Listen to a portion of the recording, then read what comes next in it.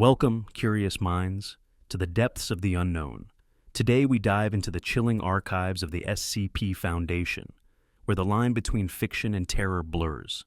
Prepare yourself for stories that will haunt your thoughts and challenge your perception of reality. Are you ready to uncover the secrets they don't want you to know? Let's explore the darkness together. Brace yourself. This is no ordinary horror. This is SCP, Story 1.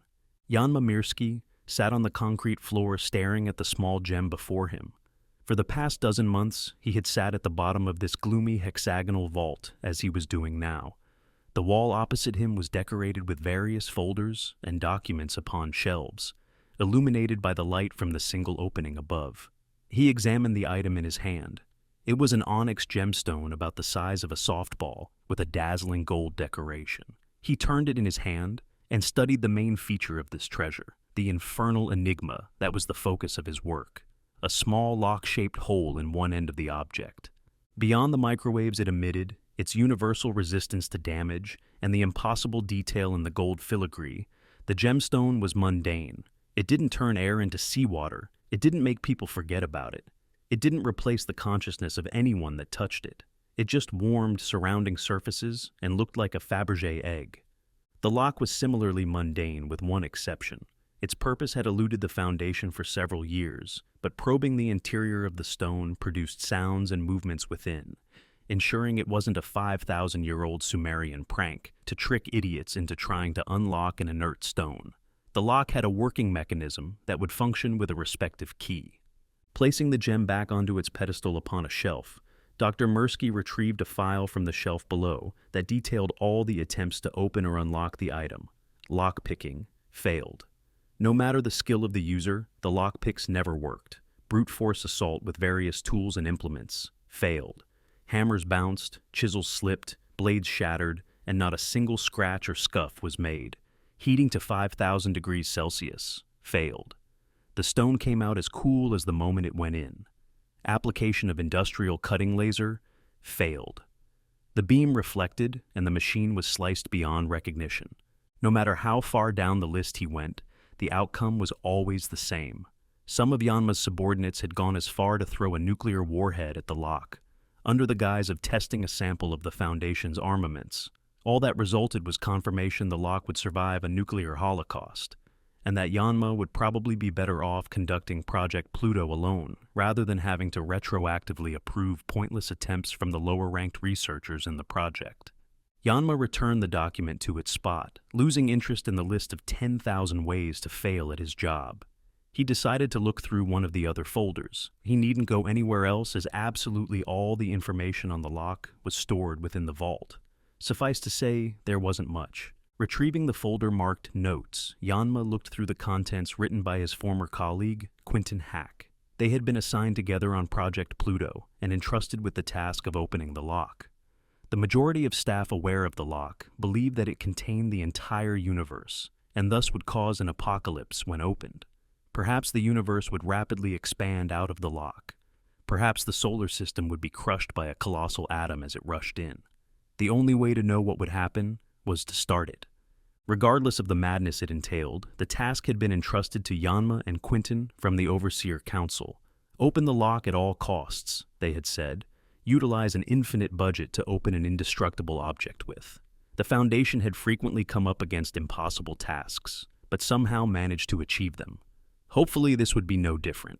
Grabbing a second folder filled with dim photographs and transcripts of a 400-year-old journal, Yanma read through the scribbled notes of his partner. Quentin had been onto something, but Yanma never found out what. Quentin had realized something one night and quickly rushed back to Site 10 to write down these strange notes. Before Yanma had awoken the next morning, Quentin had flown to Site 17 for reasons that were, at the time, above his clearance level.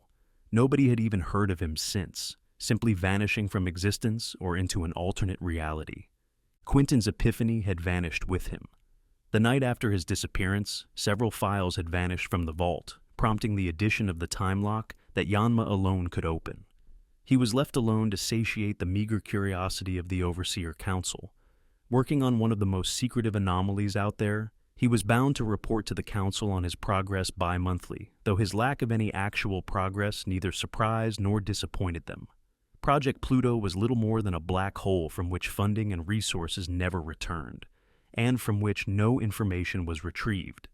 It should have been abandoned years ago, but the money kept coming and the overseers kept waiting, so Yanma kept working. Yanma returned his focus to the notes before him. A small number of runes circled, with a line connecting them to the word shame. Several sections of underlined text detailing landmarks seen as the author aimlessly wandered the Mesopotamian desert, with the word magnetite added and underlined. A blank page with Immortal Sumer Famine scrawled in rushed handwriting across its entirety. There were other notes that Quentin had written, but these were the most intriguing of them.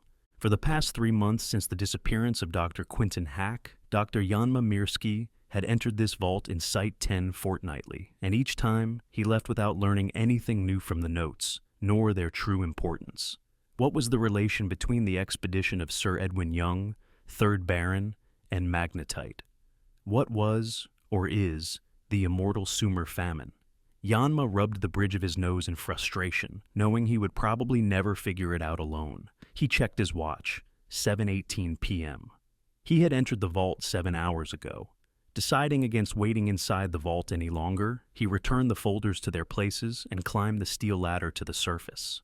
Completing the 3 steps needed to close the vault for the next 3 weeks, Yanma walked to the door of the room and exited. The hallway outside was whitewashed and connected to 2 others by T-junctions to either side. Remembering the layout of Sublevel 1, he turned left and walked as the echoes of a conversation reached his ears. "Did you hear about Sea Area 32? Said a male voice, its owner hidden from Yanma's sight. "No, what happened?" replied a second male voice, its speaker just as concealed. "Completely annihilated. Worst breach 76 has had to date. So bad they had to nuke the place just to stop him. You'd think he'd get mellow with age or something, but nope. He's like a one-man war." Yanma never heard the remainder of the conversation. What he had heard was sufficient to stop his legs and hearing as his mind raced, his expression being comparable to fish out of water. Pulses raced through neurons within his brain as ideas and theories within his mind connected, catalyzed by the vague but sufficient information he had overheard by pure chance. His mind unlocking from the rush of information, Dr. Mirsky turned and raced back to the room he had just come from in a mad dash, hoping that he would be able to get back into the vault before it completely closed. Pulling the door open as fast as he could, he raced to the sealed hatch in the middle of the room. The sound of working mechanics had subsided, and the steel bars hidden beneath the surface of the vault had already slid into place. Yanma slammed his fist down in frustration. He'd have to wait almost an entire month now, but he could still investigate from what he remembered. He still had his epiphany to follow. Immortal Sumer Famine wasn't a thing or event, it was a person. An immortal Sumerian who was followed by endless famine wherever they went. Once again leaving the room, Yanma set about planning his flight to Site 17. From Heracles. To Hermes. Subject, Obol. Message. Subject is on his way to Tartarus. Please confirm intentions and advise on action. From Hermes. And to Heracles. Subject, Obol. Message, booking with famine. Proceed with protocol. Dr. Mirsky was tired from the plane flight and looked the part.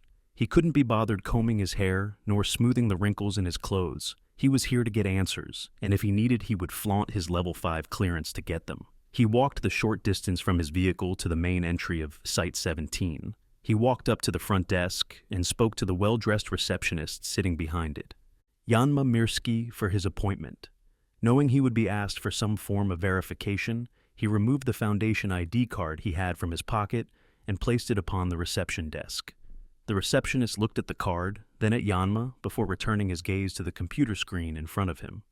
The receptionist then waved over a nearby guard and informed them of where Dr. Mirsky wanted to go. The trip to the room was short, ending with the guard adopting a position to one side of the doorway.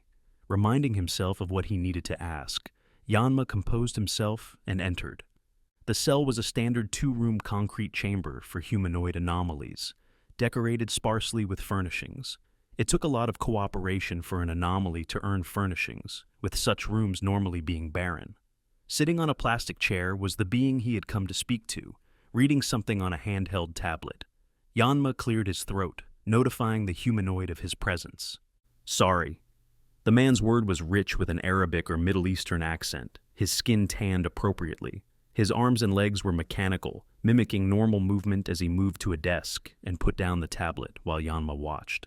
The man turned to face his guest, the friendly smile he had showing yellowed teeth. He offered a mechanical hand for a handshake. "Dr. Mirsky, I presume?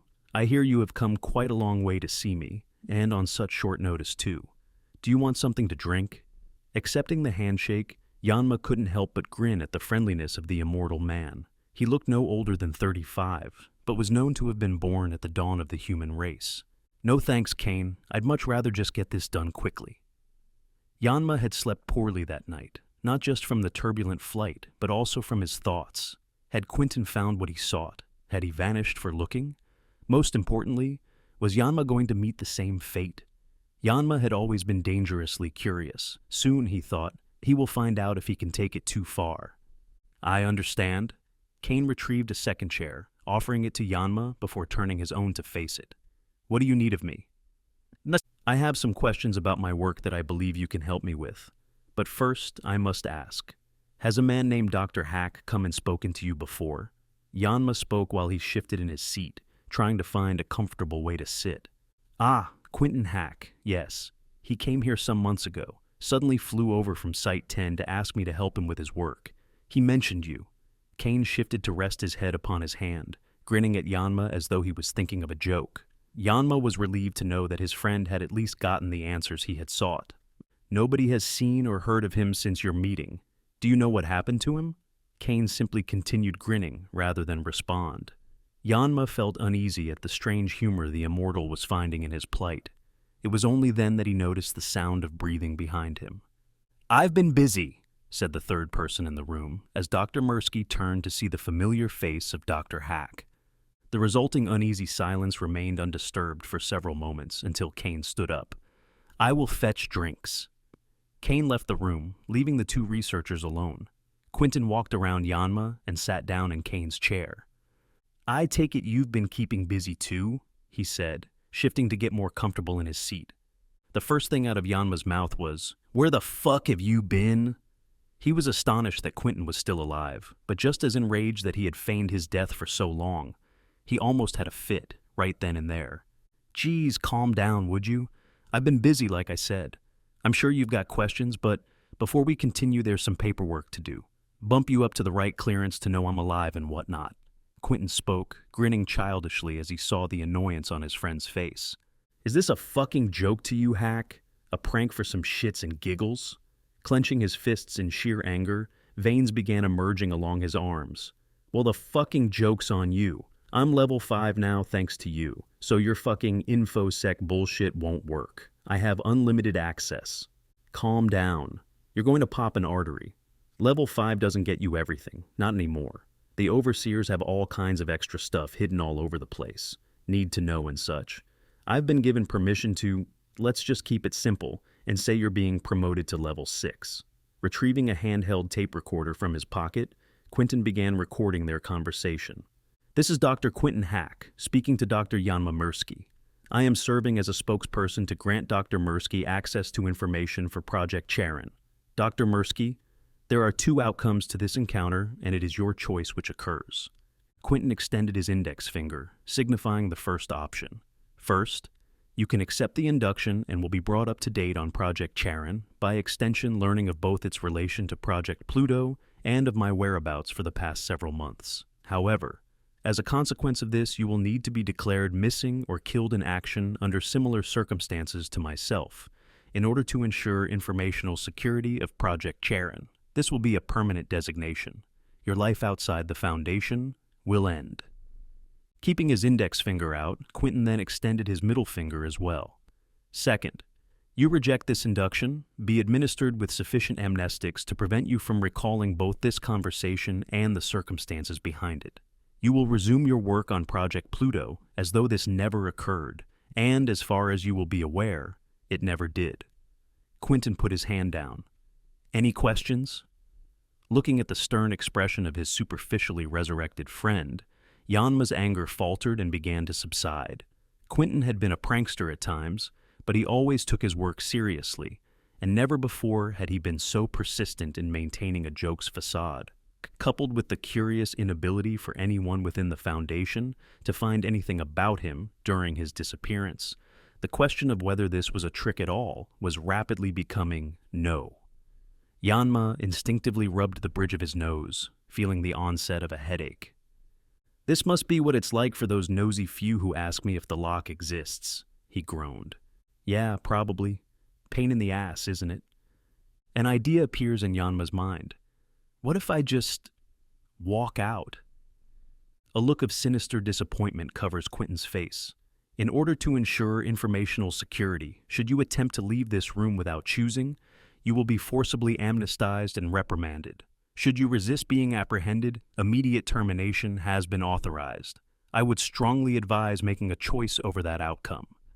Applying more pressure to the bridge of his nose to help ease the pain, Yanma strained his mind to choose between the two choices he had been presented with. He had next to no family to consider, having lost contact with his few living relatives. His friends all worked back at Site 10 and would be dearly missed, but Yanma had to know.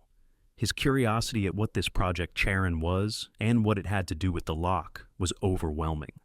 With a feeling he would inevitably regret his decision regardless of his choice, he came to a conclusion. "I'll accept then." Quentin's grin grew at Yanma's choice. "You are hereby inducted into Project Charon." Satisfied that the recording would appease the overseers, Quentin stopped the handheld and returned it to its pocket. "About damn time. Let's start with a crash course, shall we?" He briefly rubbed his hands together before continuing. Project Charon originates from the final few years of General Bo's command over the Foundation, when he collected up a group of researchers to open the lock, shortly after he got his hands on it. They said, "You're fucking terrible at lying. You know that, right?" interrupted Yanma. "The Bo Commission was done and dusted before the end of the 70s. Everyone knows that. The lock was found almost 30 years after them, in a museum." Quentin sighed in return. Yes, it was found in a museum by an off-duty researcher who noticed it had the cosmic microwave background on it, which was discovered in 1964, meaning the little gem had been sitting on display for 39 years. Magically unnoticed not only by the Foundation, but also by anyone who was aware of the CMB. He produced a manila folder from his satchel, removed a single document from it, and passed it to Yanma. Yanma quickly recognized the document as an altered copy of the lock's documentation, with details about its discovery and certain dates changed to be far earlier than before. "Don't act stupid, Yanma. This is the Foundation we're talking about. We're ahead of everything, and the CMB was no different. The lock was found and recovered in 1968 and was recently changed to 2003. I'll come back to why in a moment." Quentin took a breath as he recalled the information he was about to survey. Anomaly production wasn't considered as taboo as the Foundation treats it today. Even if it was, I doubt Bo would have cared. He probably would have just told the early Charon researchers to make whatever was needed anyway. They made quite a few little trinkets and whatnot, but only got two things close to what they needed. One was a key that unlocked the concept of what we assume is ascension, which got shuffled off elsewhere to be weaponized, and subsequently lost for a couple of years until it showed up again. The other was a key that could unlock any door within a certain area, which was closer, but since the lock isn't a door, not close enough. Then, out of the blue, the perfect key popped up here at Site 17 during an incident. A key which could unlock anything.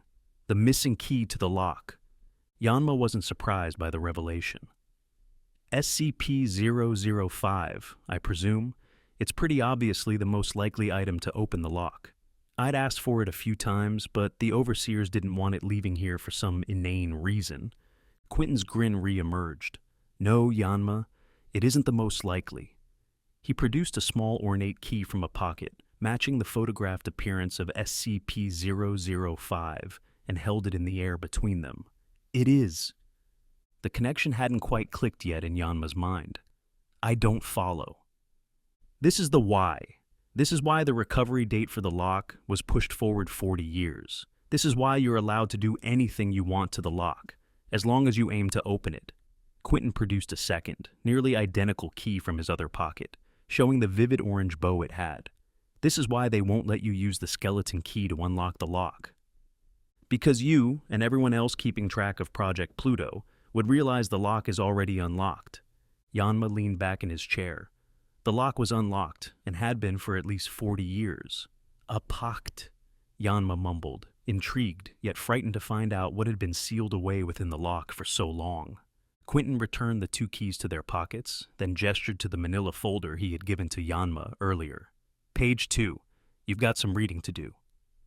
Flipping to the page in question, Dr. Yanma Mirsky began reading and learning the secrets now being revealed to him by Dr. Quentin Hack.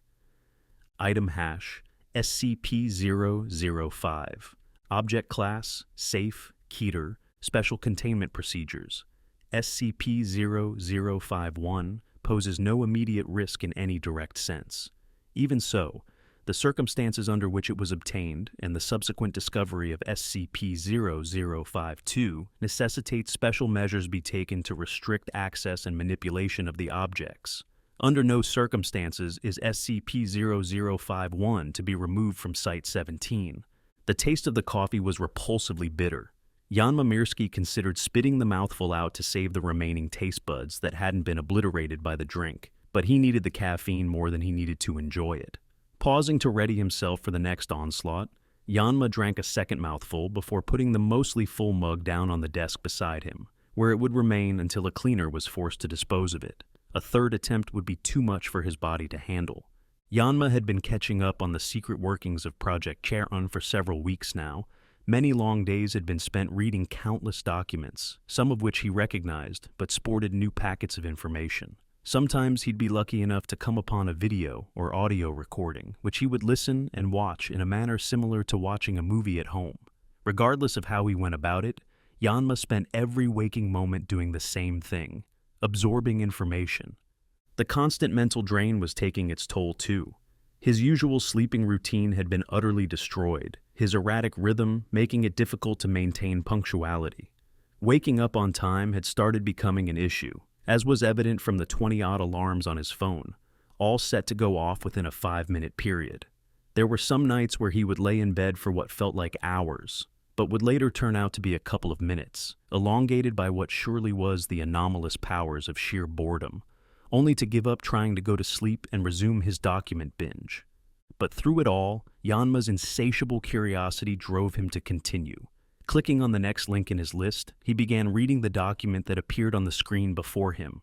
Item hash SCP-184. Object class, Thaumiel. Special containment procedures. Information regarding the Thaumiel classification of SCP-184 is restricted to personnel with Level 5 Charon clearance. SCP-184 is to be classified as Euclid in all documents below Level 5 Charon clearance, with references to information pertaining to the item's Thaumiel classification removed. SCP-184 is not to be contained in any structure. SCP-184 is to be attached to a high-power electromagnet at all times. Should the electromagnet fail, agents are to report to SCP-184's containment area and prevent access to all unauthorized personnel until the electromagnet is restored to. You really need to get a proper night's sleep. Quentin had entered the room without making a sound and had adopted an idle stance next to Yanma with his own mug in hand. The tall man loomed over his seated friend, equal parts humor and concern in his gaze. Yanma? Who? You're drooling. Ooh. Yanma used the short sleeve of his shirt to wipe the non-existent saliva from his mouth, his eyes never leaving the screen before him. No further response was made. Running on fumes and crappy coffee, he could spare no more attention than was needed. Quentin waited a moment before his concern got the better of him, quickly reaching across and turning the screen off. You're taking a break right now. Hey, I was reading the object class. What? What was the object class? How should I item number then? Or anything even. Anything you saw on the page. It was the fucking ball thing. The thing that had the... Yanma made various motions with his hands in an attempt to visualize a softball-sized sphere. Quentin, unimpressed, kept waiting for a better response. What? You didn't even get the most obvious thing on the page right. You're having a rest. Yanma sighed loudly, knowing he couldn't argue with the sound logic. At some point he had stopped absorbing the information, but had kept reading. Several thousand words worth had leaked from his mind like an anti-Mimi. Fine, I need something better to drink than coffee anyway. Fucking tastes like shit. Yanma thrust the chair out from beneath himself as he stood. Even standing up, Quentin was still noticeably taller than the American. The coffee is fine, you're the problem.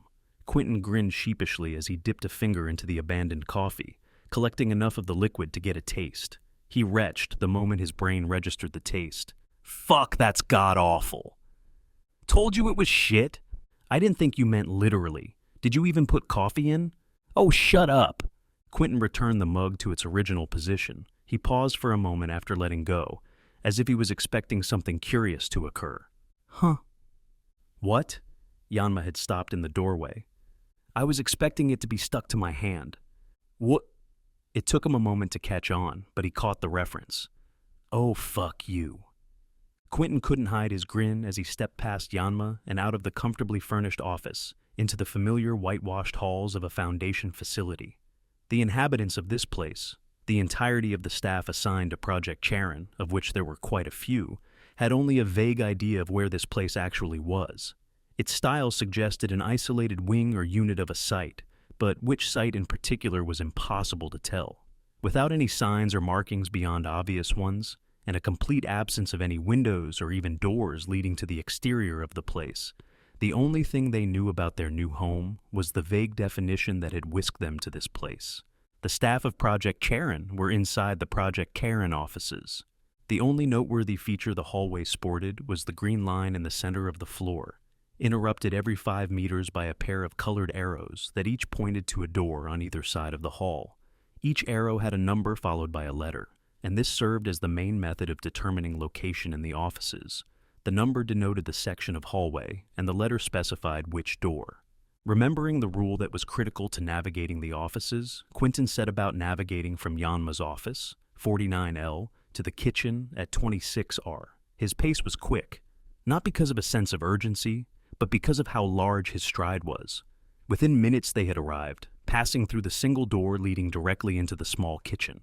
Want a sandwich? The bread and boiled eggs were already being removed from the fridge. Sure. Lettuce, egg, and mayo? Mayo? Yeah, stops it from tasting too dry. Sure then, whatever you're having. Why do you do this to yourself, Yanma? Look at yourself. One of the highest-ranking members of a global shadow organization, entrusted with one of the most powerful and dangerous artifacts under its control. The 2 plates carrying a pair of sandwiches were gently placed on either end of one of the few tables in the room. Yanma and Quentin each sat down with their own meal before them, being nursed back to health by a ghost making sandwiches. Cut me some slack. You don't usually have to look after yourself when you're dead. Quentin chuckled. His humor was rubbing off on Yanma. I am serious though, Yanma. I don't understand why you're doing this. I'm behind, aren't I? Going through everything is the fastest way to catch up. But it isn't the best way. You're missing details, forgetting things. You won't be able to find it if you keep doing that. He was, of course, referring to the contents of the lock. A pacht, whatever that actually was. With the key in one hand, the lock in the other, and the wrath of Bo watching, there was nothing stopping the predecessors of Project Charon from unleashing whatever waited within. What they weren't expecting was for the key to turn loosely in the lock, the mechanism having been released long ago. They weren't expecting to realize a pocket had escaped long ago while they studied an empty container. Quentin, we have no idea where it is, what it's doing. We don't even know what the fucking thing is. See, now that proves my point. You're rushing to read everything, but learning nothing. We know what a packet is and what it does. This is exactly why it took you so long to figure out my clues. You're right. Yanma rubbed his face, trying to relax or freshen himself. Quentin smiled. He was finally getting Yanma to calm down and think properly. So, to find out where it is, we need to know where it has been. Where did it start?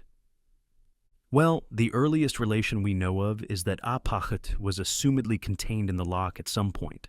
The lock was found in some Sumerian ruins, so the first thing to do would be to ask a Sumerian about it. All right, let's get into it. Quentin clicked on the program's play button, starting the audio file. Yanma, holding a cup of water and feeling significantly fresher than he did yesterday thanks to a proper night's sleep, leaned back in his seat and listened. Diane Cray, speaking to SCP-073. May I call you Kane? Yes, that is okay. There was a soft thud, followed by the sound of shuffling papers. I have several documents here that I believe you will be able to translate. Could you do so for me? The quiet whisper of paper sliding across a surface, possibly wood, followed by silence. Pay heed and Hold on, I'll skip to the good bit. Taking control of the computer again, Quentin clicked on a fast-forward button several times, speeding up the decades-old recording and blurring the speech into incomprehensible gibberish. An hour's worth of dialogue was passed within 2 minutes, slowing down to its usual pace once Quentin was satisfied. Roar Nero. Thank you. This one may be a stretch. Translate as much of it as you can, if you can. A single sheet of paper slides across a surface. With loss and 3 seconds of silence. Kane? No response. 073, what's wrong? A moment, please. Several more seconds of silence pass. So with loss and regret, I of the Guardians abandon the prison of Apacht on this final hour of hope and endless protection, emptied of its contents by its jailers. Faint sobbing, audibly belonging to the rich Arabic voice of Kane. Quentin paused the recording, turning his seat to face Yanma. He recognized it, didn't he? Quentin nodded in response. Diana claimed he'd stopped looking once he'd realized what it was. The fact that Kane filled in several large portions of missing text confirmed he was familiar with it. Quentin closed the audio file, having shown what was needed to Yanma. He scrolled down a list of audio files, finding the next one he wanted to play. Thank you for agreeing to this interview, Kane. Is there anything you would like to say before we begin? Do you still have it? Could you clarify what you are referring to? Onyx sphere with gold, this size. Indestructible, always warm, has a keyhole on the top. Yes, we do still have it. I thought as much. I would have been surprised if you had not seen it, where those inscriptions were. Ah, yes. The inscription that you translated for us, you were familiar with it, correct? Of course. I wrote it. Silence. Well, that would explain it, wouldn't it? Papers are nervously shuffled by unsteady hands. In the translation, you said, well, you had left it there because Apacht wasn't inside it. What is Apacht? The sound of someone shifting in their seat, followed by a long silence. It is difficult. There are words to describe it, but very few have analogues in English. Another pause. It is a concept, a force of sorts. It is something that influences everything within its reach and is omnipresent in scope. It is comparable to gravity. The effects it produces can be observed, but it itself cannot. What are its effects? I believe you have encountered its offspring firsthand. Chaos, impossibility, chance. To it, everything is clay and malleable. It yields to no rules, no classification. I am an example. You cannot harm me, though such is unreasonable. I cannot die, nor can the other guardians, no matter our age. How old are you exactly? Older than time. Date unknown. Everything changed. Burning, surging forth, the wave blasted outwards as fast as it could under its own laws. The fastest speed, the speed of light. A new energy, a force, unrivaled, washed through the strings of space-time, strumming a cacophonous melody as it set about its work. Enforcing its laws, the new laws, the laws of logic, becoming laws of reality. In the grand epicenter of the scene sat the cause of it all. In the center sat the origin of the force. In the center, the absolute center of the universe, around which the new world revolved, sat the architect, the prison, the keep, and the keeper. In the center of it all sat the small ellipsoidal lock. With every moment that lapsed, the wave of the new world rewrote existence as it confined the emperor of the old to their new, eternal home. Every atom in the sky above and every molecule in the bricks below were scrubbed, purified, and cleansed of the tainting aura of the old one. Every second, jewel and ounce of it were captured and imprisoned, replaced with the laws of the new one. Even now, at its smallest size, the sky of the new world blazed with the insignia of the architect. Even now, the new banner of hope, freedom from chaos, imprisonment of a pact, flew proudly above, heralding the end of the darkest times. And of all the beings, there were 4 to see it first. As the wave washed over them, the 4 bathed in the glory of the new world. Though they would forever be anchored to the old, serving as the guardians of Hell's Gate, they still felt the impact of their labors. Spaced evenly around the gemstone, arms outstretched towards their creation, they watched the new world come together with new eyes, heard the fury of the old world's screams with new ears, tasted and smelled the new air, felt, with new, logical bodies, the heat of the wave as it passed. Then it was gone. Within a second, the new world had grown to hundreds of thousands of kilometers in size. With each second that passed, it grew ever more. Before the 4 or the thousands behind them, standing at the base of the ziggurat, had even blinked, their home had attained a magnitude so stupendously large, the units of its measurement would not be conceived for several thousand more years. Stunned by the weight of what they had attained, the multitude stood. Nobody spoke, nobody moved, nobody dared to shatter the newfound sensation that pervaded around them. Minutes passed as the congregation reveled in the feelings the new world afforded them, feelings that, despite the infinite possibilities of the world before, had always been impossible, the feeling of constancy and silence. For the first time, nothing changed. The thud marked the completion of the gemstone's labors. Even within its prison, a pact strove to cause change. But this was its final independent act, its final change, the final futile resistance it could muster. Cautious to not undo their work, the 4 lifted the obsidian from the brickwork of the ziggurat's peak. The key within its northern pole slid out without resistance. The wielder turned, showing it to those below. There was but another moment's silence before their cries filled the night, as joyful tears rained upon Mesopotamic sands. "How go the fields?" The man's younger brother, seated beside him on the ziggurat steps, shielded his eyes from the emerging sunlight. For the 67th time, the city sprawled around the construct was illuminated by the light of the new world. Many of the crops are wilting. Nothing can be done to stop them. Unadjusted, do you think? I assume so. Whatever survives, thrives. Even the weeds, which are many in number now. Fortunately, some seem to be edible. I must try them myself. You know you cannot. You must keep away from the fields. The man clenched his fist. He yearned to return to the practices of his youth, to feel the crops and soil within his hands once again. But Apacht, ever spiteful of its jailers, had cursed him from it, and continued to curse the land he walked.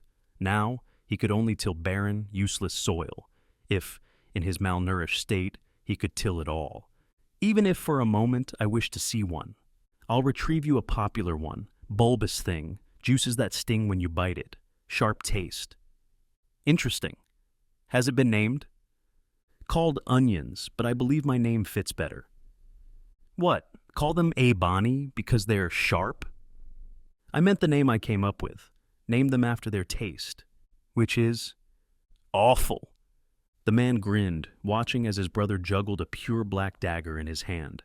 Ebony had never been concerned with field work. He left those tasks to Erakur. Instead, he focused on livestock, herding, feeding, nurturing, slaughtering. Ample to say, each brother fulfilled what the other could not. The duality of their capabilities translated to their military positions, too. Though Ebony could never stand the atmosphere nor size of a tactician's tent, Erakur much preferred it. The front lines of a battlefield were no place for a man such as him, but Ebony was a perfect fit in his stead. But with each recount he heard, Erakur couldn't help dreading the day when the veil of justification, silk-thin and dangerously taut, finally tore apart before Ebony, just as it almost had in their childhood. Ebony's shrill whistle whipped Erakur back to reality. His eyes followed the dagger's edge down the steps of the ziggurat to the unmistakable figure approaching them. It was impossible to mistake them for anyone else.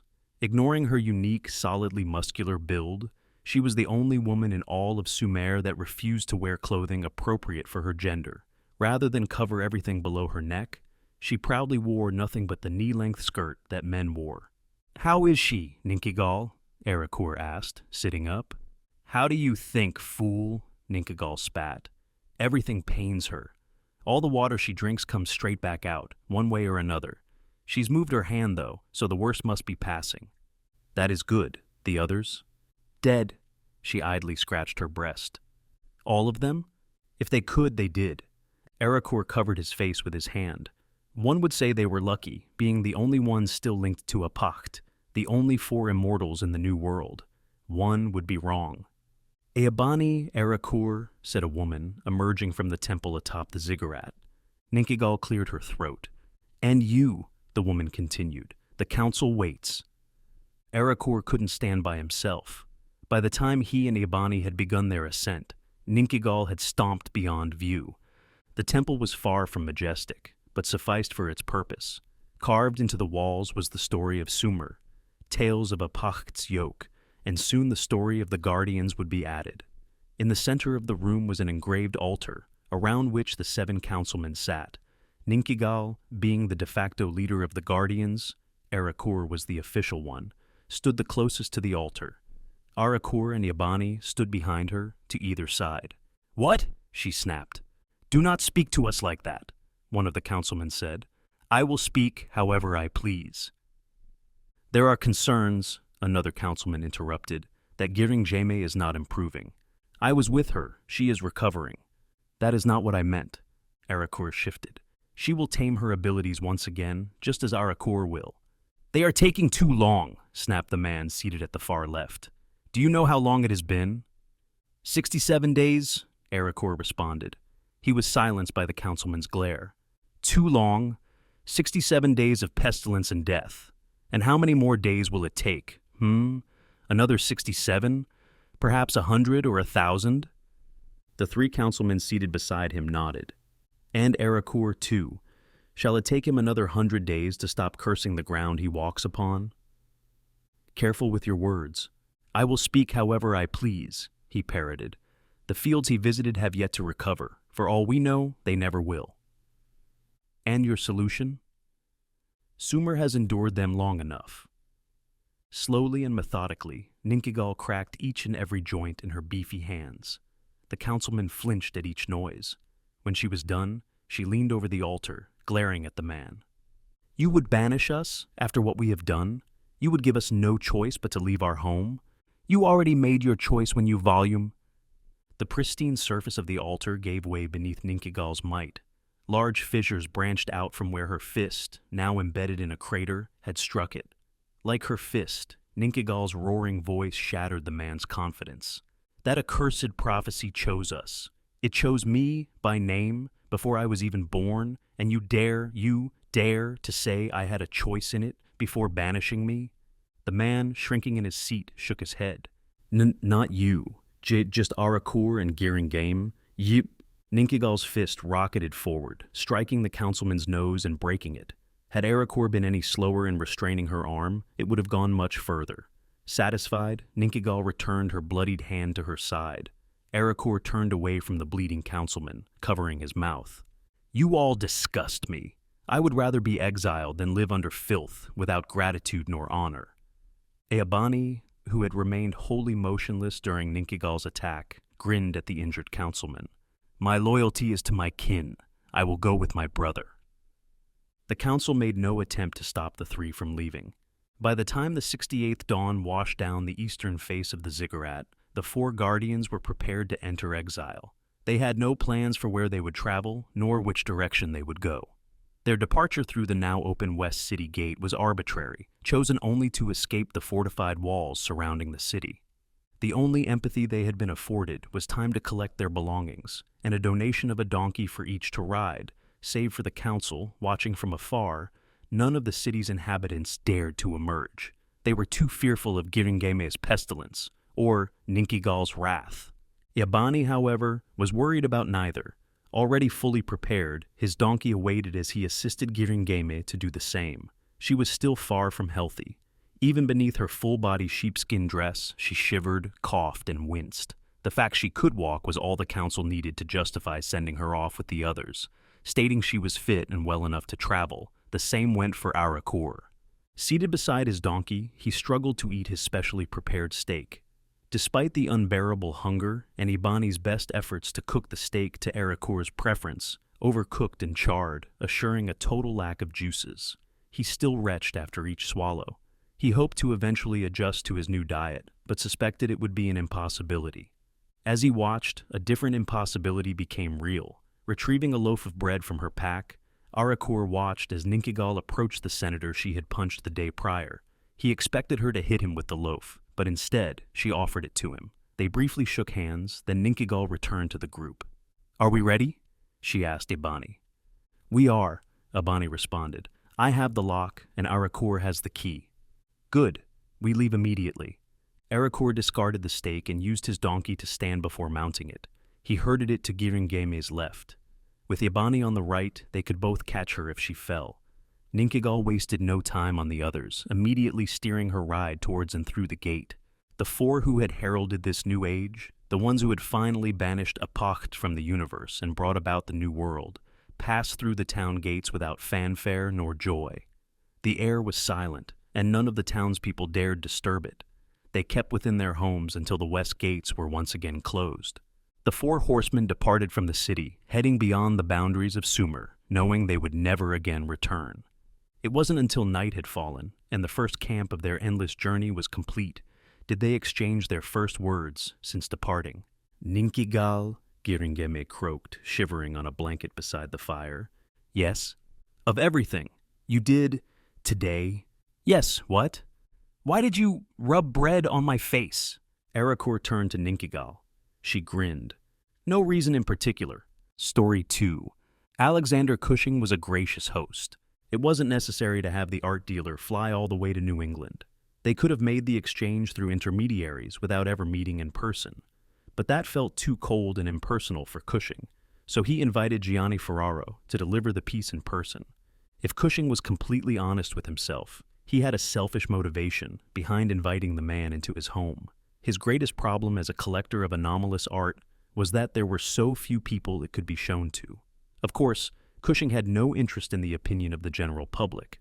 The whole point was that it was literally beyond their comprehension. However, Gianni Ferraro had expressed interest in Cushing's collection the last time they'd spoken, and Cushing was interested to hear his opinion after he'd seen it for himself. Ferraro strolled into Cushing's entrance hall with the confidence of a man at home anywhere. He was a pale man with dark hair, dressed in an expensive black Italian suit, with the jacket unbuttoned over a crisp white shirt. Cushing himself was there to welcome him, as two porters carefully carried a well-wrapped canvas into his manor. "Gianni, I am so pleased that you could come in person." Ferraro smiled warmly back at him. "Alex, the pleasure is all mine. I am very eager to see your collection." Cushing nodded. "Would you prefer to have some refreshments first?" Ferraro shook his head. "Perhaps later." He gestured at the covered painting, still held by the porters that had followed him into the hallway. "I would like to ensure this canvas is safely in place first." Cushing smiled back at him. "You could have just said you were eager to see my collection. I'd understand." Ferraro laughed. "Well, you have already told me all about it. I need to see if it lives up to expectations." Cushing walked towards a side door, and one of the two men in suits that accompanied him everywhere opened the door ahead of him, the other following just behind Ferraro, in front of the porters carrying the painting. They headed down the corridor and entered a room painted white. One wall was empty except for a door. To the left was a haunting collection of 6 photographic portraits of women and children, monochrome against a black background and gazing intently at the camera. To the right was a hellscape. To Cushing's surprise, Ferraro seemed more interested in the 6 portraits than in the painting opposite them. He looked at each of the faces in turn. "They're different every time," said Cushing. "All refugees, or so the artist claimed. Hard to verify, but it seems to check out. It would have ended up as an anomalous object in some Foundation warehouse, or perhaps incinerated by the Coalition. But I managed to get my hands on it first." Ferraro turned to the opposite wall and began scrutinizing the painting. The overall style was reminiscent of Hieronymus Bosch, depicting torments worthy of Dante's Inferno in excruciating detail. On close inspection, familiar faces could be seen. "There I am," said Cushing with mild amusement, pointing at a painted figure strongly resembling him. "Naked and in a pit, the subject of scorn and mockery. I suppose it thinks that's a fitting punishment." He turned to Ferraro. "You'll be on there too, you know. That's how it works." Ferraro scanned the painting, then pointed at a pale and emaciated figure, flagellating himself with a whip. On closer inspection, the whip was actually a black serpent, fangs tearing into flesh. That'll be me. Cushing looked on with amusement. So it is. Well, I wouldn't ask a personal question, but I'm my own worst enemy. Ferraro said this with a smile, then began looking around the room. The rest of my collection is downstairs, Mr. Ferraro. I can show you where I intend to place the newest edition in just a moment. He noticed Ferraro was once again looked intently at the painting, then pointing to a specific section of it. I found them too. Cushing noticed him pointing to a pair of muscular men on the canvas, both pierced with arrows fired by demonic archers, frozen in the act of vigorously beating two other damned souls with spiked clubs. Cushing looked on with confusion. Ferraro frowned. You don't recognize them? He gestured at Cushing's two bodyguards. Cushing finally saw the resemblance. Huh. I hadn't thought to look for them before. I suppose my whole staff will be on here somewhere. He stepped back and turned away from the painting. Cushing headed over to the door, his bodyguard in front opening it and walking down the stairs ahead of them. As Cushing entered his gallery below, he turned apologetically to Ferraro. You'll understand that my collection is a work in progress.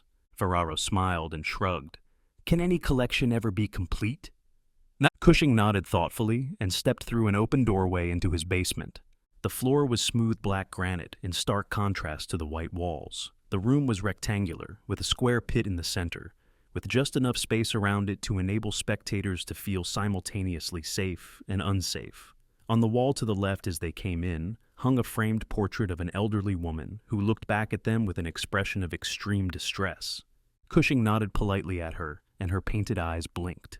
Unsettling, isn't she? Ferraro entered behind Cushing, then looked at the painting with interest. The portrait turned her head slightly to stare back at him. Cushing looked on with amusement. It's possible that she's merely the illusion of a woman, but I prefer to think she really can see out, and nothing else. She's more poetic that way. The portrait continued to stare out at him, expression unchanging. Cushing eventually turned away. Now, the other exhibit is something you already know. May I present to you Lot 12? He gestured downwards into the pit in the center of the room. It was just deep enough for a person inside to have no hope of reaching the top, the smooth black granite presenting no footholds. At the bottom was a white marble sculpture of a man, sitting slumped against the side of the pit. Ferraro looked on with interest, leaning over the pit to get a better look at its contents. Cushing gestured at the bodyguard who had entered the room last, who flicked a switch on the wall next to the door.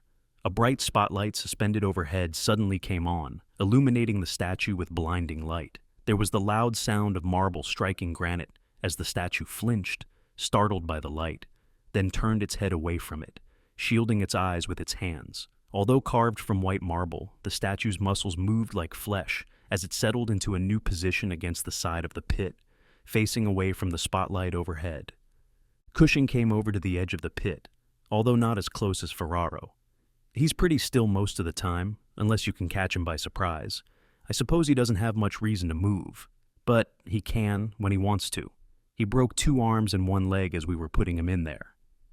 Cushing said this with an affectionate tone, looking down at his exhibit in the same way another man might regard a particularly exotic pet. It was much more interesting at first. He'd pace and occasionally pound on the walls or try to climb out. I was actually worried he might damage himself, but he calmed down after a few weeks. It's less exciting, but I sometimes come down here just to watch him. He's so peaceful. Ferraro asked, You ever think about climbing down to sit with him a while? Cushing laughed. He's 500 pounds of marble. He'd crack my skull with 1 blow. Ferraro smiled. Buyer beware. Cushing threw up his hands. Exactly as advertised. I wouldn't have it any other way. The 2 porters had begun to hang the canvas on the wall, in a prepared location on the wall adjacent to the portrait. Ferraro gestured to the empty wall opposite the portrait. I'm wondering about the other piece you were interested in. It feels like it would have fit into the same collection. Did someone outbid you? Oh, you didn't hear? Asked Cushing. I suppose you did leave early. The other piece I was interested in was stolen. Ferraro raised a curious eyebrow. Stolen? Yes, very melodramatic. Nothing but an empty piece of skin, the tattoo that was on it completely missing, right under the guards' noses, and of course, no cameras.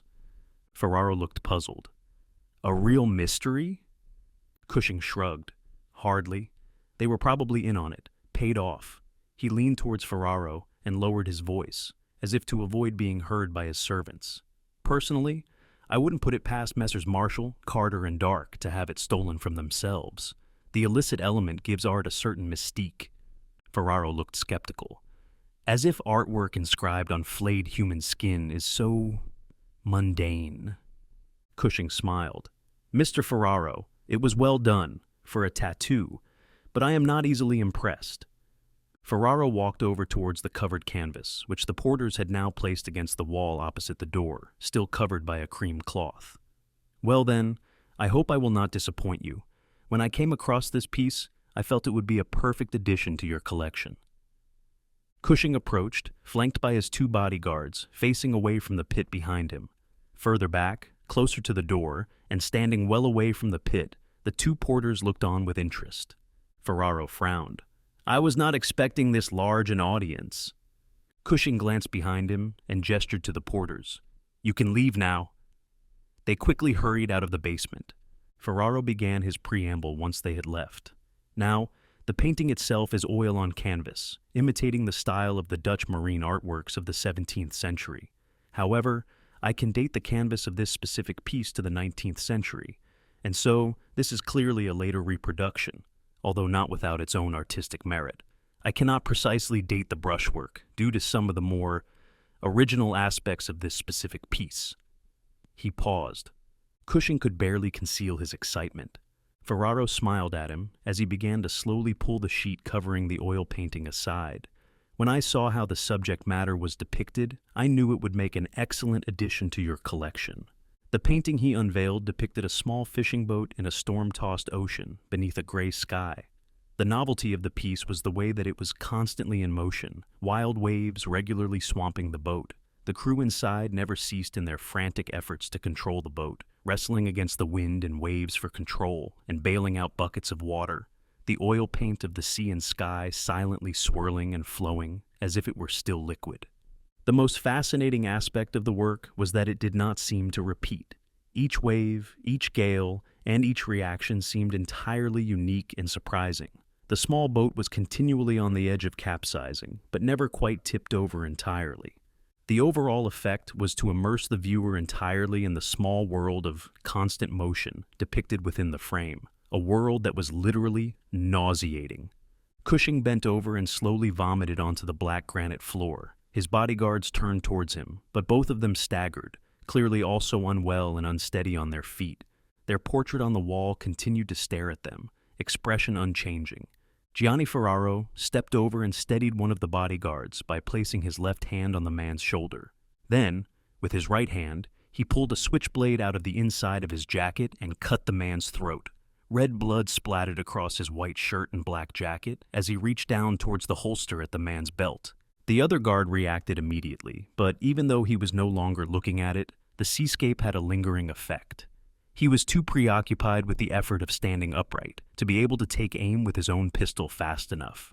The man who called himself Ferraro had carefully avoided looking at the image, and had no such difficulty as he drew the first guard's pistol from his belt. As the first guard's body fell backwards onto the floor, his killer dropped the blood-stained knife, held the pistol in both hands, and fired 3 shots. Cushing's second bodyguard toppled over backward, blood soaking his chest as he fell to the floor. The back of his head loudly made contact with the granite. Cushing, vomit still staining his chin, staggered away in fright, falling to the ground dangerously close to the edge of the pit. 2 more shots were fired, each shot carefully aimed at the heads of each of his bodyguards. Neither would be getting up again. "Oh, God," groaned Cushing, feeling sick with both terror and the lingering effects of the painting he'd been exposed to. The pale face of the man he had let into his home looked down at him, the pistol now pointing directly at him. Cushing scrambled back, then realized he was right on the edge of the pit, and froze. The man in the blood-stained suit now aimed the pistol at him with only his right hand, and gestured upwards with the barrel. "Get up!" Cushing struggled to obey. The fact that his eyes were fixed on the man and not on the painting behind him made it easier to comply, although he was still unsteady on his feet. The man was too far away from him for Cushing to stand a chance of rushing him, and clearly had no qualms against violence. Cushing's best hope was to comply, and hope this maniac could be reasoned with. "Now, whatever you want, I'm sure I can." The man took a step closer to him and thrust forwards his left hand. Cushing flinched, but it seemed the man was merely doing it to expose the skin on his forearm. He smiled, the same smile with which he'd greeted Cushing earlier. "Recognize this?" Upon the pale skin of his wrist, something moved. It was the head of the black serpent tattoo that Cushing had once hoped to buy, the one that had been stolen from the art auction where they'd met. The man who'd introduced himself, Gianni Ferraro, was not a dealer in anomalous art, but a thief, a liar, and a killer. He took another step closer to Cushing. "What do you want from me?" asked Cushing, a note of desperation in his voice. In reply, Cushing was shoved into the pit behind him. The drop was not far, and Cushing managed to break his fall with an outstretched arm. He also broke his wrist, then multiple ribs as he rolled across the granite. He screamed until he ran out of breath, gazing up as the maniac that had pushed him in now calmly looked down at him. Another, even paler face loomed over him, and Cushing closed his eyes, expecting at any moment to feel the sudden impact of marble against his skull. Nothing happened. Cushing opened his eyes and glanced around to see that his marble statue had sat back down on the far side of the pit. Cushing was alive, in a lot of pain, but very much alive. Well, this is awkward. White Crow had honestly not expected Alexander Cushing to survive that. When he had pushed the man in, he had thought there'd be a poetic sort of justice in letting the man's own prisoner finish him off. By all accounts, the statue was very capable of doing it. They'd had it in chains at the auction when Cushing had bought it. It just didn't seem to be interested. White Crow began to take aim with his stolen pistol when the basement door opened. He raised the gun towards the door, but quickly lowered it again as he recognized the new arrivals. It was the 3 members of the Serpent's Nest willing to assist him. Tina came in first. Her entire body was made of silver metal, shimmering as she stepped out of the stairway and into the bright light of the gallery. She was wearing a simple white shirt and trousers without any shoes. Behind her came Midnight, a small black cat, and Mel, a muscular humanoid bull moose wearing jeans and a red vest shirt. X had to twist awkwardly through the doorway to accommodate X's gnarled and mismatched antlers. A coil of thick rope was slung over Cyr left shoulder. Tina lacked the lungs required for verbal communication, but as soon as Mel closed the door behind them, she drew White Crow's attention by clapping, making a sound like cymbals clashing. She then pointed at him, the canvas, and the bodies on the floor, signing, "You said the painting would incapacitate?" Everyone present knew exactly what she meant. Mel, the manly moose, glanced at the canvas behind White Crow and gagged, raising a hairy hand to X's mouth. Midnight, the cat, in a soft feminine voice that didn't seem to come from her mouth, said simply, "Mel, we warned you to be careful." She carefully avoided looking directly at the painting. Tina, as a non-biological entity, had no such problem, and was able to look directly at White Crow with the disapproving gaze he was so familiar with. He smiled back at her. It presented an opening. Midnight, with a scolding tone, said, "We agreed we'd do this without unnecessary casualties." With Cushing and his staff distracted by White Crow's arrival, it had been a simple matter for her to cloak the Serpent's Nest with magic and walk in through the back door. If she'd been in the basement earlier, there would have been no need for violence. White Crow shrugged, still holding the stolen pistol. This was necessary. He looked down into the pit in the center of the room, where Cushing lay, breathing heavily, and the marble man sat calmly. He looked up at Tina as she leaned over the pit. Tina frowned, pointing at Cushing. "Why there?" "I pushed him," Mel laughed, but Midnight didn't find it so amusing. "Crow, why?" White Crow carefully considered his words from the other side of the room. "Well, we can't exactly leave him alive after this, can we? He's done too much." Tina glared at him and gestured at Cushing, who was making noises somewhere between gasps and sobs. "You knew the fall wouldn't kill him." White Crow frowned. "Well, I assumed our friend down there." Tina interrupted by clashing her hands together again. She turned to Midnight. "I told you." She gestured at White Crow, and the gun still held in his hand. "He just wants another weapon." Mel interrupted. "If we're going to have this argument again, can it wait?" Izzy began uncoiling rope. "I could do with some help to get him out of there." Midnight looked up at the ceiling. Looks like they got the statue in via a rope and pulley. It should hold the weight for us too. But are we sure it's safe? Mel shrugged as Exie placed the coil of rope on the floor next to Midnight. If he's not attacked the bastard in there with him, I think we'll be fine. With great concentration, Midnight telekinetically raised up one end of the rope. She carefully threaded it through a metal loop on the ceiling before bringing it back down. Mel grabbed both ends of the rope and gave it a firm tug before dropping one end of the rope into the pit. The marble man stared intently at the rope that had fallen next to him. Cushing tried to push himself up before groaning in pain and giving up. Mel glanced down at him. "You can wait. We didn't come here for you." White Crow turned to the marble statue. "You know, it's entirely up to you whether or not he makes it out of there." Tina glared at him as the marble figure stood up. Cushing flinched, gasping with pain, but the statue didn't move any closer to him. He seemed to be unable to speak, but stared expectantly upward, so Midnight took that as permission and began to telekinetically manipulate the end of the rope in the pit. The marble man flinched as it touched him. Midnight, in a calm and even voice, said, "I'm sorry, but we're going to need to use this to get you out of there." It was hard to read the emotions of a statue, but he stood still as Midnight stared intently at the end of the rope, wrapping it around the statue's torso, then having the rope tie itself into a knot. Mel, head tilted, was looking over at the portrait of the elderly woman on the wall. It stared back at her. "I'll grab that on the way out. Might also be alive." Tina looked across to the other side of the pit and made a series of commanding gestures. "Crow, put the gun down, come over here and help us." She noticed he was hesitating and began walking around the edge of the pit towards him, her metal feet loudly clinking against the granite floor. She was still pointing. Gun down. White Crow looked down at Alexander Cushing, then shot him in the side of the head, right above the ear. As Tina reached him, he dropped the pistol at her feet.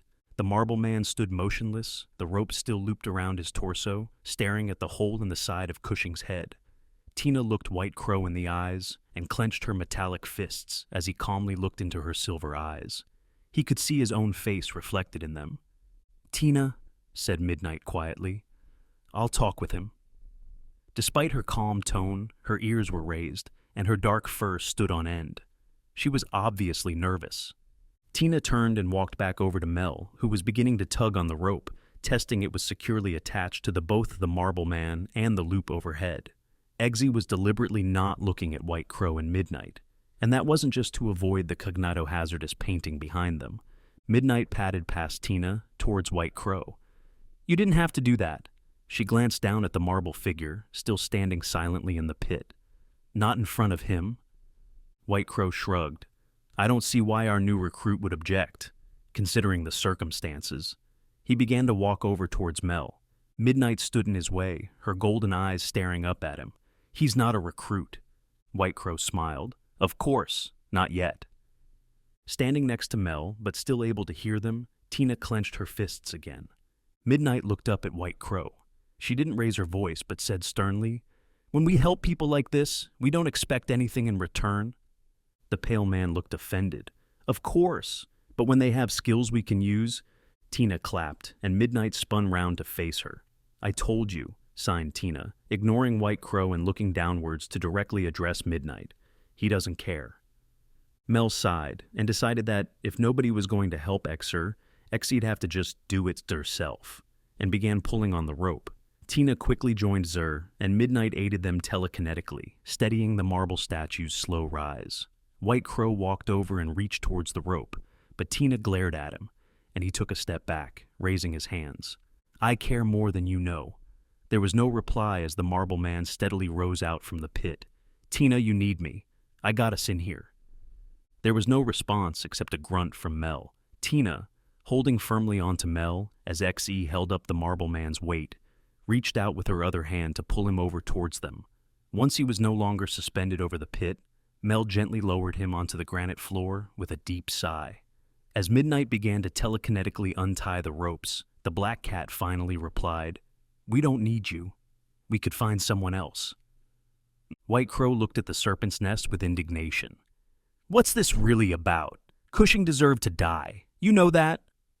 Tina stamped her foot, drawing everyone's attention to the sound of metal striking granite, including a very confused-looking statue. "We're here to help people," she gestured at White Crow. "You only care about hurting them." His reply came quickly. "There's only one way to protect ourselves from men like him. Back me up here, Midnight." The black cat's ears twitched nervously as both Tina and White Crow looked over at her. Finally, she said, "Violence can be necessary. But Tina has a point." She gestured with one paw towards the marble man. "You see someone you can use." She paused. While her voice remained calm, the arching of her back conveyed her true feelings. "You see all of us that way, don't you?" Tina smiled coldly, tapping her own head with a metallic ringing sound. "I thought that was obvious." White Crow looked over at the muscular moose that he had frequently called his friend. "Mel, you know that's not true?" Zer's silence spoke volumes. He'd always been kind to Exer, right before asking Zer to do the heavy lifting. White Crow waited for a response for a long time, then shrugged. He turned and began walking towards the door. Midnight took a few small steps toward him and said softly, "Crow, just apologize. You can change." He kept walking. "I can do this without you." "Crow, stop. I know how that ends." White Crow opened the door, then looked back over his shoulder. "It ends when we win." Tina seemed happy he was leaving, but Midnight was still following him. "You're going to get yourself killed." Her sudden anger made it clear that she cared. A wide smile filled White Crow's face. "Some things are worth dying for." Midnight shook her head. "We're not going to be the means to your own end." "Fine." White Crow looked over at the marble man. "You want a better world than this one? Just find me." He walked out of the basement, ascending the stairs quickly. The door slammed behind him. He'd find his own way back to the library. "That could have gone better," said Mel. Xi walked over to the wall to take down the staring portrait. "It could have gone worse," said Midnight, her ears pushed back and her tail twitching. "We're better off without him," signed Tina, and took the marble man by the hand. "Let's go." "Are you sure?" asked Tina. Bianco signed back in reply, the white marble of his hands moving rapidly through the motions. "Only if you still think it's a good idea." They stood before a wall of books in the library, all written in Italian and relating to art history. Both of them were wearing simple white clothing, Tina's preference. "It's a way out of here," replied Tina, "if you still want that." Bianco's face was hard to read. He could move his sculpted features, but only with conscious effort. "I want to talk with them." Tina nodded, then stepped towards the bookshelf. The way they were about to use had been created very deliberately, through careful curation of an identical shelf outside the Wanderer's library. Tina reached out to touch a series of books in quick succession, then pulled out a particularly heavy tome on the works of Leonardo da Vinci. The entire bookshelf rotated in the center, opening up a small doorway for the two of them to step through. They were in another library, but unlike the endless expanse of shelves they'd just left, the ceiling here was low, with a window offering a view of the hills of Tuscany. The supervisor of artistic expression at the Medicean Academy of Occult Art in Florence, a smartly dressed middle-aged woman with brown hair and thick-rimmed spectacles, reached out to shake Tina's hand. "Buongiorno." She turned to Bianco, but observed his hesitancy and simply made a gesture instead. "Greetings." She was a little nervous. She wasn't afraid of Bianco, but was concerned she'd upset him if she stared too much. She turned back to Tina. "Can he understand us?" she asked in English. Both Tina and Bianco nodded. "No problem with me talking then. My signing is slow, and I know you'll interrupt me as soon as you have something to say." Tina loudly clapped her hands together, smiling as the sound of ringing metal faded. She couldn't speak, but she had no trouble making herself heard. The woman turned to face Bianco, unfazed by the fact that he was made from solid stone. "Well then, my name is Laura Garcia. I'm the supervisor in charge of what we call artistic expression here at the Academy. You see, all art has something to say, but some works have more to say than others. It's my job to facilitate dialogue between the art and the people who care for and view it." Bianco already knew what Ms. Garcia's job involved, but her enthusiasm made it sound much more compelling than Tina's matter-of-fact summary. "Bianco, I want to make it very clear that you wouldn't be an exhibit. We think you'd be a great addition to our staff team. You wouldn't be the only one. We have a sculpture called Victoria working in our American archives. And here in Florence, we've recruited a couple of portraits to our staff. One works as a receptionist, while the other keeps an eye on our security cameras when the building is closed. We're thinking of starting you off in maintenance, just to familiarize you with the layout of the building. Bianco nodded. He wanted to do something practical. Laura smiled. After that, if you'd like something more public-facing, we have the occasional guests that need guiding around our exhibitions. Bianco looked away from her, awkwardly. Of course, if that makes you uncomfortable, we can schedule your work to avoid contact with guests. Bianco shook his head. I want to meet people. Well, Bianco, if you are interested, we can start by introducing you to the team you'd be working with. It's a very close community here. I can't talk, sighed Bianco slowly. That's not a problem at all, Laura said reassuringly. A lot of our artworks can't talk verbally, so sign language is very useful. We mostly use Italian Sign Language, so it won't be what you're familiar with, but I'll help you learn. Tina had taught Bianco to communicate using a gesture-based language known as library sign, which bore little resemblance to any human sign language. In the Wanderer's Library, it was frequently used by both librarians and patrons that were unwilling or unable to speak verbally, as well as by magic users interested in non-verbal spellcasting. It was believed to be one of the oldest languages still in use, and contained several obscene gestures with mildly cognito-hazardous effects. Bianco nodded. I understand. Of course, we'll also teach you Italian so that you understand what people around you are saying. I understand some already. It's why Tina suggested I come here. Laura smiled warmly. That's great to hear. Who taught it to you? My father, when I was young. Your father? He sculpted me from marble. Of course. You must tell me more about him. He died. Tina winced. Bianco could be blunt. Laura paused. I'm very sorry. I didn't mean to be insensitive. I was just wondering if we had any of his works in our collection. If we did, I'd love to reunite you. Bianco shook his head. I was the only work of my kind he ever made. Everything else was just stone. Laura nodded. That's not too surprising. Many works in our collections are the product of a single inspired act, impossible for even the artist to recreate. Bianco looked away from her, embarrassed. Laura smiled nervously. Tina tapped her foot impatiently. There's something else to talk about. Laura paused, then nodded. I remember. There's no need to worry about that. Bianco looked between Laura and Tina, confused. Bianco, you don't have to worry about being sold again. I know there are some disreputable types in the world of anomalous art, but none of them would dare to touch an employee of the Magician Academy of Occult Art. Bianco nodded and turned to Tina. You think they can protect me? Tina looked at Laura. If they don't, I'll consider it a personal betrayal. Laura smiled nervously. We would not want the Silver Woman as our enemy. She turned to Bianco. I promise you, we're more than capable of protecting our own. Bianco nodded, then turned to Tina. I should repay you first. For your help. Tina shook her head. Live a life worth living. That's all I ask. They stood in silence for an uncomfortably long time. Laura shuffled nervously, uncertain of what to say. Finally, Bianco turned back to Laura. When can I start? Every year, as the leaves burn orange and the days grow short, there comes a time when spirits roam. Distinctions between real and imaginary become hazy, and beings rise from their slumber with newfound power to act.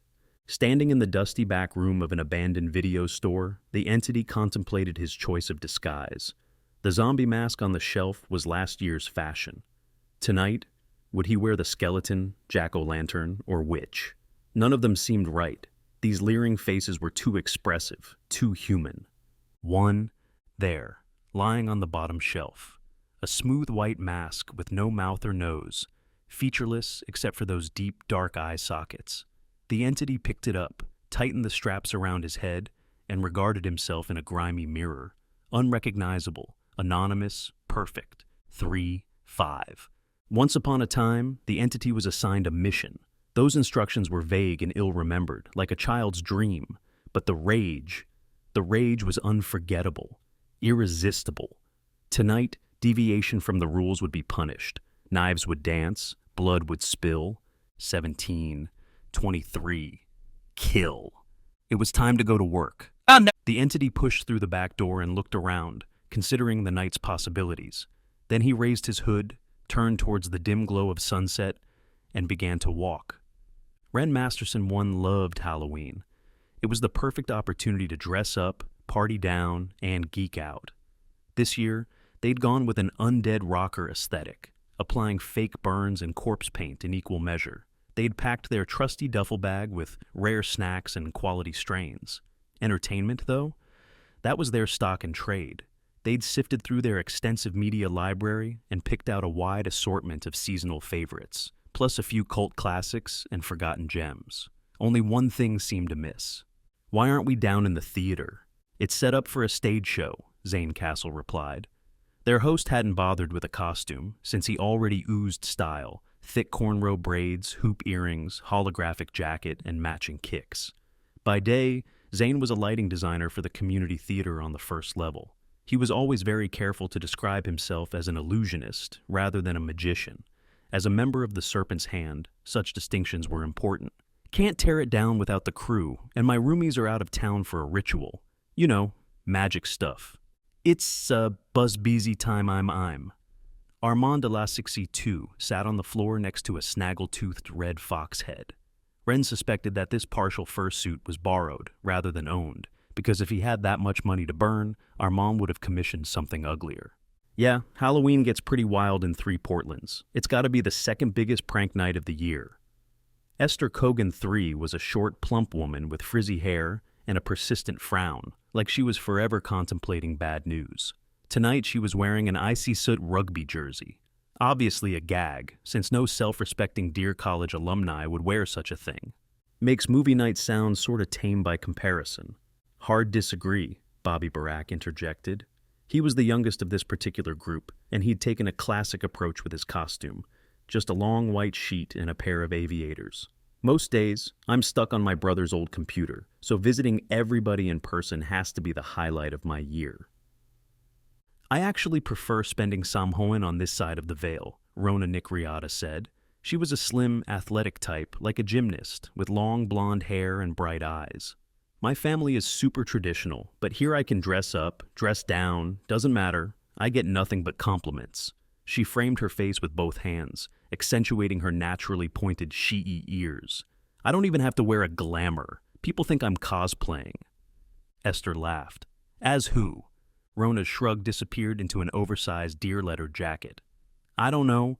A sporty elf? I don't watch anime." Ren suppressed a grin. They had heard tales of Esther and Rona's on-again, off-again relationship, but they'd never seen it in action. Dour and bubbly. Cute contrast. "So, what do y'all want to watch? I'm assuming horror, since it's spooky season." "Anything except cartoons," Bobby replied. "Rooming with my folks is all right, but they never watch anything more intense than Scooby-Doo."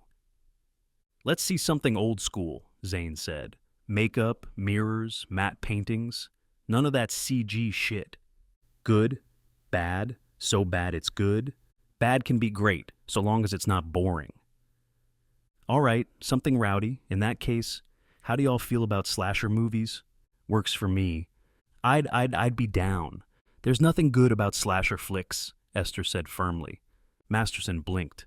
"Really? Slashers are like essential American cinema, IMO? Cheap and crass?" "Well, yeah, necessity is the mother of invention, right? Gotta work hard to make a fun movie on a shoestring budget. Come up with a new twist on the formula, hire some lesser-known actors, maybe some familiar faces for flavor. Get yourself a good special effects team and drench the works in corn syrup. Doesn't have to be top tier, just entertaining. They're all the same, though.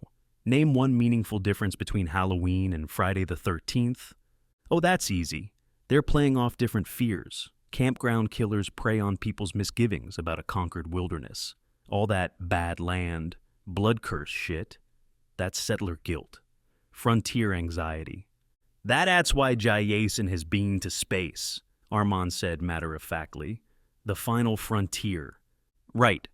Boogeymen are domestic villains. They hit people close to home, where they feel safe and secure. Very different." Esther rolled her eyes.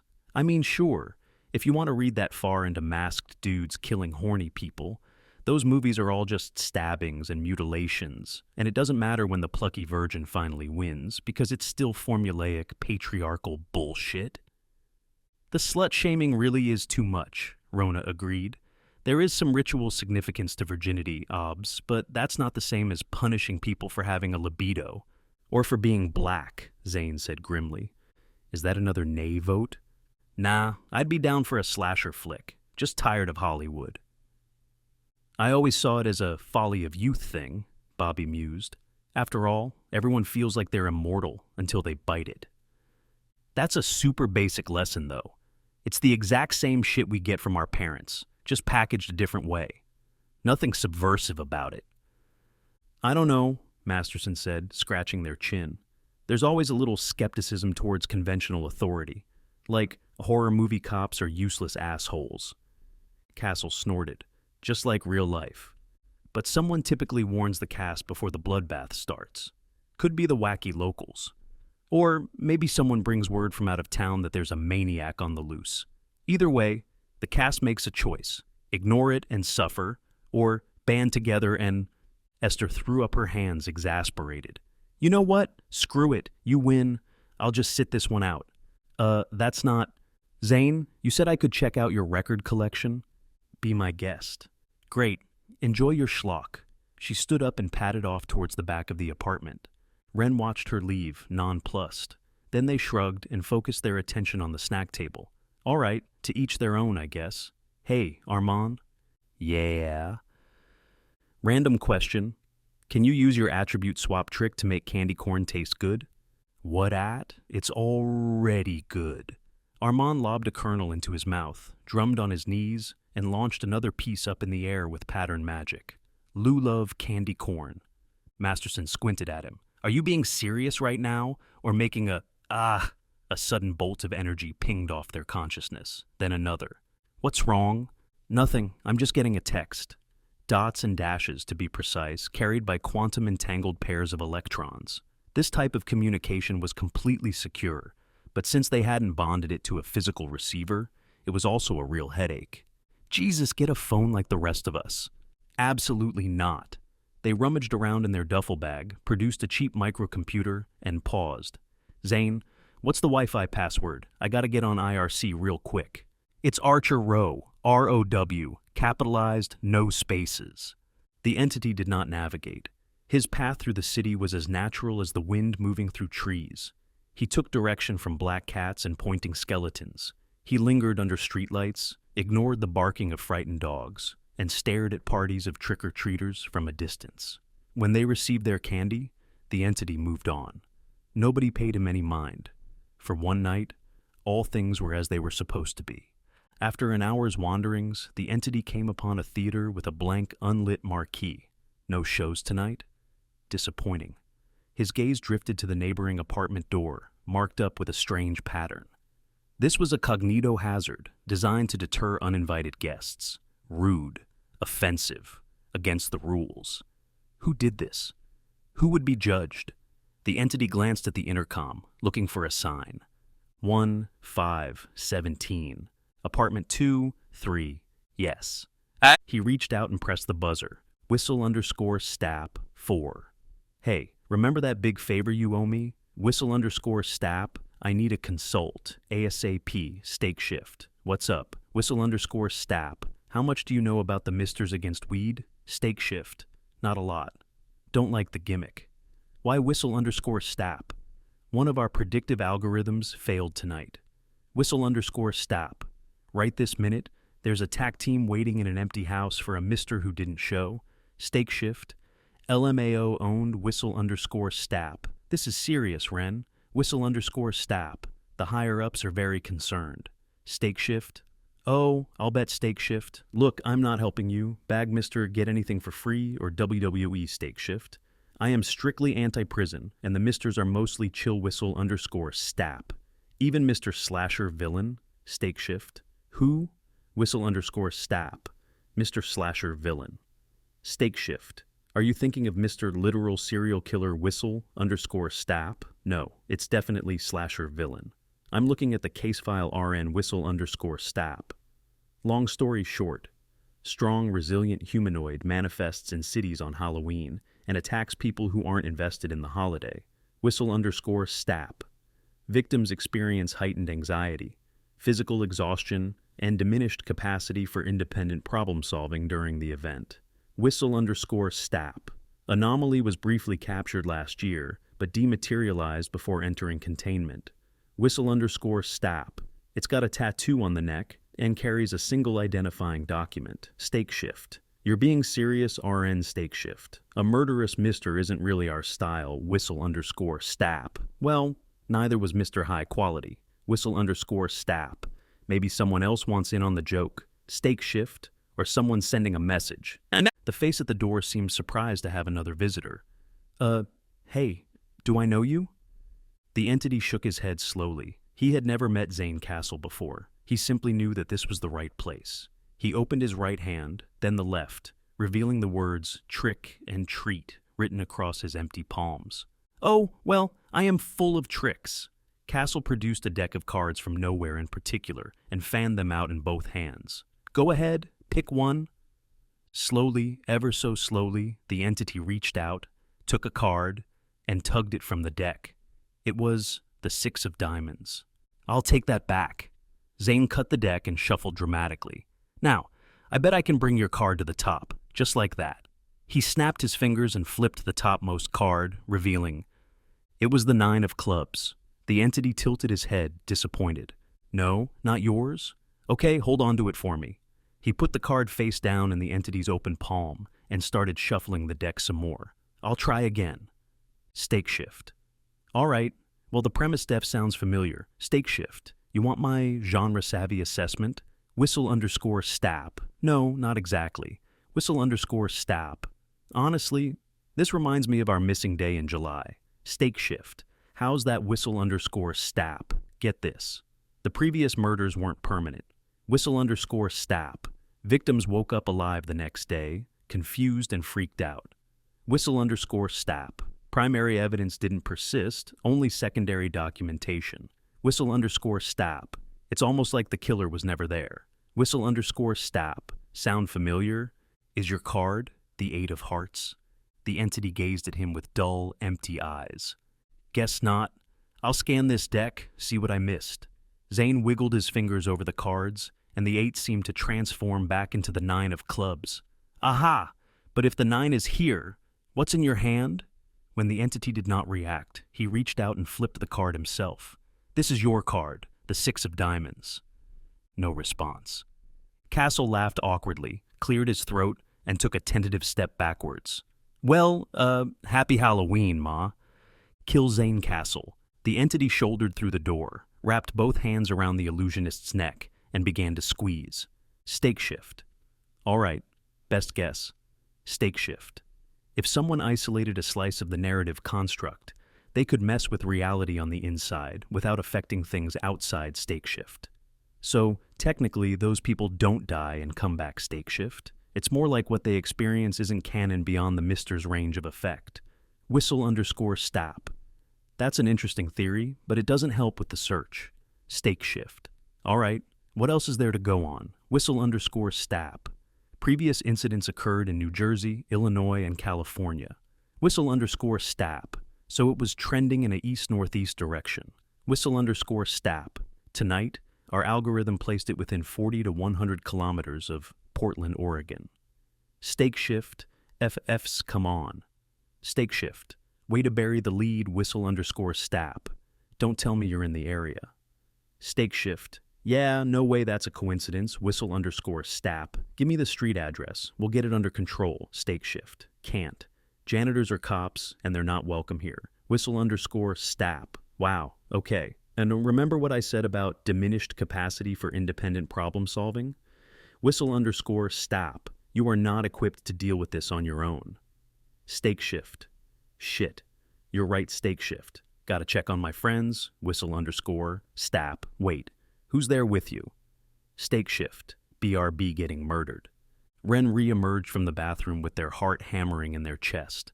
Bile tickled at their throat. This was bad. They had wanted to believe that the worst chapter in their life was over and done, the loose ends tied off, old sins forgotten. But the past was never really at rest, is it? Particularly not in horror stories. Hey, Armand, does reality feel sorta off to you right now? He cocked his head and considered. Now that you mention it, yeah, sorta porous. Halloween, Amirita. They laughed unenthusiastically. Yeah, Halloween. That liminal time which we all love. I could drink to that. Bobby giggled at his own non-joke. Anyway, Zane mentioned a slasher movie with Busta Rhymes, and that sounds hysterical, so let's watch that. Wait, where is Zane? He went to answer the door, Rona chirped. She rinsed out her wine glass, set it aside, and gestured vaguely towards the bedroom. I'm gonna go see what Esther's listening to. Fuck. Ren darted into the hall and peered down the staircase. Zane, they shouted. No response. Slowly, cautiously, they began to descend, but when they saw the front door hanging open and playing cards scattered over the threshold, they broke into a dead run, stumbling out into the cool autumn air. Nothing but empty streets, swirling leaves. They were alone. No, I'm not.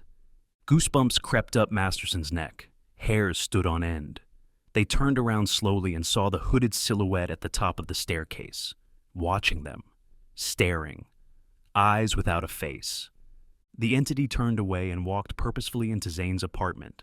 Ren took the stairs 2 at a time. They sprinted up the hall and back inside, where they found nothing out of the ordinary. Where'd he go? They scanned the room and groaned. Another empty seat. Where's Armand? Bathroom! Why? They looked into the kitchen, where one knife was conspicuously missing from the storage block.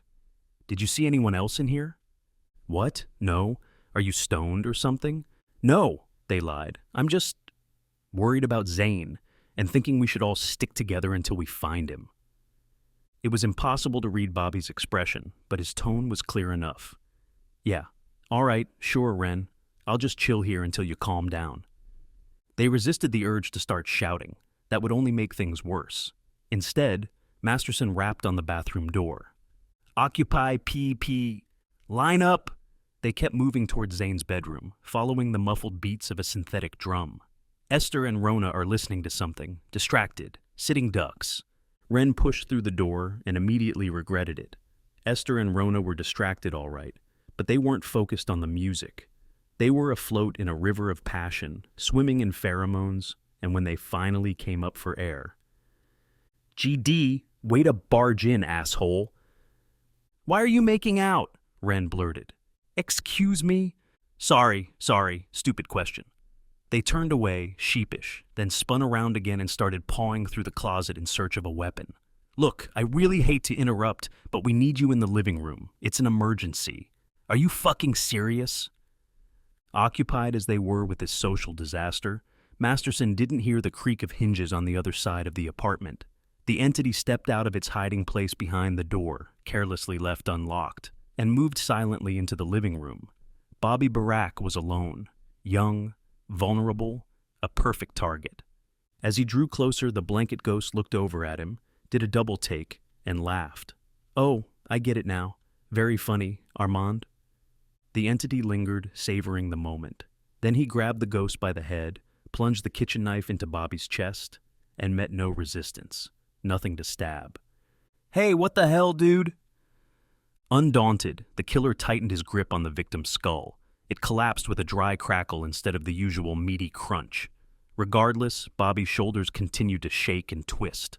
When the entity finally let go, the torn sheet fell away, revealing no body at all, just a crushed styrofoam head and a laptop, which fell to the floor and skittered under the chair like a frightened cat. Y'all can be mad at me in the living room. Masterson stomped out into the hall with a baseball bat. They spotted the intruder, but before they could tee up and swing, Armand stepped out of the bathroom, wearing that big ugly fox head on his shoulders. The fursuit mask limited his field of vision. So for that first crucial second, Armand couldn't see the entity approaching with knife in hand. No time to think. Ren grabbed Armand's shirt sleeve and yanked. The fuzzy head tipped over, threw off his center of gravity, and sent both stoners crashing to the floor at Rona Nicriata's feet. In that moment, she got her first look at the entity, the outline of a man and the flash of a knife. Rona took a long, deep breath, balled up her fists, and screamed. Now, it must be said, Ren Masterson was not terribly familiar with the Shi'i. They knew some Gaelic curse words, and they knew better than to tease anyone speaking in rhyme, but the subtle intricacies of Fey culture escaped them. They didn't know anything about the Nikriata clan and its unique capabilities, so when Rona's wordless howl swept through the living room like a gale-force wind, picked the entity off his feet and flung him out the window, it came as something of a surprise. There was a distant thud, a tinkle of glass, and then silence. Esther cleared her throat. "Ro, did you just kill Zane?" "Absolutely not," Rona protested. "Didn't anyone else see that aura? Flat, dark, and sparse. That was a destructive spirit. On Samhain. Krakroy, I should have listened to my parents." "Definitely not a normal specter," Bobby's voice said from somewhere nearby. "I didn't pick up any funky vibes until he was right on me, and he obviously didn't realize I was, living impaired." 5. Ren cleared their throat. "Guys, I hate to say it, but that seemed like somebody's take on Mr. Slasher Villain." Everyone turned and stared. "What? Weren't you just talking about Cell Sashers?" "Yeah, you were. What gives, Masterson?"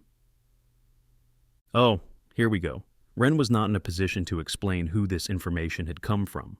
"Look, I know it seems ridiculously on the nose, but this sort of synchronicity does happen.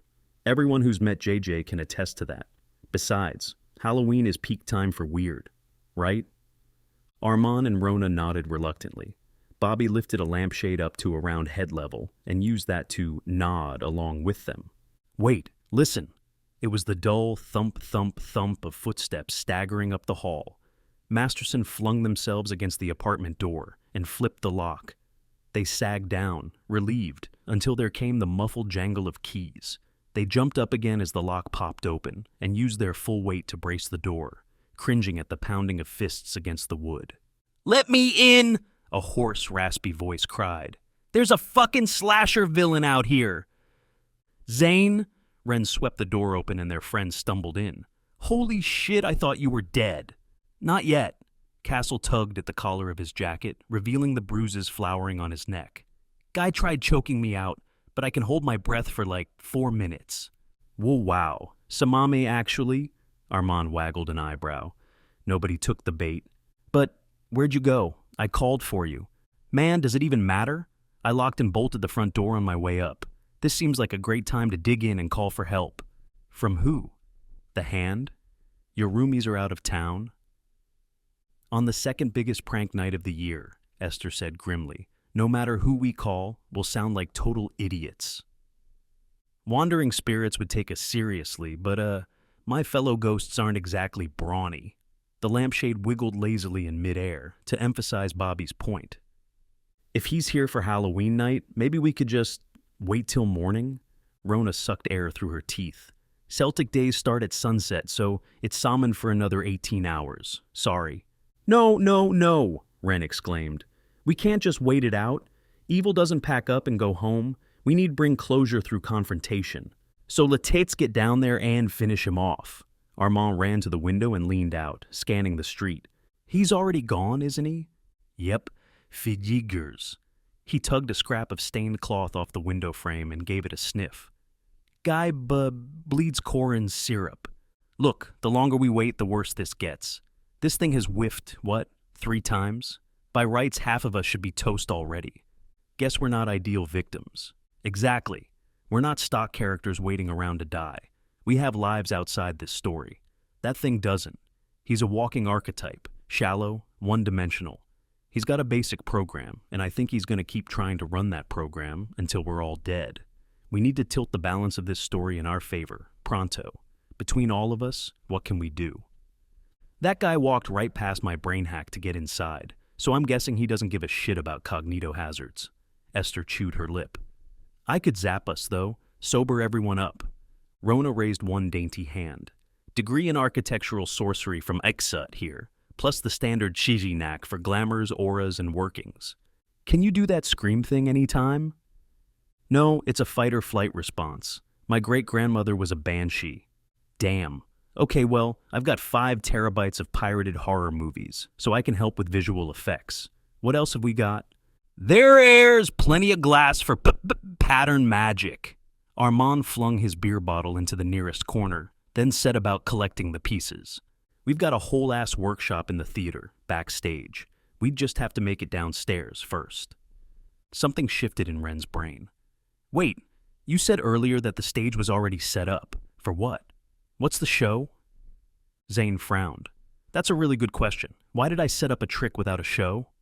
Maybe this is the show, Armand. Retro-roroactive compulsion. You've already helped with the plan we haven't madad yet. Okay, but what's the plan? Simple. A slow grin spread across Ren's face. We're gonna make some movie magic. The entity watched the building from a distance, clenching and unclenching his fists. He had been captured before, denied his due, but this was different. He had never been defied this way. It was humiliating, infuriating, against the rules. They had to be punished. They would all be punished. Movement, pale silhouettes crossing the flat rooftop towards the theater. They weren't trying to be stealthy. If anything, they'd been emboldened by their meager success. One of them even looked down, locked eyes with the entity, and flipped him the bird. He imagined breaking bones, snapping ribs, tearing out a beating heart and crushing it into thin pulp, warmth between his fingers, a rage that felt like happiness. The entity began to walk. Stake shift, Hella still alive, check engine whistle _stop. JFC Ren, you had me worried. Stake shift. Keep worrying. He's totally chasing us stake shift. Good news is he's the stalk and slash type stake shift, so he doesn't actually run, just moves fast when we're not looking. The killer paced around the perimeter, fuming. The main doors were locked, the windows were too narrow, entrances, zero, all sealed. Impossible. There was no such thing as a perfect defense. It was against the rules of the game. There had to be a way in. Wait. There it was. The telltale click-clack of a deadbolt disengaging. An invitation or a trap. But was it his only option? 2. His gaze swiveled up and around. There was another door. Remote. Undefended. Beyond the reach of mere mortals. The entity plunged one fist into the wall. Brick crumpled like paper. He reached up, dug his fingers into loose mortar, and began to climb. Whistle _stap. FYI. It's not too late for me to tip off the containment team. Whistle _stap. Dealing with this sort of thing is literally their job.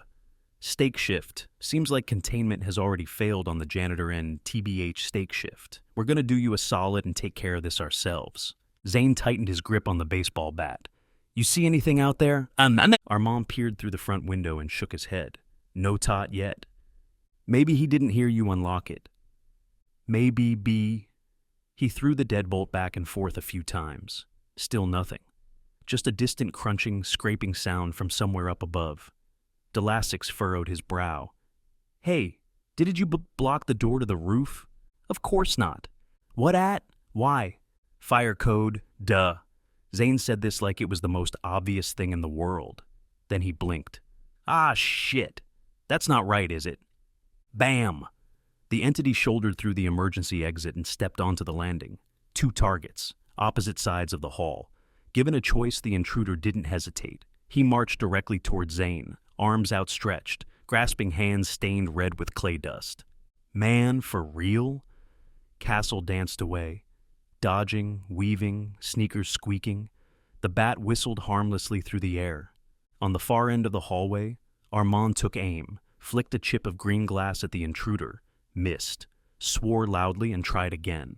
This time, the projectile lodged in the entity's back, and a dozen jagged shards jumped off the ground to meet it. That caught his attention. When the entity turned to glare at Armand, Zane swung with all the strength he could muster. Crack! Direct hit. The bat connected with the entity's head and promptly snapped in 2. When the slasher dropped to his knees, Zane leapfrogged over him and followed Armand into the theater's control room. Bam! Click. Employees only. The entity shook his head. Dazed, but nothing more. He stood up, pulled a fire axe off the wall, and started breaking the door down. Whistle _stap. For the record, whistle _stap. Impermanent death is a precedent, not a guarantee. Whistle_Stap. Everyone near the anomaly is in immediate mortal danger. Stake shift. Yeah, no shit. Stake shift. We noticed. Fwok. Fwok. Fwok. The door was cheap, flimsy and weak. It wouldn't hold for long. He could see his prey on the other side, laboring over a control panel, tantalizingly close. All of a sudden, there came an unnatural hiss and a flash of cold blue light. The entity staggered back and stared as wood grain warped and splinters flowed upwards, reversing the damage and reinforcing the frame. Thaumaturgy. Who would dare? Hey, asshole! Esther Kogan stood in front of the auditorium doors, hands on hips, side by side with Rona Nikriata. Both were backlit by shallow waves of yellow energy. We're sexually liberated young women, and we're not scared of you. I'm not a virgin, Rona shrieked. I've had like 10 partners. I don't respect my parents. I smoke weed on my lunch breaks. She made a few quick gestures, snapped her fingers, and the floor started rippling. Faster, faster, hardwood rushing like a river. The entity waited on, undeterred. This working could not last forever, but he was inevitable, like the tide. Sure enough, the power ebbed. The floor fell still. As the entity regained his footing, the Faecaster tied off one last current of energy and shouted, Esther! On cue, Kogan unballed her left fist, exposing a simple fight-or-flight cognito hazard, and thrust it in front of Nikriata's face. The entity braced himself, expecting another deafening scream. Instead, panic took over, and the wail died in Rona's throat. She gasped, turned on her heel, and bolted through the double doors into darkness. Esther stared after her, dumbfounded. She looked back at the entity and smiled crookedly. Awkward? Whoosh! She ducked low. The axe sailed right over her head and thunk, buried itself in drywall. To her credit, Kogan did not panic. She simply clapped her right hand over her eye and rode Coghaz-induced adrenaline into the next room. Whistle_Stap. GDI, the question I've been trying to ask is Whistle_Stap. What can I do to help? Stake shift, you're doing it. Whistle_Stap, stake shift. These chats aren't time-stamped stake shift, so they're perfect for a cross-cut exploit. The entity pushed through the double doors and paused. From outside, the auditorium looked dark and empty, but inside, the room was brightly lit and decorated for a Halloween dance. There were orange streamers dangling from the walls, giant pumpkins painted on either side of the stage, and a disco ball spinning overhead. Dozens of costumed guests were talking and dancing in small groups. Esther and Rona had vanished. Whistle_Stap. What does that even mean? Stake shift. Oh, it's a movie-making thing. Stake shift. Crosscuts build tension by implying close continuity between scenes. Stake shift, when really, just about anything could be hidden between those cuts. Stake shift. Including precious minutes of off-screen prep time. Whistle_Stap. Wait, so you're using me to bend reality? Stake shift. Oops, that's my cue. Gotta dip. Whistle_Stap. Again. The entity advanced through gaps in the crowd, scanning back and forth. Toga. Nurse. Witch. A graduate with cap and gown. A box of cereal. These were unfamiliar faces. Alien minds. Where was his prey? Where had they gone? Well, looky here, a voice cried out. It's the guest of honor. Ren Masterson stood tall at center stage. No, wait, not standing. They were bouncing in place, capering like a macabre jester. That's right, they exclaimed. Guests young and old, dead and undead, put your hands together for Mr. Slasher Villain. Around half of the partygoers whooped and applauded. The other half kept on dancing, oblivious. The entity did not look away. He was locked on his target, moving with purpose, killer intent. Now, I'll be the first to say it. Slasher flicks are fun, but random carnage is boring. They pantomimed a yawn. What's your motive, champ? Shouldn't you have some connection to your victims? Some dark secret left untold? 17. Or are you just some spontaneous thing leaking through from the other side? 23. Seriously, I don't get it. What's the joke? Joke? The rage surged up and burned his brain. Blood thundered in his ears, red hot. Kill Ren Masterson. The entity closed the distance in 5 quick strides. He bounded onto the stage, axe held high. But something was wrong. His quarry had no physical depth.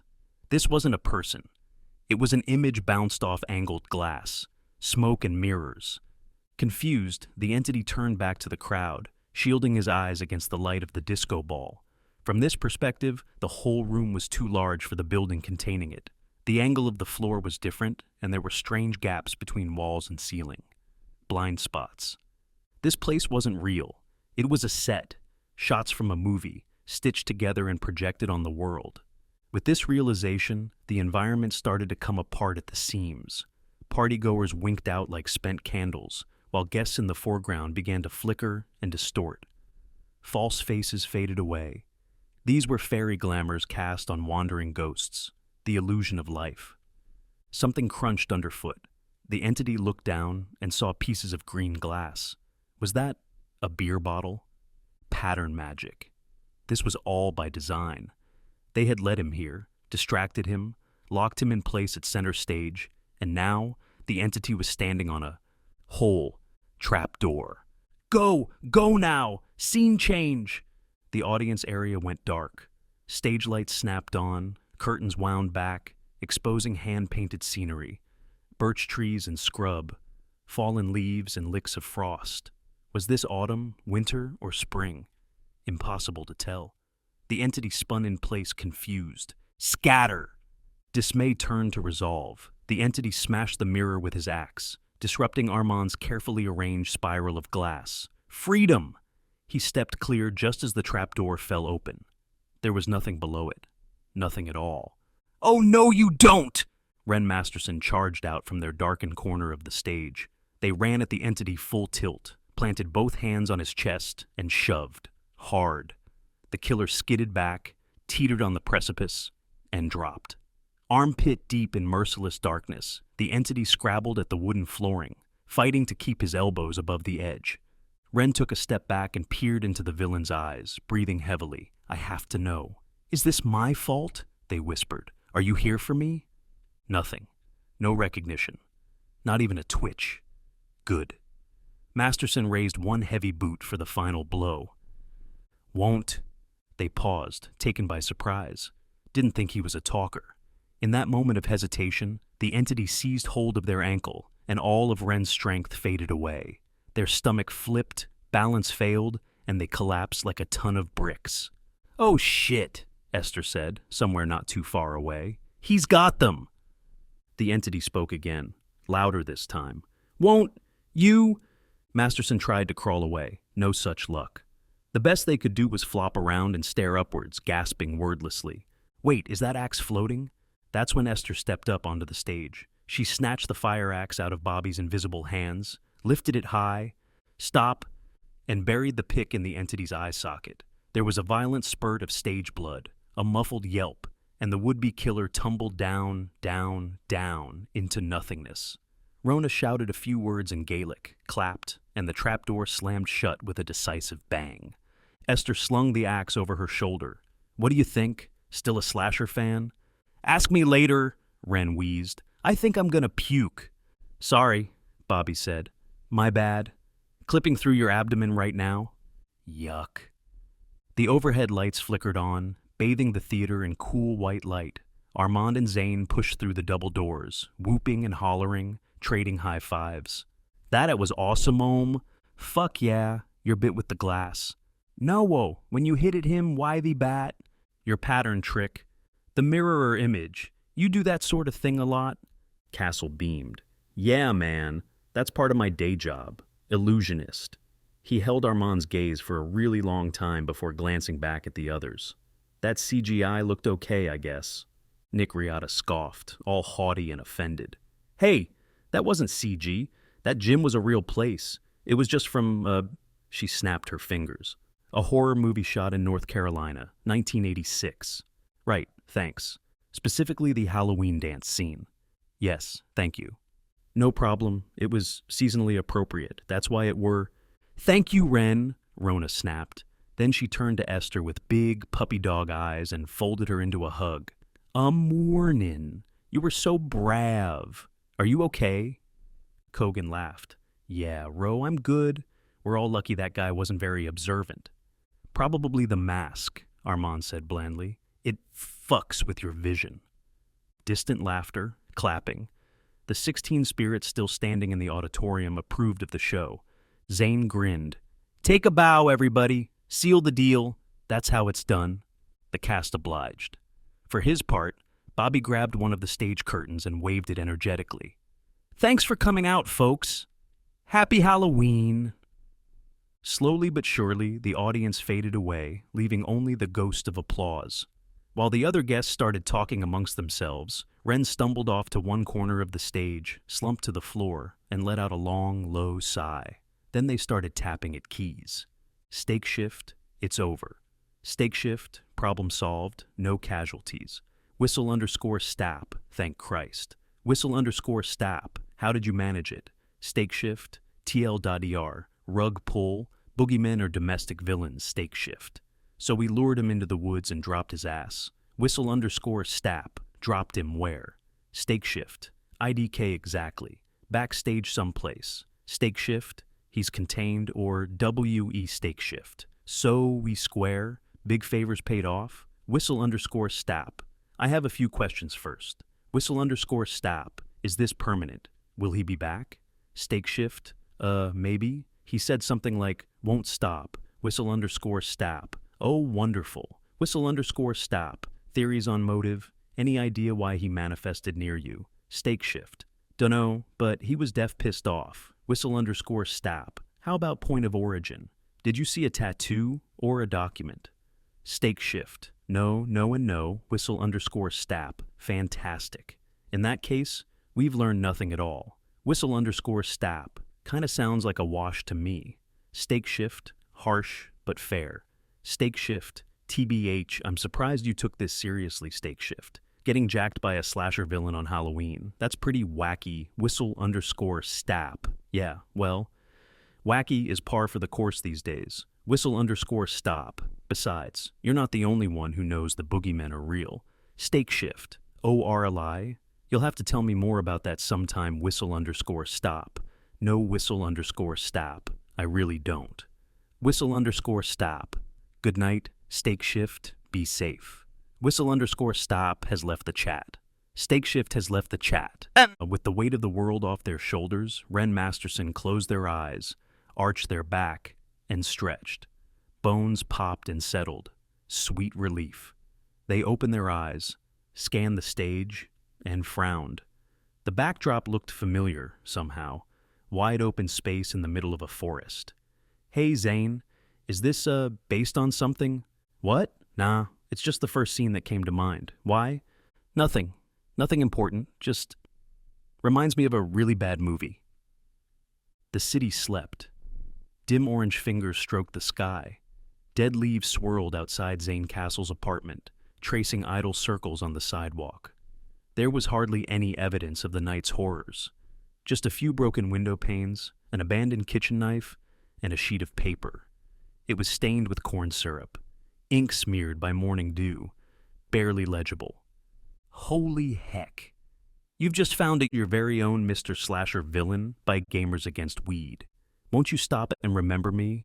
Collect them all and become Miss Manslaughter. 01, Clemente Schweiger. 02, Tony Vitella. 03, Kathleen Stitch. 04, Dave ID. Elmer Brock. 05, Dev on Sue Endy. 06. Are we cool yet, Anna? The letter spun uselessly in the air, unobserved, unknown. When daybreak finally arrived, the street was empty. Story 3. The cold night air blew overhead, causing the leaves on the cornstalks to sway and rustle. Stacy was much shorter than the tall rows of corn surrounding her, preventing her from seeing further than a few feet ahead. Above her was a dark purple sky with hints of yellow and red on its edges.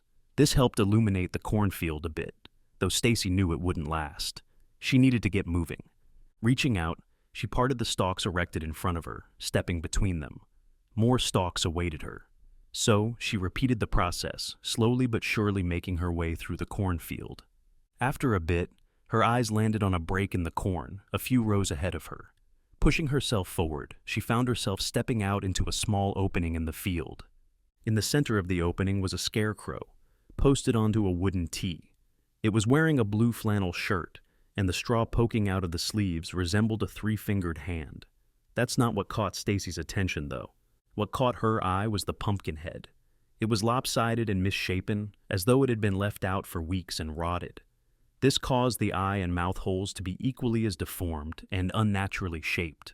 Along with its figure, the pumpkin was also covered in scratch marks. Some were deeper and longer than others, though none seemed to pierce down to the hollow inside.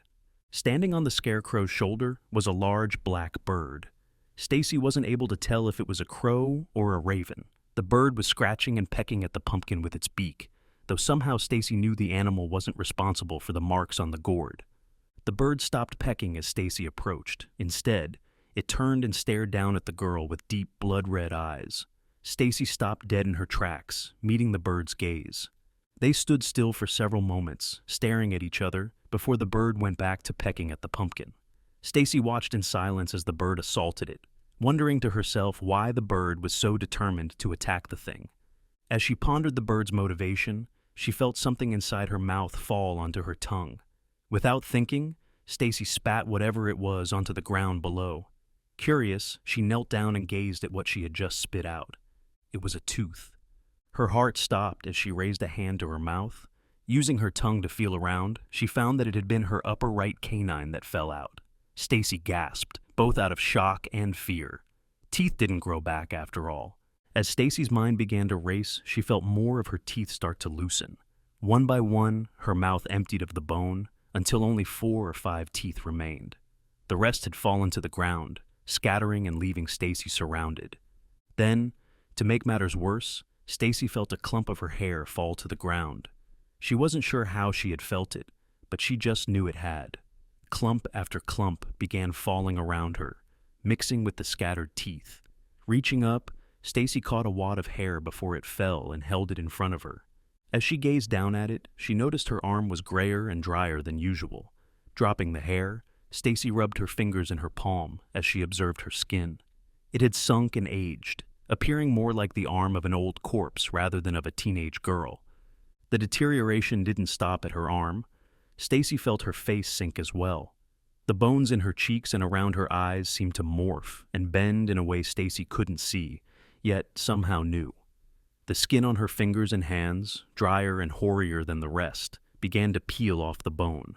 White skeletal fingers appeared in the places where skin used to be. Stacy stared in horror as the division between skin and bone slowly crept up to her hands. As she watched, the bird let out a high-pitched scream in a way she could never find the words to perfectly describe. It was like the combination of a crow caw and woman's shriek. Regardless, it caused Stacy to look up at where the bird had been. But the bird was gone, without any traces to where it went. The scarecrow had also changed, though for the more unsettling. Its pumpkin head, which had before been staring straight forward, was now angled downward as if to gaze at Stacy directly. It had also somehow become more rotten and disfigured, with the lopsidedness becoming even more exaggerated. The eye and mouth holes in turn also became more misshaped, with the mouth in particular being crooked into a malevolent, unnatural smile. But what caused Stacy's blood to go cold wasn't the deformed head or eerie smile. It was the pair of eyes that stared back at her from within the pumpkin. The eyes looked human in structure, but were inverted in color. The irises were a pale black that seemed to consume even the darkness of the hollowed pumpkin. By contrast, the pupils were an unsettling white that seemed to pierce Stacy's very essence. It was dark now. What little color had been present in the sky had faded into a pure blackness. The cornstalks that had previously surrounded the girl had also faded into the dark void. All that remained was the scarecrow and its inverted eyes. Then, after a minute, even the body began to fade. The blue shirt, the yellow straw, and the dull orange pumpkin all seemed to slowly sink into the darkness behind it. The eyes, however, remained, staring at Stacy as she laid, unable to move. Unable to move. Stacy couldn't move. She tried desperately to move her body, and when that failed, she tried to move her arm. And when that failed, she tried to move her hand, and when that failed, her tried to move her finger. Nothing. She was totally paralyzed, forced to stare at the eyes without even the moment of relief a blink would have given. Stacy felt her unblinking eyes begin to burn when the pair in front of her began to be surrounded by shape. Even in the total darkness, Stacy could see an even darker darkness materialize around the eyes. It formed into the shape of a head, then under it formed a body, and then Stacy was able to make out the silhouette of a person standing above her in the darkness. Under the eyes formed 2 rows of moldy, rotten teeth, separated by an unnatural intertooth spacing. The teeth lined into a crooked smile, not unsimilar to the malevolent smile worn by the pumpkin earlier. The thing stared down at Stacy as she tried desperately to move, to blink, to do anything. Stacy felt hot, musty air press against her face as the creature shifted its teeth to reflect an opened mouth. A shrill feminine laugh echoed from the creature, causing a shiver to run down Stacy's back. And the next moment, it was gone. The eyes, the teeth, the outline, the laughing, the hot breath, all of it, gone. At the very same time, Stacy found her ability to move restored. She blinked rapidly and shot up into a sitting position. Placing a hand on her chest, she inhaled and exhaled at a stunning pace. Frantically, her eyes darted around in an attempt to find her bearings. She was in her room, laying on her bed. A small light she kept on in her bathroom illuminated part of the cell, but for the most part, she was in total darkness. It was a dream. Stacy, though, collapsing onto her pillow. Her heart and breathing were still running at 1,000,000 miles a minute, but her brain had finally found its footing. It was just a dream. Letting out a deep breath, Stacy turned her head to the digital clock resting on her nightstand. 6:08 a.m. Her eyes then drifted to the date implemented in the device, 10/31, Halloween. Stacy was never one to go to parties or special events, at least not on her own.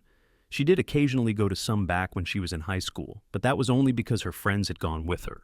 When it came to going solo, however, Stacy tended to opt out, which is why when researcher Kim told her about the Halloween party the Foundation was putting on, Stacy had no intentions of attending, at least not until breakfast when Leora asked if she was going. Knowing her friend would go on a crusade to try and convince Stacy to go, she decided to just reply with a yes. It kept Leora from nagging Stacy, but now she was committed. Oh well, Stacy thought as she made her way towards the cafeteria.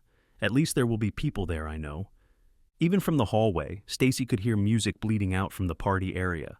Some song about skeletons reverberated around the walls as Stacy stepped into the cafeteria.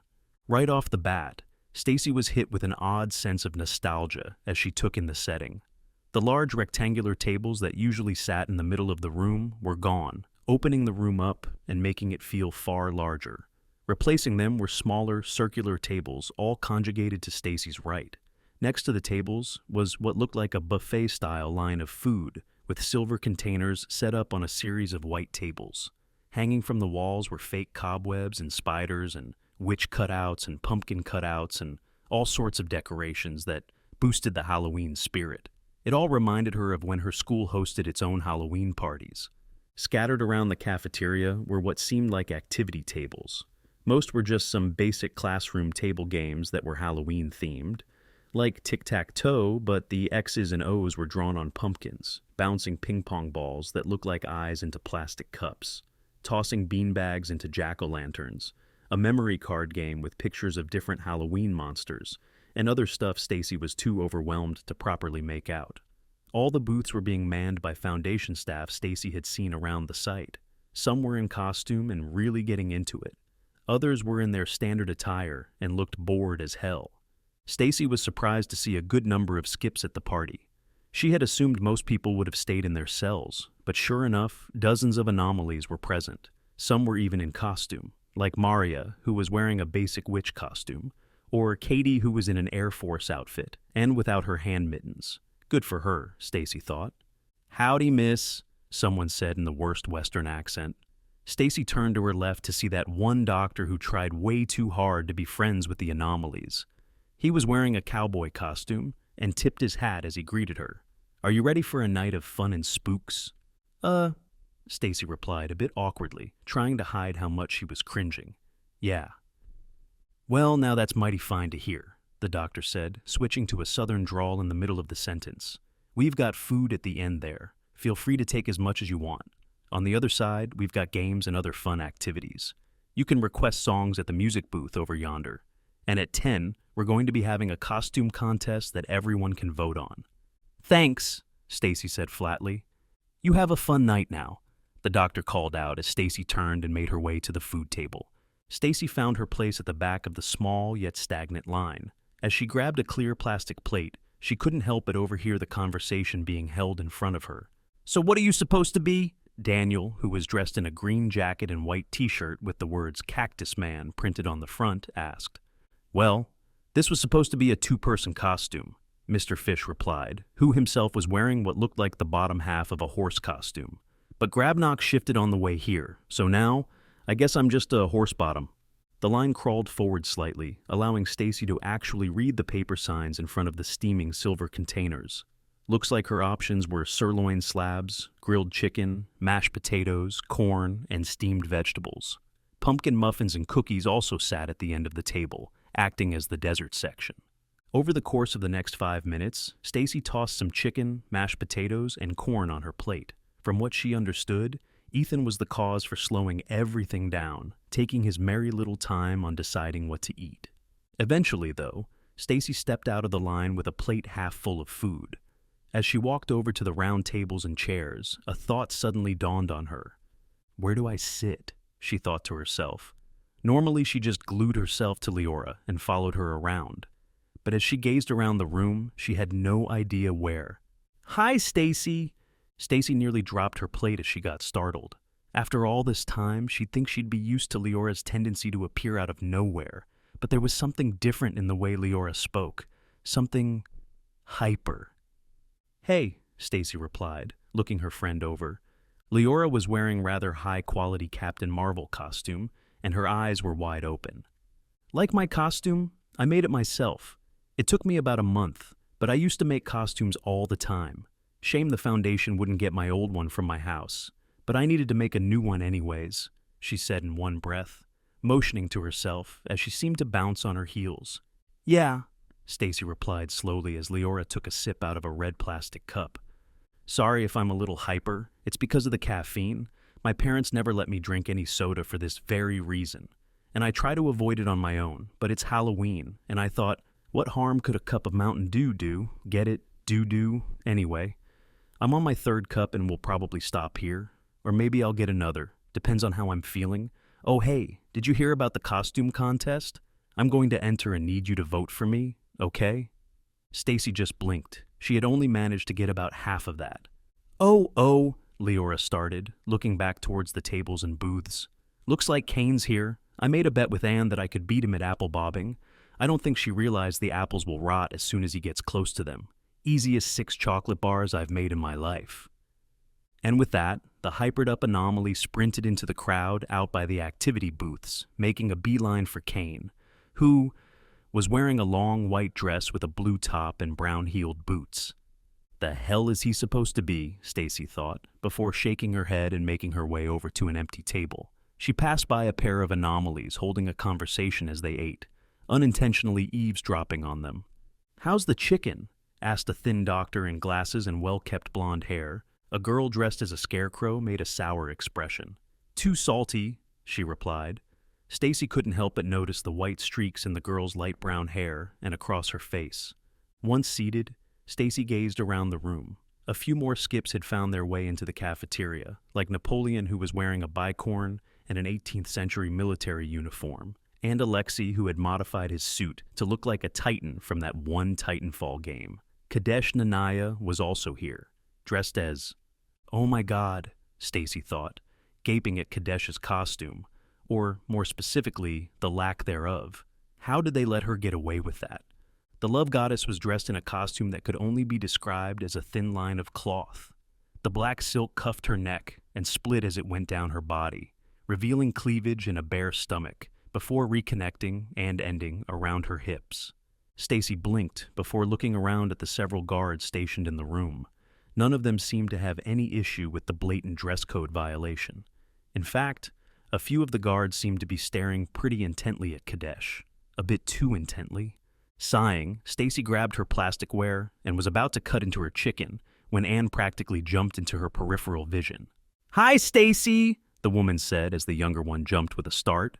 because it wasn't enough for just Leora to suddenly pop into existence. "Hi, Anne," Stacy replied once she calmed back down. She eyed Anne's costume of choice and raised an eyebrow. Anne was wearing a light nightgown that was loose enough to be comfortable but not loose enough to draw attention. Spots of fake blood contrasted the white dress in the neck region. "What are you supposed to be?" "Carmilla," Anne replied rather proudly. Stacy just stared at her blankly. "From the 1872 novel?" Anne added, after a few moments of silence. Stacy just shrugged. Anne muttered something about the worthless education system before smiling at the girl widely. "So, what's new with you?" "Oh, not much," Stacy replied, cutting into her chicken. "I kinda just came down for the food." "I can see," Anne said, looking Stacy up and down. Stacy quickly glanced around the room and reddened when she suddenly became very aware that she was the only person outside of Foundation staff not wearing a costume. "How did everyone even get their outfits?" Stacy asked, hoping to blame her lack of a costume on ignorance. "I just put in a request," Anne replied, looking around at the other skips. "Can't speak for everyone else, though." Stacy nodded silently before stabbing a piece of chicken with her fork. She was about to put the meat in her mouth before Anne grabbed her own wrist and let out a pained groan. "What's wrong?" Stacy asked, looking at the woman with a mixture of concern and confusion. "It's my hand," Anne said through gritted teeth. "It just hurts all of a sudden." "What do you mean by hurt?" "I don't know. It's just, my whole hand just started." Anne groaned again, leaving her sentence incomplete. Stacy just sat there with her fork raised, not sure what to do. Should she get help? There were guards everywhere. Problem is, Stacy didn't even know what was wrong with... Stacy's train of thought was cut short as Anne let out an agonizing yell. A thud echoed in front of Stacy, and she turned to see a severed hand laying on the table. In an instant, Stacy's eyes shot over to Anne, who sure enough was missing her hand. Stacy yelped and slid her chair back. "Oh my God!" she yelled. While Stacy's eyes were glued to the hand, Anne seemed to be stuck on her. "Oh my God," Stacy repeated before turning to Anne. "What happened?" "I don't know," Anne replied, her teeth stuck together.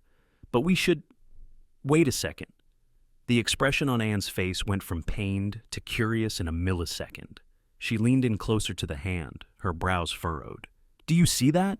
Stacy, caught off guard by Anne's sudden nonchalantness of the situation, eyed the hand and saw what Anne meant. Her eye had caught something odd about it, though whatever it had been seemed to disappear as soon as she saw it. Curiosity momentarily overtaking panic, Stacy leaned in to get a closer look at the hand. Then, it happened again. The index finger twitched. Stacy was about to comment on it, but just as she was about to, the hand sprung to life, all the fingers flexing into a grabbing position. Then, it seemed to bounce up at her, lunging towards her face. Stacy screamed for real this time, falling back out of her chair and landing on her ass. When she looked up, the hand was standing by its fingers on the table. Behind it stood Anne, with tears in her eyes from laughter. "Oh man," she said after composing herself. "Didn't I tell you that would be the best one?" "It sure was," a high-pitched yet masculine voice said. It sounded like it came from the hand. "Come on up, girlie," the hand said. "We're just messing with you." Slowly, Stacy got to her feet and looked down at the hand. "Oh, where are my manners?" The hand jumped and landed on its wrist, extending itself as if waiting for a shake. "Name's Han. I'm new here." Stacy stared at Han, mouth open. "You're a hand?" "Sure am," Han said, bouncing back onto his fingers when Stacy didn't shake. "But what about..."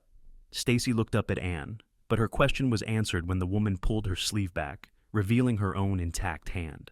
"We've been pulling this trick all night, but let me tell you, your reaction was the best so far."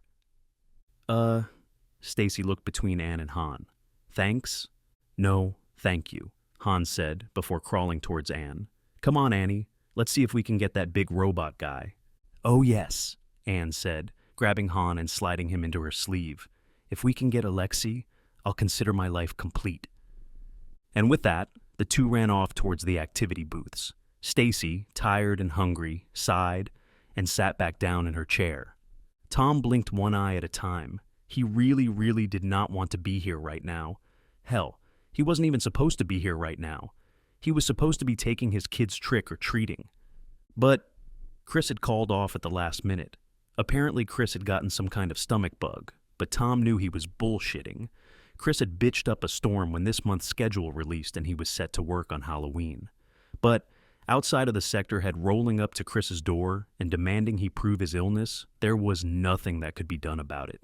Instead, the buck stopped with Tom. He had gotten a phone call just as he was getting dressed up to come in and cover for Chris.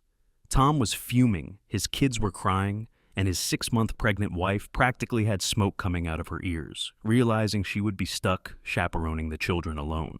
But the foundation had called, and when the foundation calls, you answer. So instead of running around the neighborhood with his family, Tom was spending his night staring at staticky security cameras. The man let out a sigh and leaned back in his seat, rubbing his eyes. The smell of coffee reached his nose as a mug was placed in front of him. "Thanks," Tom said, grabbing the drink and sipping it. "So, on a scale of 1 to 10, Ben began, taking a seat next to Tom, how badly do you want to strangle Chris?" Tom let out a bitter laugh. "He's as good as dead the next time I see him." Ben chuckled to himself, an understanding, sympathetic chuckle, but still a chuckle. "What were you going to be?" "We were going to all be the Incredibles." "The Incredibles?" Ben repeated, furrowing his brow. "Even Laura? Can she even fit in a costume?" Tom glared at his coworker, who raised his hands defensively. "I'm just asking," he added quickly. "She's at, 25 weeks?" Tom shook his head and sipped his coffee. As he did, his eyes wandered around the empty command center. Usually there were at least a few more guards in the room with them, but it being Halloween meant that most of GenSec had taken off for one reason or another. They were running on a skeleton crew tonight, which wouldn't be too bad, but some event up in light containment had sapped what little hands they had. There were maybe 20 guards tops spread across heavy containment right now. This might have made Tom anxious if he hadn't learned one thing in his 14 years with the Foundation. Nothing ever happened at Site-17. "Anyway," Ben said, spinning in his chair and turning to one of his monitors. "Since it's just me and you tonight, I might send a message up to Light Command, see if I can get someone to bring the pizza box down." "They'll never agree to that," Tom responded, placing his mug down and staring at his own monitor. "I know, I've tried it, BF." Tom trailed off as he squinted at his monitor. Something in it caught his eye, though he wasn't able to make out what. He might have been able to if the camera footage wasn't such shit. But whether for budgetary reasons or ease of encryption, the video had the quality of a VHS put through a washing machine. It was all in black and white. The excessive amount of static added to the already poor quality of the Atmos 360 resolution, and to top it all off, the frame rate was absolutely atrocious.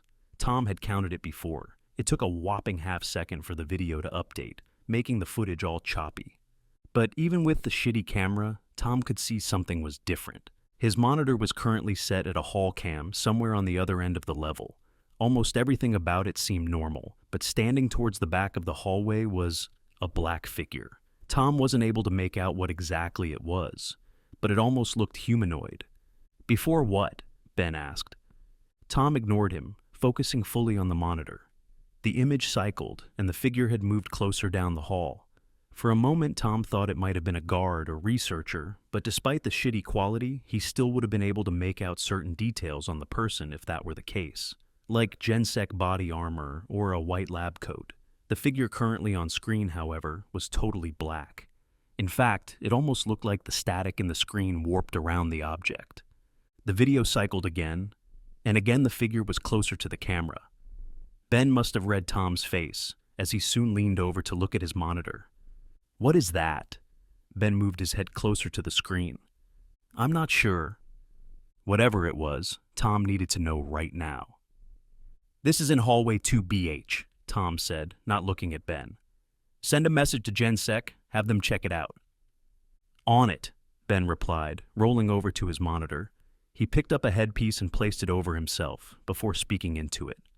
"Attention GenSec, we're detecting an unidentified entity in hallway 2BH. Would the nearest available unit please make their way over to check it out?" The video cycled again. The black figure was now standing right under the camera. A sense of dread began to fill Tom's inside, as though he were a child again, and was on his way to the principal's office. "That's strange," Ben said after a moment. I'm not able to get anyone. The video cycled again, and this time Tom went cold. The figure was definitely humanoid. Tom could see its head raised towards the camera, along with a pair of white eyes. They were clearly visible even in the static, staring straight at the security camera. Actually, no, through the security camera. Tom just knew that thing was looking at him. He just knew it could see him.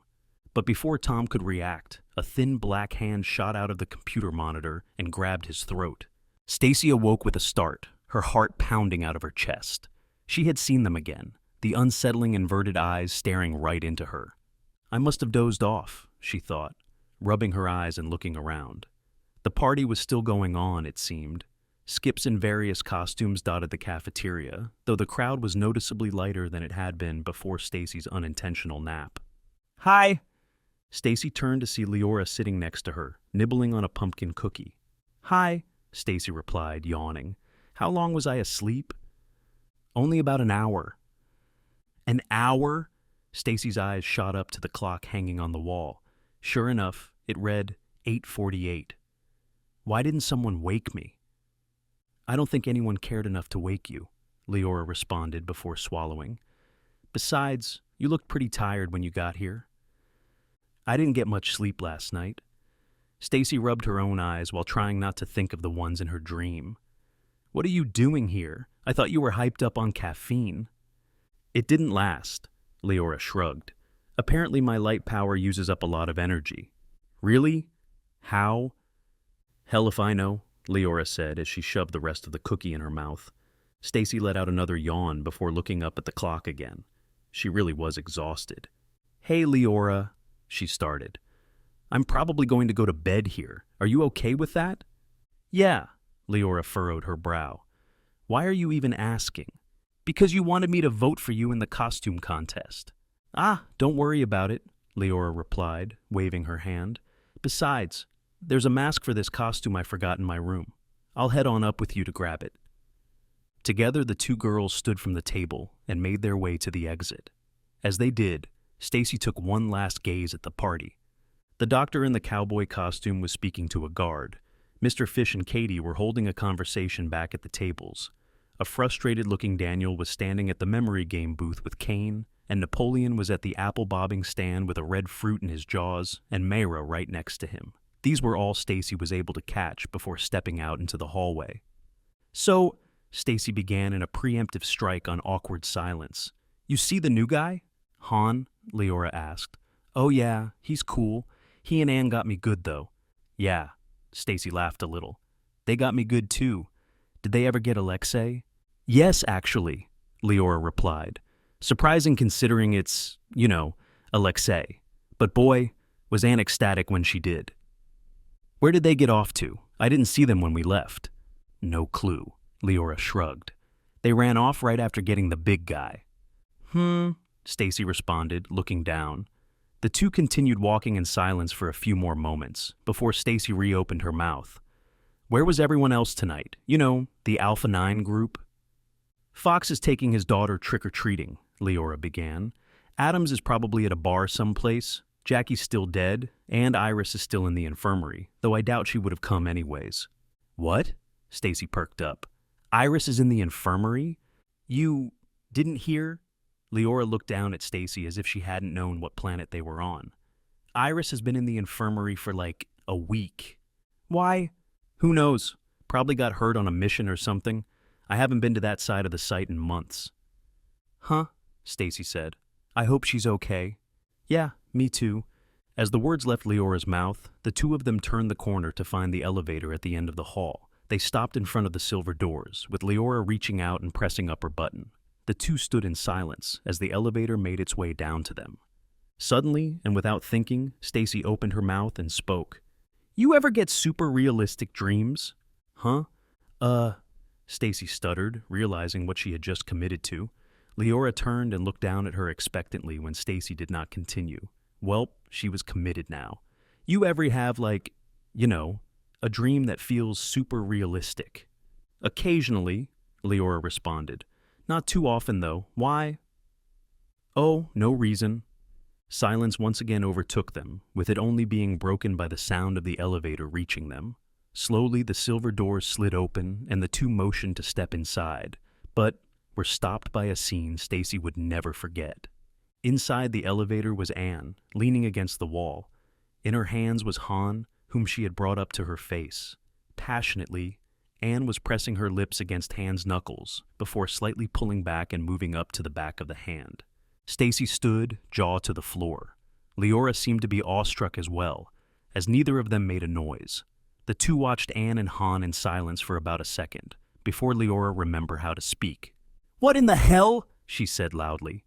An expression of horror flooded Anne's face as she pulled back from Han and straightened. That horror turned to embarrassment as she angrily pointed at the two girls. "What are you two doing here?" "I could ask you the same thing," Leora replied, this time with a good bit of sly in her voice. "Well, look, you see, Anne stuttered as her face reddened. Stacy was shocked. Anne, overconfident Anne, had never been this off balance, at least not during her time here. "Is there a problem with us?" Han said, using his thumb and pinky to imitate placing his hands on his hips. No, Leora said playfully. "I'm just wondering how things got to this point." "Look," Anne started, "me and Han have a lot in common, like enjoying scaring the shit out of people. And after we got Alexei of all people, we were in great moods. We began talking a bit more to one another, and eventually we decided to hang out in a more private setting. Or at least that was the plan, until you two intruded." "You wanted to be alone?" Stacy piped up. "So you went to the elevator?" Anne opened her mouth to speak, but no rebuttal came out. "She's got us there, Annie," Han said. "Just get in here." Anne motioned them in. The two girls obeyed, stepping inside. Leora, with a wry grin on her face, pressed the button labeled 7S. The silver doors closed and a humming filled the room as the elevator began ascending. It was silent for all of half a second before Leora gave Stacy a look and turned to Anne. "So, were you hoping Han would turn into a prince?" Stacy let a laugh slip out. Anne looked between the two girls, her face reddening even more. "Shut up!" she sneered. Leora giggled and turned back to the doors. Silence again filled the room. The silence was held for several moments, but was broken by the sound of something odd. It sounded like metal being bent and twisted and scrapping against more metal. Stacy looked around in confusion. Clearly she wasn't the only one hearing this, as the other occupants of the elevator did the same. At the same time, Stacy felt the elevator begin to slow. Stacy had been up and down this elevator probably 100 times, so she knew it was too early for them to be at their level. Something was wrong. The thought wouldn't be in Stacy's mind for long, though, as the ground suddenly gave way under her. Screeching reverberated around the enclosed space as the elevator accelerated downwards. Stacy felt her feet lift off the ground from how fast they were falling. In a panic, Stacy screamed and tried to grab onto something. Her hand managed to wrap around the railing on the wall, but it did little to stop her from floating up. Then, as quickly as it had started falling, the elevator crashed to a stop. Stacy didn't have time to even comprehend the crash, however, as she was knocked clean out when her head hit the floor. Staring at the screen was starting to hurt. Removing her glasses, Agatha rubbed her eyes. "What time is it?" she thought, looking down at the corner of her computer screen. 8:56. For the past 4 hours, Agatha had been sitting in front of the computer writing detailed reports of that day's psychological evaluations. This was always her least favorite part of the job, mainly because of how tedious and time-consuming it was. The Foundation was very strict and very precise about how they wanted their reports to be filed. Deciding to give her eyes a break, Agatha's vision wandered around the empty computer lab. Normally she wrote up her reports in her office, but her desktop had been acting funky recently. Not saving properly, apps freezing at the most inconvenient times, and even full-on blue screening once. Tech said they'd deal with it as soon as they could, which meant whenever they felt like it. So, in the meantime, Agatha had to be content with using one of the public computers.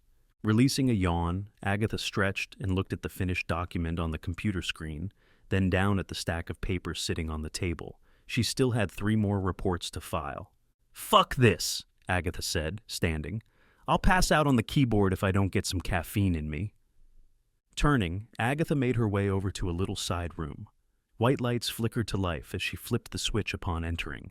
Inside the break room was a table with aluminum folding chairs and a bare-bones kitchenette. Sitting on the counter was a coffee machine with a sticky note reading, "Clean up when done," taped to its side. Agatha turned the machine on and opened the cabinet door to grab a mug when a thud echoed from the computer lab. It was a deep yet weightless thud, like a stack of folders or papers falling off a desk. The doctor stopped and turned towards the large windows showing into the computer lab. It was dim in the other room, with only the every other center light being illuminated. "Hello?" Agatha called out, backstepping into the doorway. No response. She walked out into the room itself and called again. "Hello?" Again she was met with silence. Taking a wild guess at what had made noise, Agatha strode over to where she had been working. Sure enough, her files and papers were scattered on the floor. "How in the hell?" she said, kneeling down and gathering the everything. "How did it fall?" Agatha thought. "I don't recall putting it that close to the edge." Concluding it was just one of life's great mysteries, the doctor straightened the papers and placed them back on the desk. But as she did, her eyes were caught on something that hadn't been there before. Sticking out of one of the tan folders was the corner of something. It was small, white, and almost looked like just a piece of paper, but glinted as if it were laminated. Curiously, Agatha grabbed the corner and pulled whatever it was out. The doctor furrowed her brow as she looked down at what she had pulled out. In her hand was a photograph from her childhood, specifically from some time during the summer. Standing on the left side was a teenage Agatha, her blonde hair loose and behind her back. Next to Agatha was her sister, Riley, though her hair was tied up in a ponytail. The two of them were standing in the backyard of their parents' place, both smiling at the camera and wearing short-sleeved shirts. Agatha actually remembered when this photograph was taken. It was the first day of summer vacation following her sophomore year, Riley's freshman year, of high school. Agatha smiled. For a moment, she allowed her mind to go back to the days she'd used to spend with her sister. The days of spending hot summer afternoons down at the beach, or hiking the gorge behind their place. But the happy memories only twirled in Agatha's mind for a second. The reason Agatha kept that photograph specifically is because this was the last photo Riley would ever be in. She would be killed about a month later by an anomalous entity, which is actually what caused Agatha to start studying the paranormal. Well, study the paranormal in a less conspiracy, more scientific way. The sudden appearance of the photo also forced Agatha to ask a single question. How did this get here? She kept this photograph in a memory book back at her place. Was she looking at it and it accidentally slipped into her bag and folder? That'd be one hell of a journey it'd make. As the hypotheses formed and crumbled in her head, she noticed something odd about the photograph. It was moving. No, changing. The lighting within the photograph seemed to be darkening. Agatha had to blink to make sure she wasn't just imagining it. But after a moment, the scene changed from a sunny afternoon to sometime at night. Then the girls began to change too. Picture Agatha seemed to rapidly age. Her face and hands began to wrinkle and sink, and her hair faded from blonde to gray to a stark white. The bone around her cheeks and eyes morphed, leaving her face disfigured. The happy smile she had a second ago had crooked into something more malevolent. Her sister's change was different. First was the eyes, her white sclera and green irises voiding as a black liquid bled from her eyes. The substance ran down her face like tears before branching and spreading across her smiling face. The patter it spread out in. Agatha placed a hand over the mouth. The thing that had killed Riley had done so by clawing her face. The pattern the liquid had branched into mirrored it perfectly. What? The doctor stuttered. Before she could properly process what was happening, something warm grazed the back of her neck. It felt like a breath. But even with her back turned, Agatha could smell the must and rot from it. Turning, the doctor came face to face with a pair of horrific eyes. "Stacy!" a muffled distance voice said. "Oh my God, please don't be dead! Stacy!" Stacy let out a groan and shifted from pain. "Oh, Stacy, wake up!" Slowly, Stacy opened her eyes. Leora was kneeling down in front of her. A look of panic was in the girl's eyes, and her arms were gripping Stacy's shoulders tightly. It probably would have hurt, if her pain receptors weren't in overdrive everywhere else. Again, Stacy groaned and winced, as her mind became aware of the dull pain around her body. "Are you okay?" Leora asked in a frantic tone. Stacy sat up and rubbed her head. "I think so." "Good," Leora said, standing and letting out a sigh of relief. "What happened?" Stacy asked as she looked around. The elevator fell, Han said, jumping onto Stacy's knee. Annie's trying to figure out why. Stacy looked up. The emergency hatch was pushed open. Anne's probably on the roof, she thought as she slowly got to her feet. Leora stepped over to help her up, but Stacy waved her off. Did you call for help? Stacy asked, eyeing the red help button on the panel. Tried it, Leora said, pressing it. Nothing happened. Doesn't work. Huh? Stacy brushed dust off of herself. That's odd. I've got odder. Anne fell through the open hatch and landed beside Stacy, who jumped at the thud and sudden appearance. The belts rusted through. What? Leora asked. You know the line that pulls the elevator up and down? Anne continued, making a pulling motion. Well, it snapped. I looked at the end of it, and it's nothing but rust. Those things can rust? Stacy asked. Anything can rust when it isn't maintained. Are you sure? Leora interjected. I mean, the Foundation is hardly above cheaping out, but to say they let an entire elevator break. Well, I don't know what else to tell you, Anne shrugged. There's rust going down a good 5 feet from the break, and considering the emergency brakes didn't kick in, the only conclusion I can come to is that the Foundation let it all go to shit. That's strange, Leora said. Odd, Anne added. Isn't there usually a ladder in the shaft? Han asked. There's half a ladder. Anne looked down at the hand. I climbed a bit to see if it was sturdy, but it seems like it broke a few feet up. Is there anything that isn't broken? Leora said, frustrated. Tell me about it, Anne replied, walking over to the silver door. But bitching isn't going to change anything. Grabbing the divide, Anne heaved the door open. On the other side was a hallway leading to a security checkpoint with 2 dark doors. Above the doors was wording written on the wall, reading, Gate D, Heavy Containment. Stacy's heart dropped as she realized where they were. What? We're in heavy containment, she stuttered. Stacy had heard stories of heavy containment. It was rumored that the skips they kept down here were some of the most vile within the Foundation, being serial killers and rapists before getting contained. Or they were incredibly dangerous, and with the minds more like monsters than actual people. Yeah, Anne said. So what? Don't they keep, like, monsters and stuff down here? Anne laughed. It's Site 17. They don't keep squat down here. They just say that to scare people. Trust me, the insurgency made site analysis a top priority for us. Stacy gulped, still not fully satisfied. Don't worry, Stacy, Leora chimed in, seeing Stacy's anxiety. GenSec is more than capable handling whatever's down here. Exhaling, Stacy nodded more to herself than to Leora. Meanwhile, Anne knelt down, placed her hand on the ground. Come on, Han, she said. Han, in response, crawled up her arm and onto her shoulder. Let's see who's home. And with that, the 3 of them stepped out of the elevator and into the dimly lit hallway. It was strange, Stacy thought, that the whole checkpoint area was illuminated only by a single ceiling light, especially when there were several other lights that were currently off. Oh, look, Anne said, pointing. There's a guard. Stacy looked to where Anne had pointed. There was an open window on the right side of the checkpoint doors, with a GenSec agent sitting on the other side. His head was bowed, as though he were asleep. Looks like he's taking a nap, Anne commented as they approached. Stacy gazed at the agent and furrowed her brow. She didn't know what, but something about him seemed off. Hey, GenSec, Anne called out, assuming the role of spokesperson. Wakey, wakey.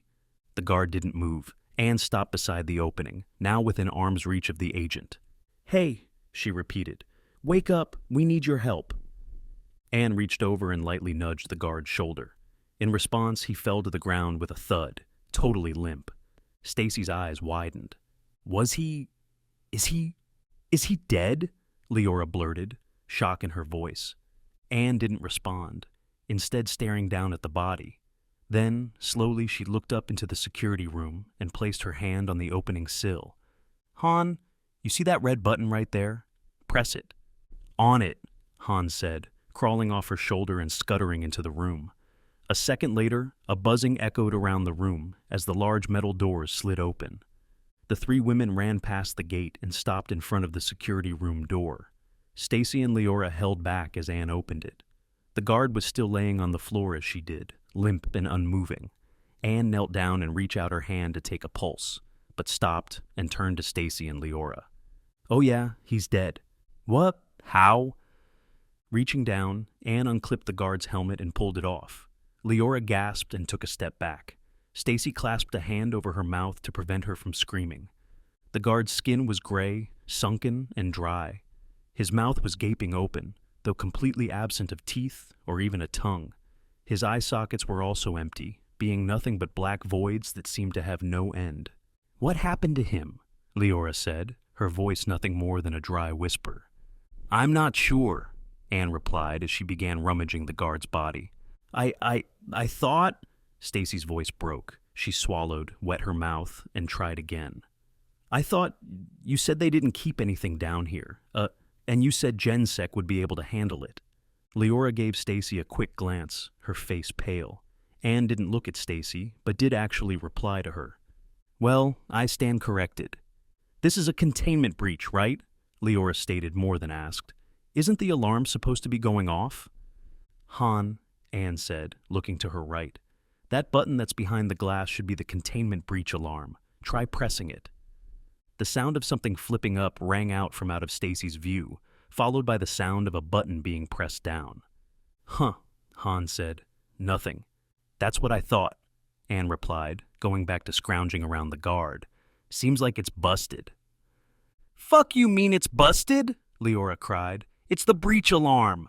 "My best guess is whatever got out doesn't want people to know it's out. This site is for intelligent sapient anomalies, remember? But it's the breach alarm. How could it even disable it?" "Your guess is as good as mine." "Ah, here it is," Anne said as she lifted something up. In her hand was what seemed like a black and gray handle of some kind, though Stacy didn't recognize it. As Anne looked at the handle, her expression dropped. "Oh, what the hell?" "What is it?" Stacy asked. "Well, this was the guard's sidearm," she responded, waving the handle. Now that Stacy thought about it, it did look like the bottom half of a gun. "Problem is, it broke right in half." "How?" "I'm not—" "Wait." Anne brought the handle closer to her face. "There's some kind of black oil on it." She ran her finger over the top of the handle as Han crawled into view. "Any idea what it might be, Annie?" "No clue," she said, examining a bit on her finger. Dropping the handle, she began searching the guard again. "Oh well, that's not as important as—" "Aha!" Anne pulled up her hand again, this time with a gray and white card in it. "Jackpot. A GenSec key card." Anne," Leora said as the woman stood. "We're not allowed to have those, remember? Well, this is the only way we'll be able to move around heavy. So, unless you'd like to stay here—" "Are you crazy?" Stacy blurted. Both Anne and Leora turned to her. "You want to go into heavy containment with a monster on the loose?" "It's our best shot at survival," Anne said, placing a hand on her hip. "By going to the monster?" "Whatever's in here can already get to us." Anne calmly pointed to the dead guard. "Our only option is to look for an exit somewhere." "You don't agree with her, do you?" Stacy turned to Leora. Leora looked at Anne, then back to Stacy. "Makes a good point." "Oh my God." Stacy placed a hand on her head. "We're all going to die." "Well, look, Stacy," Anne started as she knelt down and allowed Han to crawl up to her shoulder. "We're going to go look for an exit. If you want to stay here by yourself, feel free to—" "No!" Stacy blurted, quickly stepping closer to the two women. "Good," Anne said, giving a forced smile a reassurance. "Now, since I don't have a weapon, Leora—" Leora looked at Anne, but staring at each other with equal expectance. "What?" Leora finally asked. Anne rolled her eyes. "If there's something loose, then at least someone should have a weapon or weapons." "Oh!" Leora cried, the anxiety on her face turning to almost excitement at the opportunity to use her powers. "I've got you." Holding out her hands, the light around Leora began to warp until a glowing spear and shield manifested in her hands. "Primal," Anne commented, stepping past Leora. "But better than nothing. Okay, kids." She turned around to look at Stacy and Leora directly. "Follow me, do whatever I say, and hopefully we'll get out of here alive." Stacy gulped. She really wished Anne would pick her words better. It turned out that the key card wasn't as important as Stacy had thought. Much to Anne's disappointment, none of the doors they had gone through needed it. "Do you even know where you're going?" Leora asked, after the group walked through the umpteenth door. Stacy turned to her, noticing that the light illuminating from the spear and shield had dulled slightly. "Nope," Anne replied. "So then how are we going to find an exit?" "The site isn't infinite. My plan was to go in a straight line until we hit the edge, then stick to it until we find some stairs or another elevator. If there's another exit, it'll most likely be on the edge." Leora thought for a moment. "Okay, yeah, good point." As the group walked across the hallway, Stacy looked around and rubbed her arm. Her plight around heavy containment had given her a newfound appreciation for light. Light was by no means perfect, but it at least tried to feel welcoming. Heavy, on the other hand, was nothing short of a prison. The walls were all the same concrete white and gray. The floor was hard steel that clanged with each step, and all the hallways looked almost identical. That, combined with no directional aid, gave Stacy the sense they were walking in. "Yes!" Stacy jumped as Anne's cry broke her train of thought. With a wide grin, the woman ran over to the door directly in front of them. "I knew we'd need the key card." The door itself was slightly different from the other ones they had passed. This one was a lighter gray and seemed to be reinforced at the sides. Above the door was a sign reading, "Checkpoint." "Aren't you happy I thought of looting that guard back there?" Anne smirked, pulling the card from her side. "Han, would you do the honors?" "Sure thing, Annie," the hand said, crawling from Anne's shoulder to her palm. Anne grabbed Han by the wrist and gave him the card. "So what do you think about them?" Leora whispered, quiet enough so only Stacy could hear her. The girl, with her poor nerves shot, jumped and turned to Leora. What? She asked. "Hannah," Leora waved to the two. "What do you think of them?" "Oh, Stacy stuttered. Her mind was on anything but Anne and Han. Her mind was on the guard who looked as though he had his organs sucked out through his eye holes. It's kind of funny, I guess." "Yeah," Leora nodded. "You know, Anne probably won't want Iris or anyone to know about them. We could promise to keep her secret in exchange for privileges." "Uh-huh," Stacy squeaked, unable to keep the tremble out of her voice. Leora didn't respond immediately, but after a few moments, she sighed and stepped into Stacy's direct view. "Hey," she said with a sympathetic smile, "we'll be all right." Stacy looked at her, then to Anne, then back to Leora. "Did you see the guard?" Her throat was dry, making the words come out as a hoarse whisper. Leora's smile wavered as she broke eye contact. She quickly reestablished both, though, failing to fully hide the fear that was inside her, too. "I'm sure we'll find an exit before we stumble across whatever did that," she said more to herself than to Stacy, "and I'll protect us if we don't." A buzzing noise rang out, followed by a hissing sound as the door slid open. "See?" Anne started. "Easy as whoa." Anne had started to walk through the door, but stopped dead in her tracks. "What the hell?" Han, who had crawled back up on Anne's shoulder, added. "What?" Leora asked, stepping forward. Stacy stayed close to Leora, not wanting to get too far away from anyone. As she got closer to the door, she was able to make out what was on the other side of it, and understood why Anne had stopped. The hallway which it led into was barely lit. Only a few emergency lights were illuminated on the wall, and even then they were dim. But what caught everyone's attention was the black liquid spread across almost the entirety of the floor. It looked almost like a thick oil, and even from here Stacy could smell a strong mustiness radiating from it. "What is that?" Leora said. "I don't know," Anne replied, covering her mouth and nose. "But it's rancid." Stacy tried speaking, but her throat was still dry. Swallowing, she tried again. Do you think it could be related to..." She couldn't even bring herself to finish the sentence. No one answered the girl. After a moment, Anne slowly stepped into the hall. "Anne," Leora cried, "what are you..." "There's only one way for us to go," she replied, turning. "Obviously, there's something down here with us, which means the quicker we find an exit, the quicker we'll be out of danger. But whatever that is," Leora pointed to the goop. "What if it's dangerous?" "Well, then, be ready to run, I guess." Anne turned to Han. "You want off this ride? I'll follow you wherever." Looking back to the liquid, Anne took a deep breath. Then, raising her foot, she took a step forward. The gasp and unbalanced fall that followed made Stacy think that the liquid was deep and Anne had fallen in. And while Anne did indeed sink into the sludge, it only went up to her shin. "What is this?" she said, raising her foot. Black oil with the consistency of glue or malaises dripped off her shoe. From her angle, Stacy was able to see some kind of steam rising off of it. "What happened to the floor?" Leora asked, staring in awe. "I'm not sure," Anne replied, looking back. Is it safe?" Stacy added. "To step in?" Anne brought her hand down to her ankle and scraped some of the sludge onto her finger. "I mean, it's warm and stings a little, but it looks safe." With that, Anne stepped back into the sludge and waded a few feet out. Only one way to go. Leora walked up to the sludge and, after a moment of hesitation, stepped in. Hot steam rolled up to her nose. "God, this is disgusting," she said, gagging. Stacy, already smelling the rot and must, was reluctant to follow Leora into the liquid. But as the girl trudged behind Anne, Stacy couldn't help but grow more anxious as the proximity between her and other people increased. "Damn it," she thought, looking down at the sludge. Covering her mouth and nose, Stacy raised her foot and took a step forward.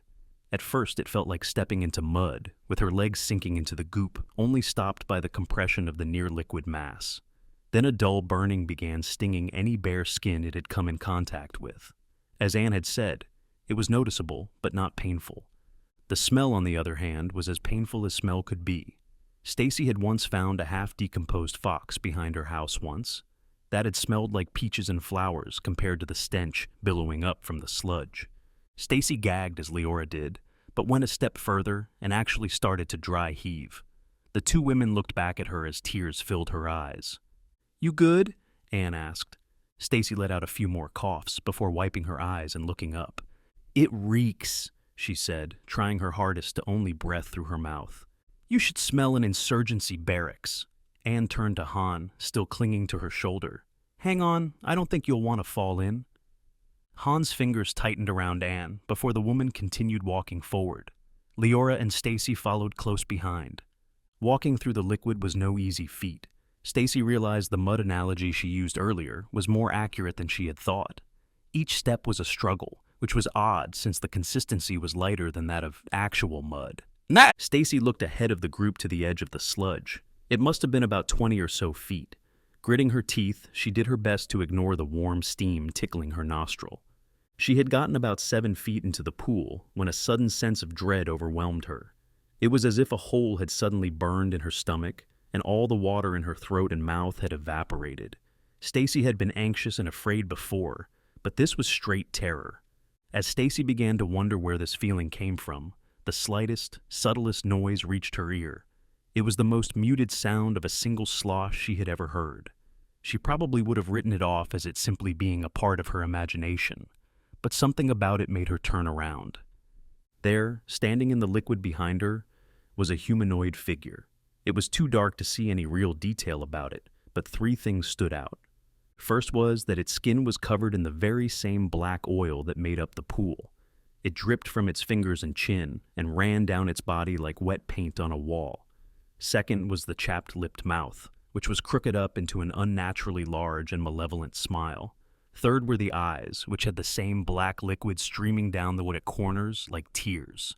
They were also inverted in color, with the irises being a void black and the pupils a stark white, identical to the eyes Stacy kept seeing in her dream. The girl screamed and fell backwards into the sludge. It splattered across her clothes and arms as she landed in it, going all the way up past her shoulders. The creature, meanwhile, simply laughed. It was a shrill feminine laugh that sent chills down Stacy's back. Then, it effortlessly began strutting over to the girl, appearing to be unimpeded by the consistency of the pool. Unlike Stacy, who tried desperately to move, found her arms and legs fighting against the oil. As the monster approached, Stacy stared aghast at the unholy entity.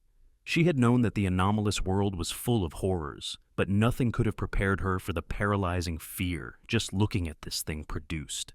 The creature extended a thin, bony, and rotten arm to Stacy in an attempt to grab her. She didn't even have the mental capacity to comprehend accepting death. But before the monster could reach her, the room filled with a brilliant orange and yellow light. The creature responded by raising its hands to its head, covering its eyes, and still preventing Stacy to get a good look at its face. It let out a high-pitched groan, stepped backwards, and quickly submerged into the pool. "Move!" Stacy, still petrified, and staring at where the monster had retreated, couldn't tell who had yelled. But after a second, she felt a pair of hands grab her under the shoulders and heave her to her feet. Turning, she saw that Anne had been the one who pulled her up. Leora, on the other hand, had re-illuminated her spear and shield to a brightness Stacy had never seen before. The weapons burned in Leora's hands, and Stacy could have sworn they flamed and flicked identically to the sun. Grabbing Stacy's hand, Anne began dragging her through the liquid. The three girls ran as fast as they could, though it was still hard given the pool's consistency. Stacy looked between everyone. Anne's eyes were locked on the exit door. Han was holding onto Anne's shoulder even tighter than before, and Leora seemed to be scanning the liquid as though something could jump out at any moment. It took a few seconds, but eventually the group made it to the edge and jumped out. Without wasting any time, Anne led them to the door and slammed the button next to it. It opened, and they all practically pushed themselves through. The other room was just as dark as the one they just came from. Fortunately, though, there was no black liquid. Seeing this break, Anne stopped and turned around. She ordered Leora to do the same, who obeyed. They all stood in silence and on guard for about a minute, staring at the door leading back to the black liquid. Stacy wasn't sure what they were waiting for, but was still too shaken from the experience to ask. She did notice that, despite everyone panting from just sprinting through that mud, Leora was breathing significantly heavier than everyone else. After a few minutes, Anne turned to the rest of the group. "Okay," she said. "I think it's gone." Leora let out a deep breath and fell to her knees, panting heavily. The bright light that had been illuminating from her weapons faded to almost nothing as her weapons dulled to near transparency. "You good?" Anne asked, seeing this. Leora didn't reply immediately, instead lifting up an index finger to ask for a moment. "That," she exhaled, "was tiring." "Running through that goop stuff?" Anne replied. "I think you're out of shape." Leora shook her head. "This," she pointed to the spear and shield. "The brighter, the more energy it takes." "Well, don't use up all your juice at once," Han said just as Anne opened her mouth, probably to say the exact same thing. "It seemed like that thing didn't like the light. We'll need you if we come across it again." "Speaking of," Anne said, turning to Stacy, "are you okay?" Stacy didn't respond. She just stared blankly up at Anne, her mouth slightly agape. "Stacy?" I, she stuttered out. Then she made a noise that was somewhere between a gasp and a cry. A hand shot over her mouth, and her knees buckled as tears began streaming down her face. Her nerves were so utterly shot that she didn't even make any noise. "Go check on Leora." A thud echoed out as Han jumped off Anne's shoulder and scuttered across the room. Anne then knelt down beside Stacy and placed a hand over her shoulder. Take your time," Anne said softly. Stacy let out a few more sobs before trying again. What was that?" "I'm not sure," Anne replied in the kindest tone Stacy had ever heard her in. "I'm not sure." No one spoke for a long time after that. Leora had clearly exhausted herself radically, as it took several minutes for just the heavy breathing to stop. Stacy, on the other hand, was finding it impossible to do much of anything. If it wasn't for the body-wide trembling, she'd think she'd had been paralyzed. Eventually, though, Leora regained her breath, and Stacy's shaking died down enough to reliably move her limbs. Anne helped the girl to her feet before taking a step back and looking at the group as a whole. "Okay, guys," she started. "There is some good news to come from this. It seems like we found out what's been rampaging around down here, and it looks like it hates light, which is perfect because we have someone who can summon light from her fingertips. How much energy you running on?" "If I need to brighten up, I can," Leora replied, exhaling once as she spoke. "Good. For now, save as much as you can. If we come in contact with that thing again, you'll know what to do." Leora nodded. Stacy let out a sniff, which caused Anne to look at her. "All right, here's how we're going to go forward. Leora, you lead. Keep an eye out for that monster, and use your light if you see it. Stacy, you're in the middle between me and Leora. I'll be in back and watch our behind. Han, you stay on my shoulder and be another pair of eyes for me. Got it?" "Gotcha, Annie," Han said, crawling to the woman and climbing her leg. "We'll stick close and we'll stick together. Hopefully we'll find an exit or at least a way to call for help. Got it?" Both Leora and Stacy nodded. "Good. Leora, take it away." "Right," Leora said, stepping forward. Stacy followed her as they two passed Anne. Once they did, Anne took her place behind Stacy and placed a hand on her shoulder. "We'll be all right," she whispered. Despite Anne's outward positivity, Stacy could tell she had spoken to herself more than anyone. New blood, new faces. No, old faces, friends of the one who no longer matters, friends of the woman locked away. Memory is a powerful thing. But light is stronger. Light burns and singes and blinds and cuts and hurts. How can one eat when one has light?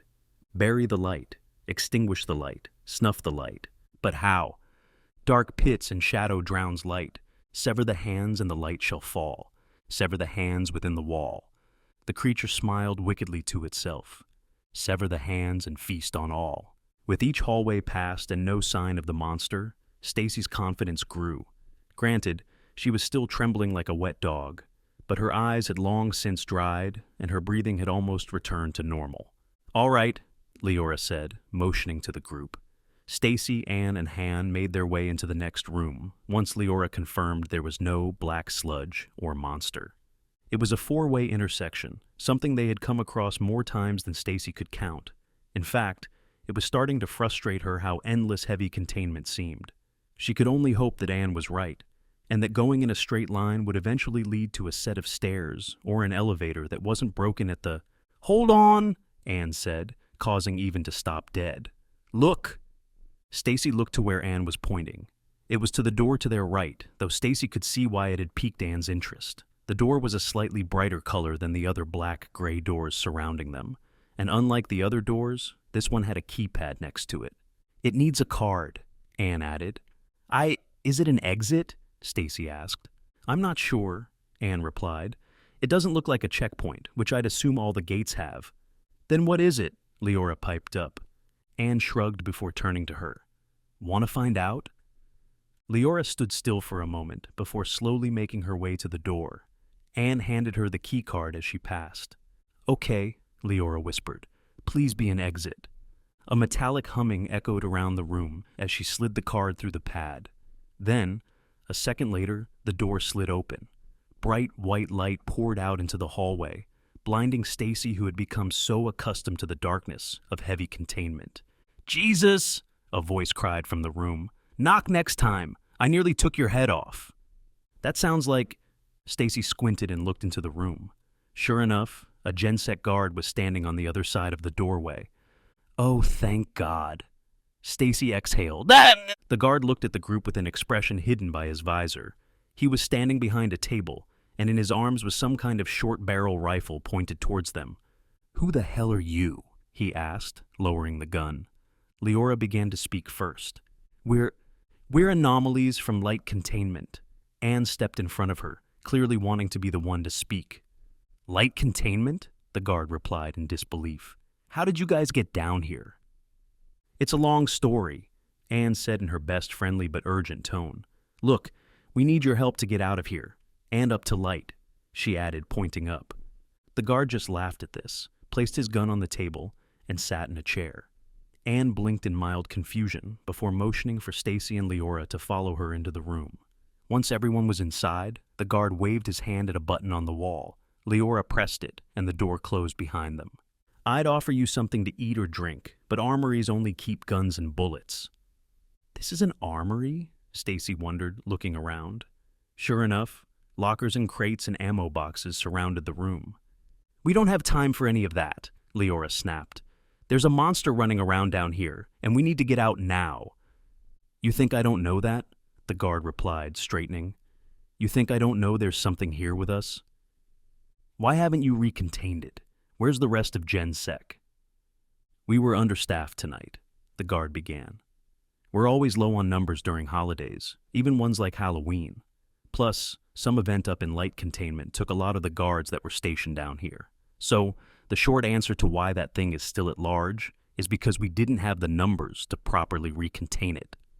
The guard then shifted uncomfortably in his seat, changing from a straightened position to having his arms folded with a slight slouch. "The long answer is that thing is something straight from a fucking nightmare. When we got word that a highly dangerous anomaly breached, me and my squad geared up to go contain, and it didn't go well. I'm the only one left." It killed an entire GenSec squad? Stacy whimpered. The guard grimaced at the word killed, but he nodded. What's your name? Anne asked. Davis, the guard said. Okay, Davis, how did you get here? Anne waved around the room. Our first encounter with that thing left only 5 of us standing. That's when we realized we were in way over our heads and called a retreat. We were hoping to make it to the command center, but that thing kept following us, picking us off one by one as we tried to run. At one point we got to a set of stairs going up the site, but a bunch of black mucus or something was covering the steps. One of our guys stepped into it to try and go up the stairs, and he fell completely through. It was right outside these doors that the last guy was taken. I decided to run in here and hunker down for some kind of glorious last stand, but the thing never came. Probably because of the light, Han said. We found that the creature is really sensitive to it. Davis looked at the hand clinging to Anne's shoulder. Did the hand just talk? Why isn't the breach alarm going off? Anne asked. Davis shrugged. Your guess is as good as mine. I'm assuming that creature is messing with our comms or something. I haven't been able to so much as radio anyone, let alone get a message to the rest of the site. So what you're saying is no one's coming. Anne placed a hand on her chin and sat in a nearby seat. Unfortunately. Everyone sat in silence for several moments, during which Stacy's eyes frantically darted between Anne and Davis. Have you tried leaving heavy? Leora asked. Yeah, I told you about the stairs being covered in that bottomless pit soup. As for the elevators, I haven't been able to reach them. They're too far from here anyways. I would have been caught if I tried to run towards them. Huh, how many elevators are there? Stacy stuttered. Because ours broke. Oh yeah, Anne said, looking up. Are there any elevators besides the one in that direction? Because that one's rail broke. How in the... Davis rubbed his temple. I mean, yes, there's another elevator set, but it's all the way on the other side of the site. We'd never make it. Shit, Stacy whispered. Okay. How about calling for help? Leora said. I know you said your radio wasn't working, but there has to be a way to contact someone for help. Davis looked down and thought. I mean, there's the command center. That's the best bet at getting our hands on a computer that'll be able to send a message up to Light. But, like I said, it's too far away. Well, we have to try something, Leora blurted, no longer able to keep in her quiet frustration. We can't just sit here and wait for that thing to kill us? How far away is it? A few hallways over, Davis replied. We can make it, Leora said, holding out her arms. Davis stood in surprise when bright light began to manifest around her. I can keep it away from us. You can summon light? Leora nodded. Well, Davis smiled. This changes things then. Anne stood with Davis's newfound optimism. You've got a plan? I think so, Davis replied. If you can keep that monster at bay with your light, then we can probably reach the command center. There, I can send an SOS to Light. Then, all we have to do is wait. I like that idea, Anne said, stepping beside him. What do you guys think? Leora, the frustration appearing to have completely dissipated, nodded. Stacy also nodded, though not nearly as cheery or optimistic as anyone else in the room. All right, we have a plan then, Anne said, turning to Davis. Lead the way. So what do you know about the monster? Anne asked, as the group made their way through the room. Not much, Davis replied, slinking over to the door. Only that it was transferred from Light containment. Wait, Leora said, light illuminating from her hands. That thing used to be in Light? The guard shrugged as they opened the door. Stacy, Leora, and Anne all looked at each other. Hearing that this thing used to be in Light confused them and made them wonder how they hadn't heard of it sooner. Davis was the first into the hallway, rifle raised as he crept in.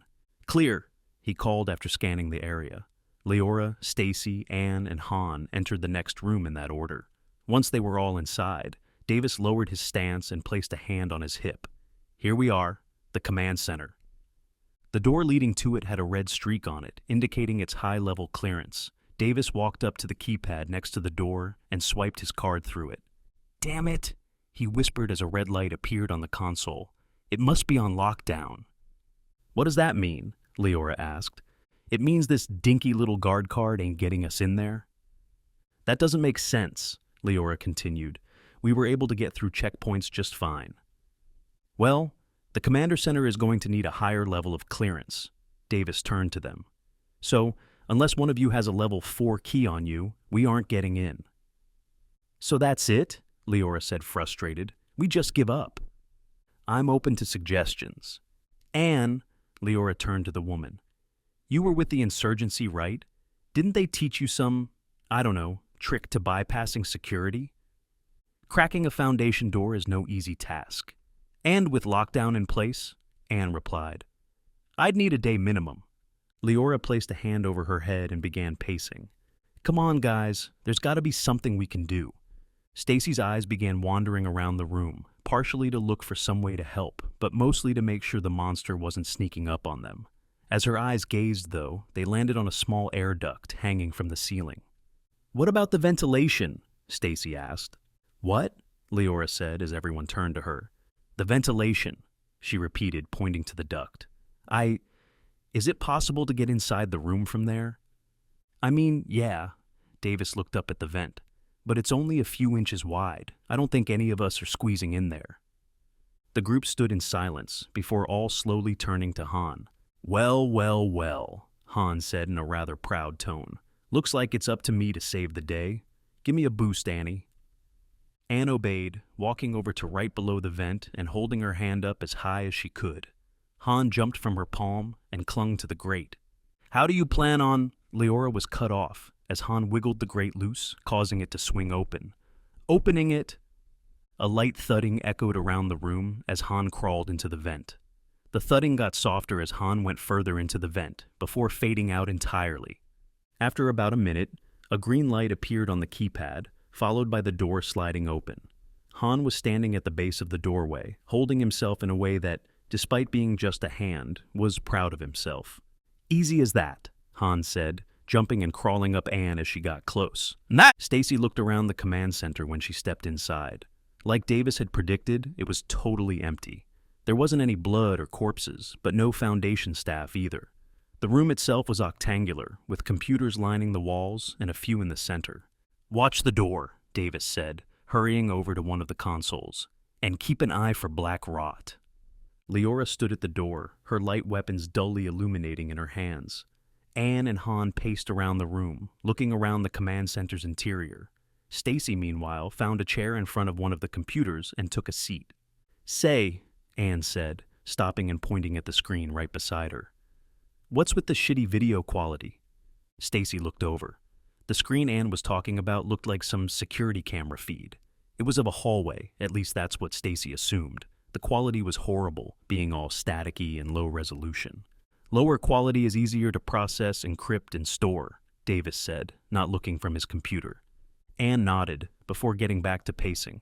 Stacy took the downtime to exhale. "We'll be fine," she thought to herself. "Davis is sending out a distress signal. They'll send someone down to get us out, and we'll be fine." Her eyes wandered to the computer screen in front of her as she thought this. That's when she noticed that the computer was on. The screen was black, but that illuminated black when the actual computer is on. In the middle of the screen were gray 2 lines. It looked like the paused logo, like it was a video. Without thinking, Stacy reached down and pressed the spacebar on the computer. A high-pitched humming came from the computer as the video began. This caught the attention of everyone as Anne, Han, and Leora turned to the screen. Davis glanced over too, but quickly got back to typing. Stacy jerked back slightly, wondering if what she just did was wrong. Then, white words appeared on screen, reading Level 4 Restricted. The screen itself was flickering with tiny white line and cracks, and the resolution couldn't have been higher than 360p. It was as though Stacy was watching on old VHS recording. "This file is restricted to Level 4 personnel only," a robotic voice said. "If you do not have authorization to view this file, discard it and report to your superior immediately." Stacy, frightened by this, reached out to repress the pause button. "Wait." She stopped as Anne, who was now directly beside her, grabbed her hand. "Anne, we're not allowed to—" "Wait." After a moment, a different set of white words appeared, this time reading Document 01, Nature of SCP-106. "Do you know which one that is?" Stacy asked, turning to Anne. Anne shook her head. Suddenly the screen changed to a man sitting at a table in a dark room. Shadow covered the man's face, but the outlines of a white lab coat were visible around his torso. Document 106-49. Date of recording, November 6th, 2022. Recorder, Dr. Memomentary Seedwell Bound, Level 4 personnel, leaving dead space. The man shifted in his seat. Following Incident 239-17-10-31-2022, we were able to gather information that may give us insight into the nature of SCP-106. Thanks to Tuargadao Sishuetao Sokrao Sos, as well as testimonies from SCP objects affected by Incident 239-17-10-31-2022, we're able to know that SCP-106 was temporarily freed from its current condition, specifically after intervention by SCP-Nabidestin-Han. Footsteps echoed in Stacy's right ear as Leora walked up next to her. The screen flickered as it appeared to glitch out for a second. SCP-Namashina-san is a no-info vor, and its ability to affect SCP-106 in such a way gives us two pieces of information unknown to us before. Firstly, it shows that SCP-Namashina's infovoric capabilities far exceed what was previously believed. Because of its necessity for numpasinawaporn, as well as its apparent ignorance to the extent of its properties, no measures are to be taken outside of increased surveillance. The second discovery from this incident is the potential nature of SCP-106. Because it was able to be temporarily neutralized by SCP-Nabarbi-Nakarn, a known infovore, it is currently theorized that SCP-106 is a form of infosite. Anne made intrigued, huh, sound. Stacy glanced at her, but Anne just waved for her to keep watching. If this theory is correct, then it would be groundbreaking to our understanding of SCP-106, as well as open potential avenues to cure the host of the parasitic infection. The infectious entity currently possessing SCP-106 has been referred to by site staff as the Rot, mainly for its corrosive nature. The commissioning of a body to study the Rot independently of SCP-106 is currently being organized by the O5 Council. The screen flickered to black. After a moment, the words, Document 02, Timeline of SCP-Namashina's infection, blinked onto the monitor. The following is a list of incident reports compiled to formulate a timeline of recent events for your convenience. These reports have been summarized. For access to the full reports, see A robotic voice spoke as corresponding words appeared on screen. A second later, the screen changed to a wall of text, slowly crawling down the monitor. Stacy recognized the format as basic incident reports. Incident 239-17-10-31-2022. The same robot voice said, During this, SCP-106 captured multiple SCP objects. While in the pocket dimension, SCP-Number encountered SCP-106 and temporarily freed it, allowing the now conscious Nahash to free the captured anomalies.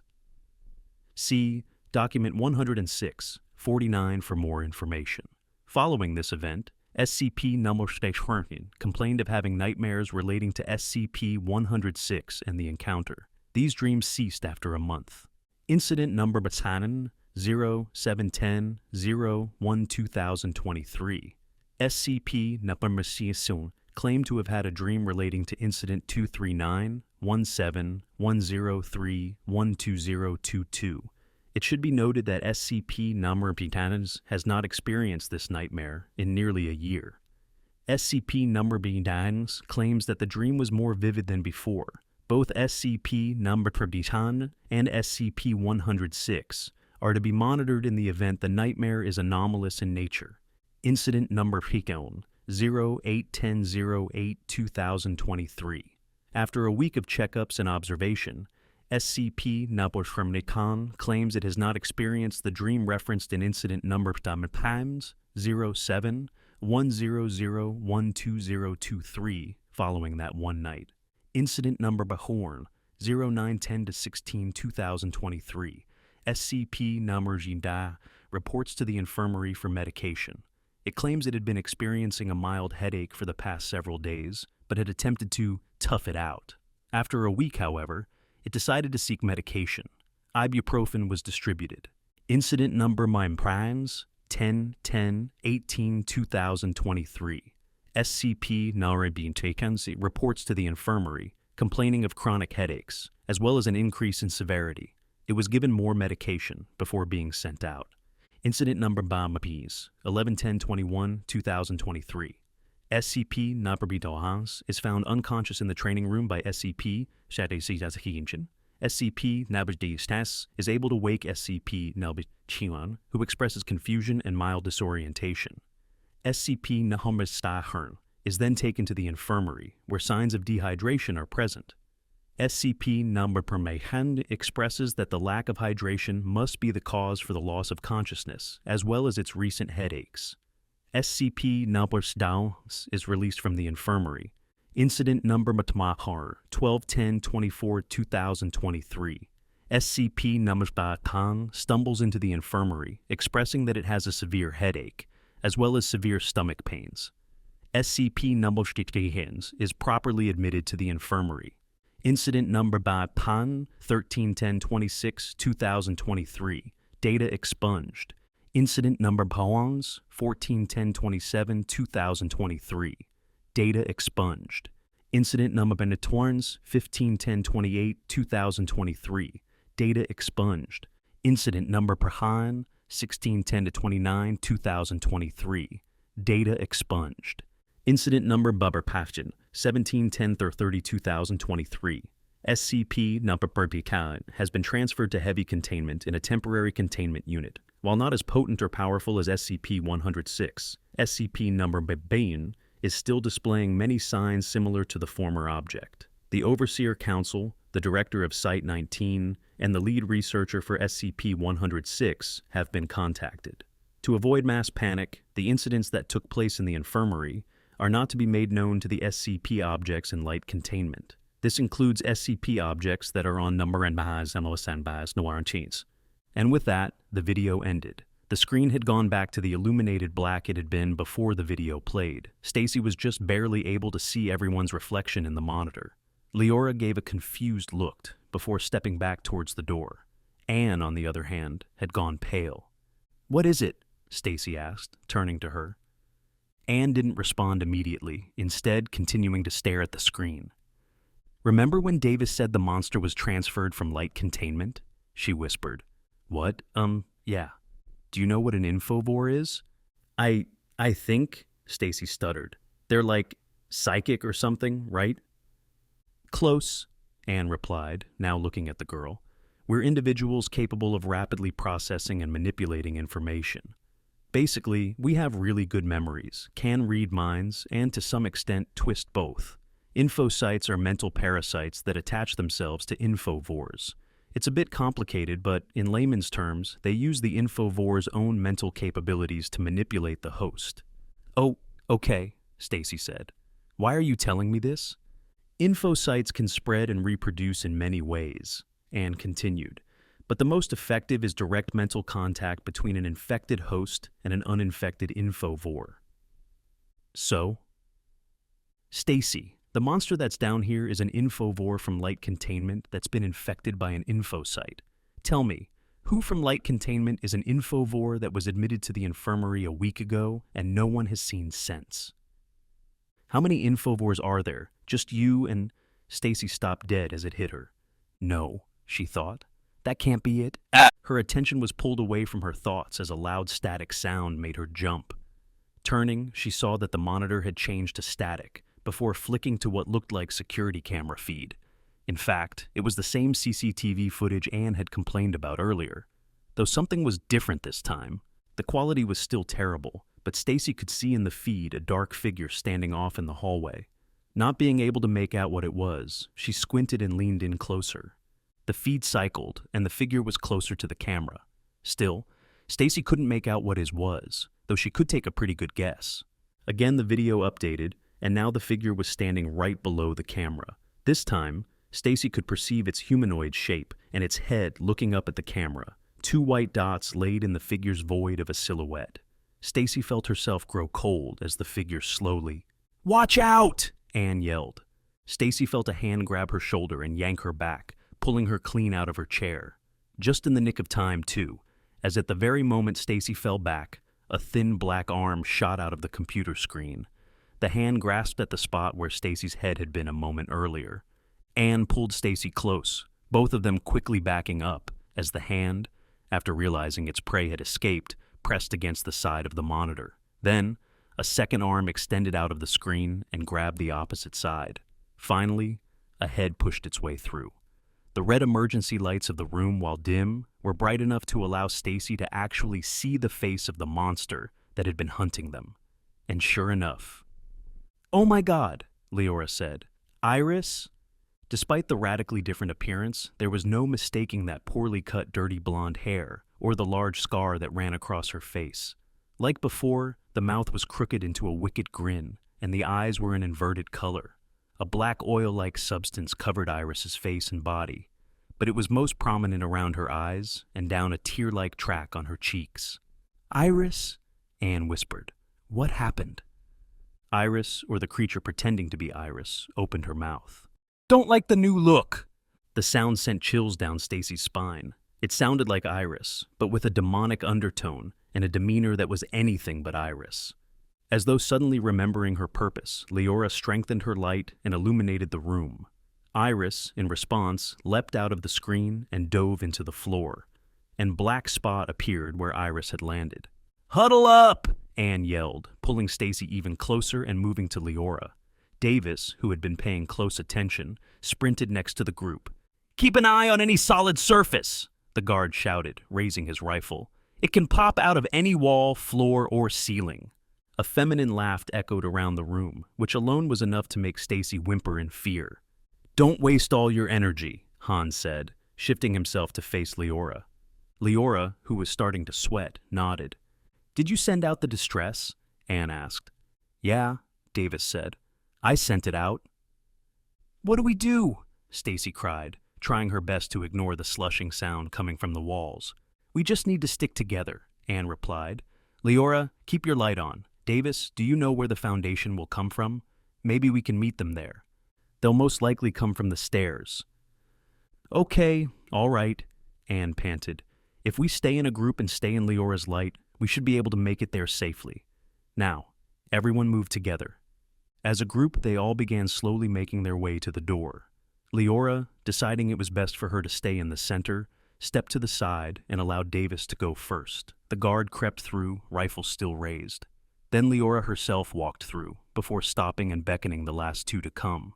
Stacy let out a shaky breath as she walked through the door, stopping next to Leora. Anne, with Han on her shoulder, followed. "Okay, we'll form a triangle. Leora, you stay in the middle and cover as much space with light as you can without getting tired. Davis, you lead the way. Me and Stacy will follow side by side." Anne looked down at Stacy. "Okay?" She nodded. "All right," Anne finished as everyone got into their positions. "Stay close, stay in the light." Turning, Anne motioned for everyone to start moving. And everyone did. Except Stacy. As the group took their first steps forward, Stacy found she wasn't able to raise her feet from the ground. Looking down, her eyes widened as she saw herself ankle deep and sinking into a small pool of the black liquid. "Wait!" Stacy yelled. Everyone, but most importantly Leora, stopped. But it had been just enough. The immediate light around Stacy been just dim enough to allow Iris to pounce, something Stacy realized as a pair of black arms wrapped around her body. "Gotcha!" Iris said in a malevolent playfulness. Stacy screamed as she felt herself get dragged back. A mild burning sensation covered the lower half of her body as she began to be pulled into the wall. "Stacy!" Anne and Leora yelled, both leaping into action. Anne was the first to reach Stacy, grabbing her by the arms and pulling. It slowed Stacy down, but still she crept into the black mass that had formed on the wall. Leora and Davis quickly arrived, both grabbing onto the back of Anne and aiding her in pulling Stacy. With now 3 people pulling, Stacy felt herself stop completely. "Don't let go!" she cried, her vision blurring from tears that had formed in her eyes. "We won't," Leora replied. She was only able to pull using one hand, as the other was used to maintain a ball of light. Stacy could feel the force at her legs, pulling her in. But she also felt the immense effort by Anne, Leora, and Davis, keeping her from being pulled in. After a few moments of struggling, Stacy felt herself actually begin to be pulled out.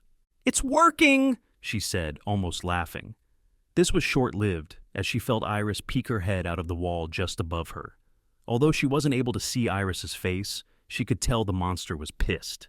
"Anne," Iris growled, "let go." Anne looked up at Iris, and for a moment a shimmer appeared in her eyes. Then, a look of absolute horror appeared on her face as she became bone white. A moment later, Anne let go entirely. Stacy let out a scream as she shot into the wall, but it was quickly cut off as everything went black. A slight pain ran up Leora's body as she fell back on her ass. For a moment, a sense of relief swelled in her as she assumed they had successfully pulled Stacy back. Perhaps Iris had given up the fight after a minute. However, as Leora sat up and looked around to find no Stacy, that relief soured into apprehension. "Stacy?" she said, hoping the girl was simply out of her view. "Stacy?" "She's gone," Davis said, brushing himself off. "That thing took her." "No!" Leora stood. "No!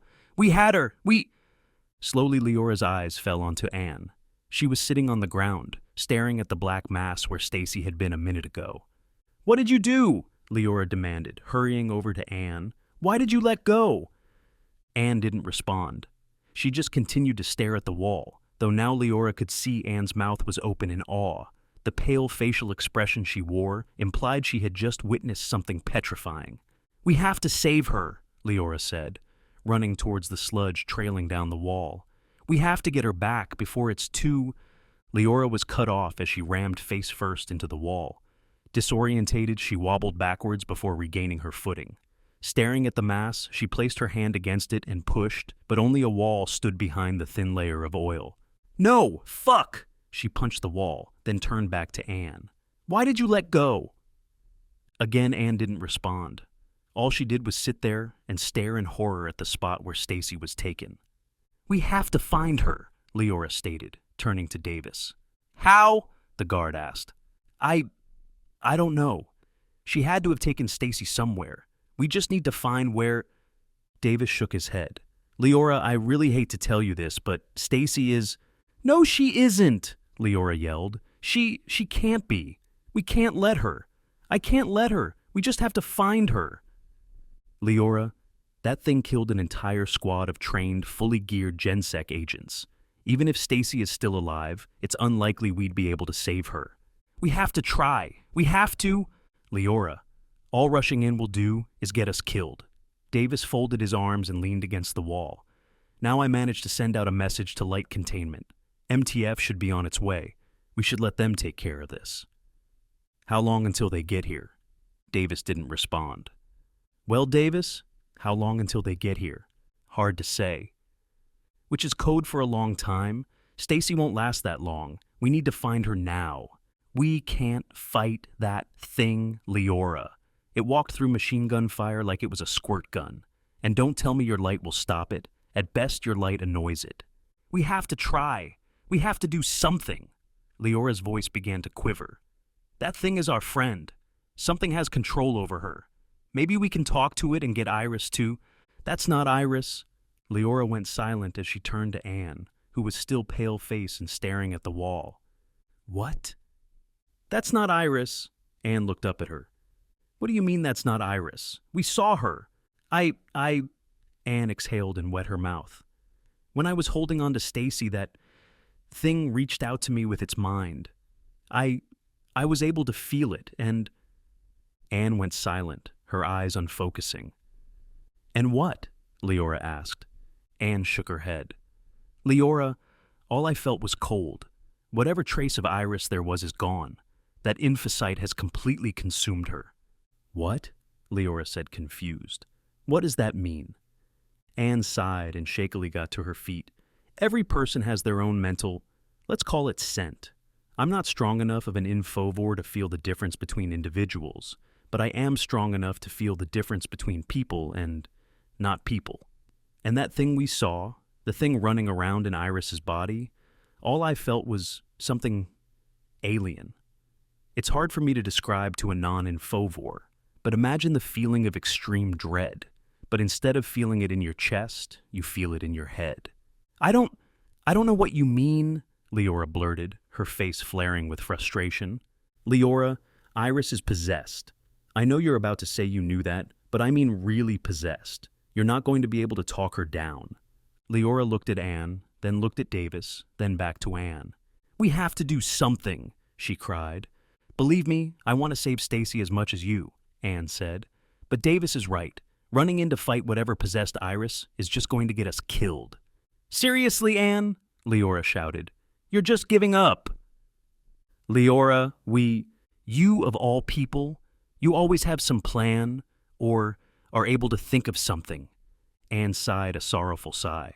I'm sorry, Leora. No, fuck you. You won't even try to help. You won't even...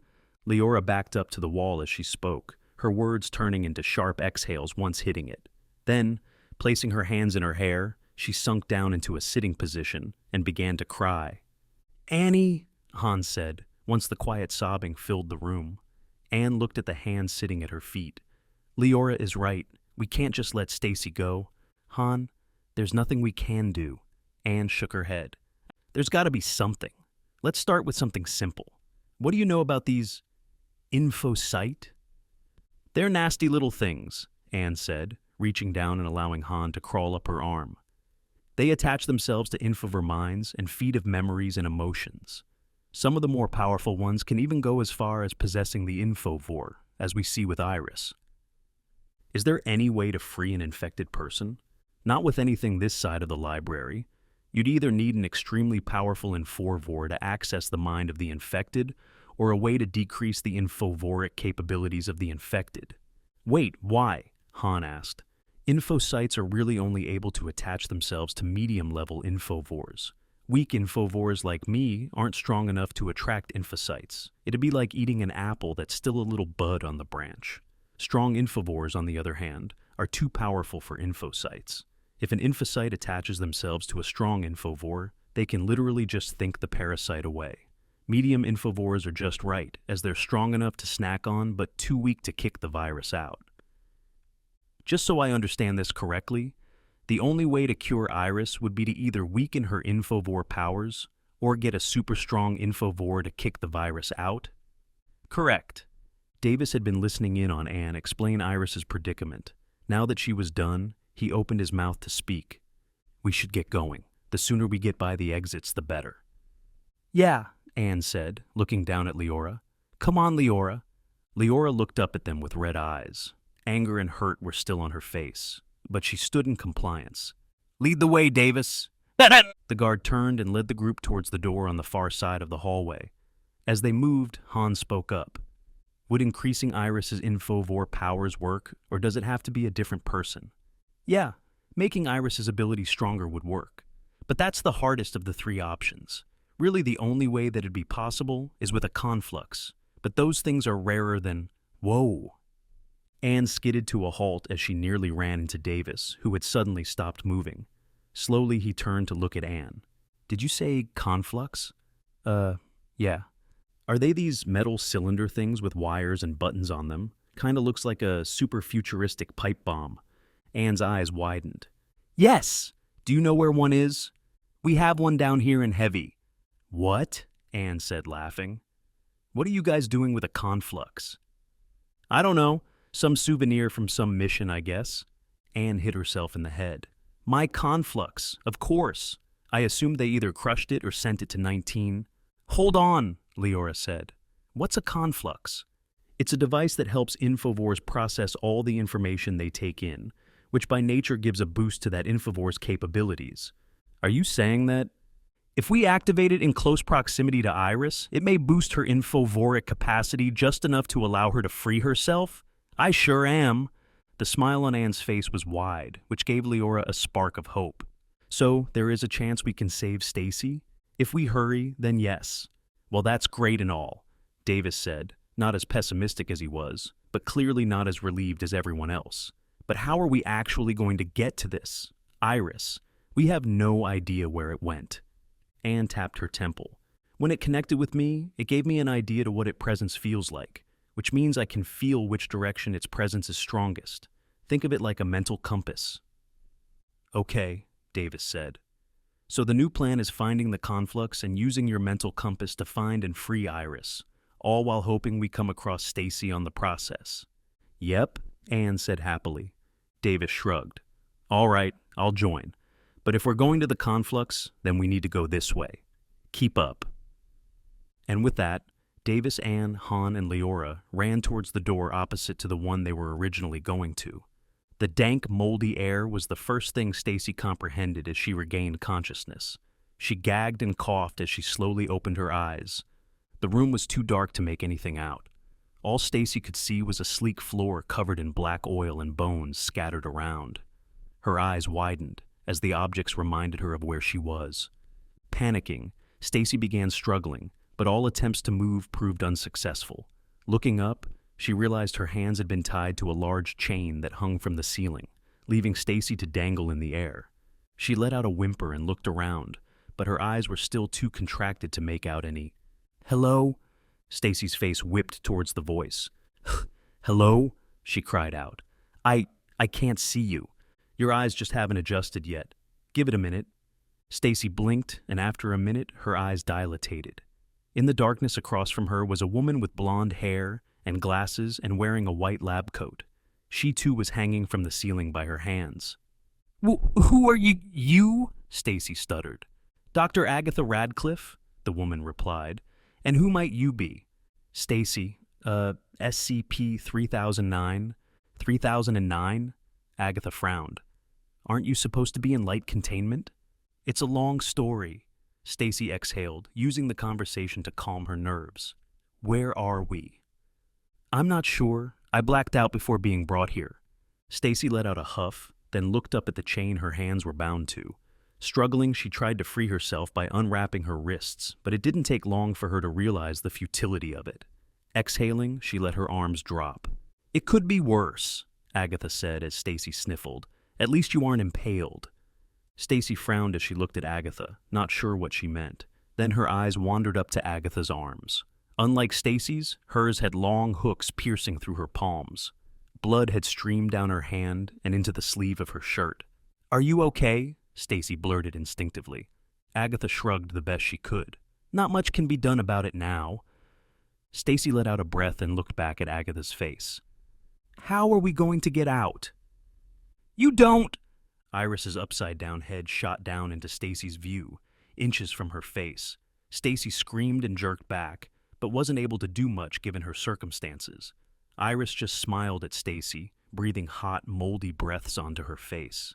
After a moment, Iris laughed, slid back upwards. Stacy watched the monster as she began crawling on the ceiling towards Agatha. Iris, Stacy stuttered, trying not to throw up. This isn't you. I know you're still... Oh, shut up, Iris snarled. The host of this body is well suppressed. Any attempts to reach them is hopeless. Now. Iris slid down the chains holding Agatha up, stopping once she was level with the doctor. Let's start with something simple. What's your name, Doctor? Agatha didn't respond, instead glaring silently at Iris. Iris, in response, laughed to herself. It's okay. I already know your name, Agatha Radcliffe, just like how I know your sister's name, Riley Radcliffe. You know, the girl who had her face torn off by an anomalous predator? Agatha's breathing began to shake as Iris spoke, which only made Iris's grin grow wider. Then, Iris grabbed the chain and swung herself around so she was behind Agatha and facing Stacy. You know, your sister might have survived if she had simply... Iris brought her hands to either side of Agatha's head, opened her eyes. Suddenly, Iris grabbed Agatha's face, pressing her fingers on Agatha's eyes. A hissing sound echoed out as Agatha cried and screamed in agony. She thrashed around, struggling against Iris's grip, but the anomaly proved far stronger than her. Iris! Stacy cried. What are you doing? Iris just stared at Stacy with those horrible eyes, her grin widening with each scream to leave Agatha's mouth. After a few moments, Iris drew her hands back. Agatha's eye sockets were hollow, being voided out.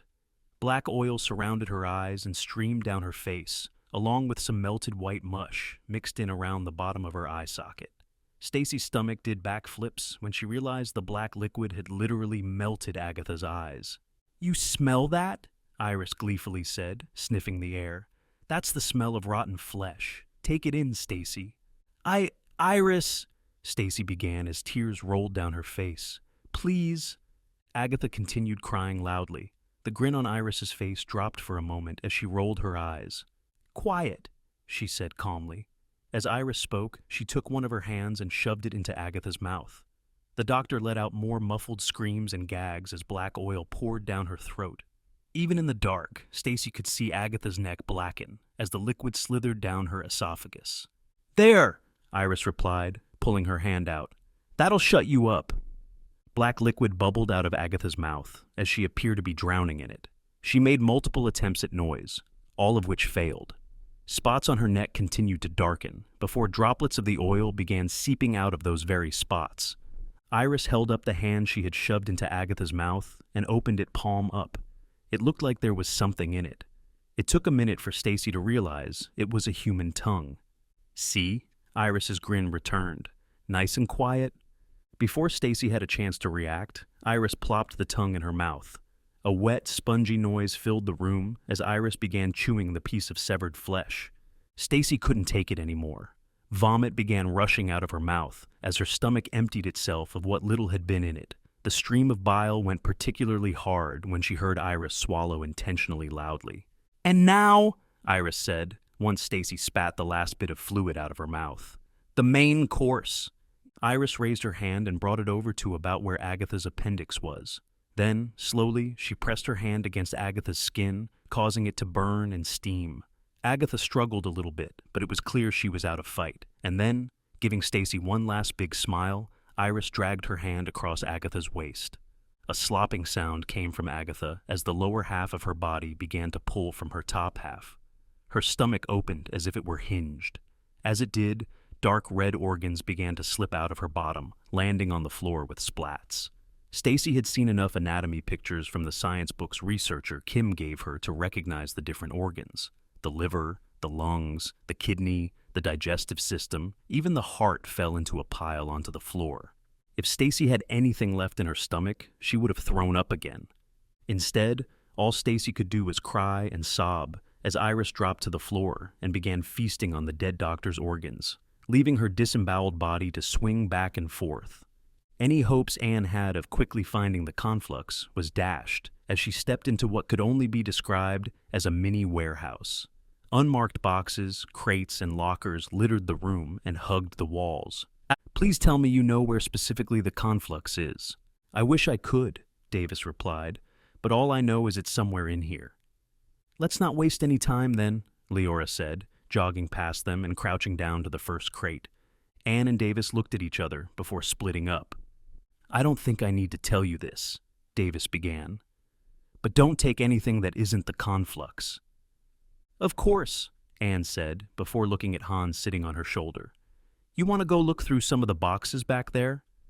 Sure thing, Han replied, jumping down and disappearing further into the room. Anne walked over to a locker and opened it.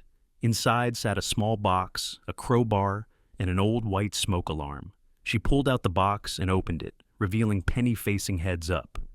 You sure this isn't just a junk closet? Anne asked, placing the box back inside the locker. Most of these are just anomalous junk that's so useless or unremarkable that it's kept in a minimal security storage room. Not sure why they'd keep that conflux thing here, if it's as advanced as you claim it is. Sidestepping left, Anne opened the next locker and looked inside. A pirate rubber duck, a blending machine, a pair of half-rimmed glasses, and a packet of chewing gum.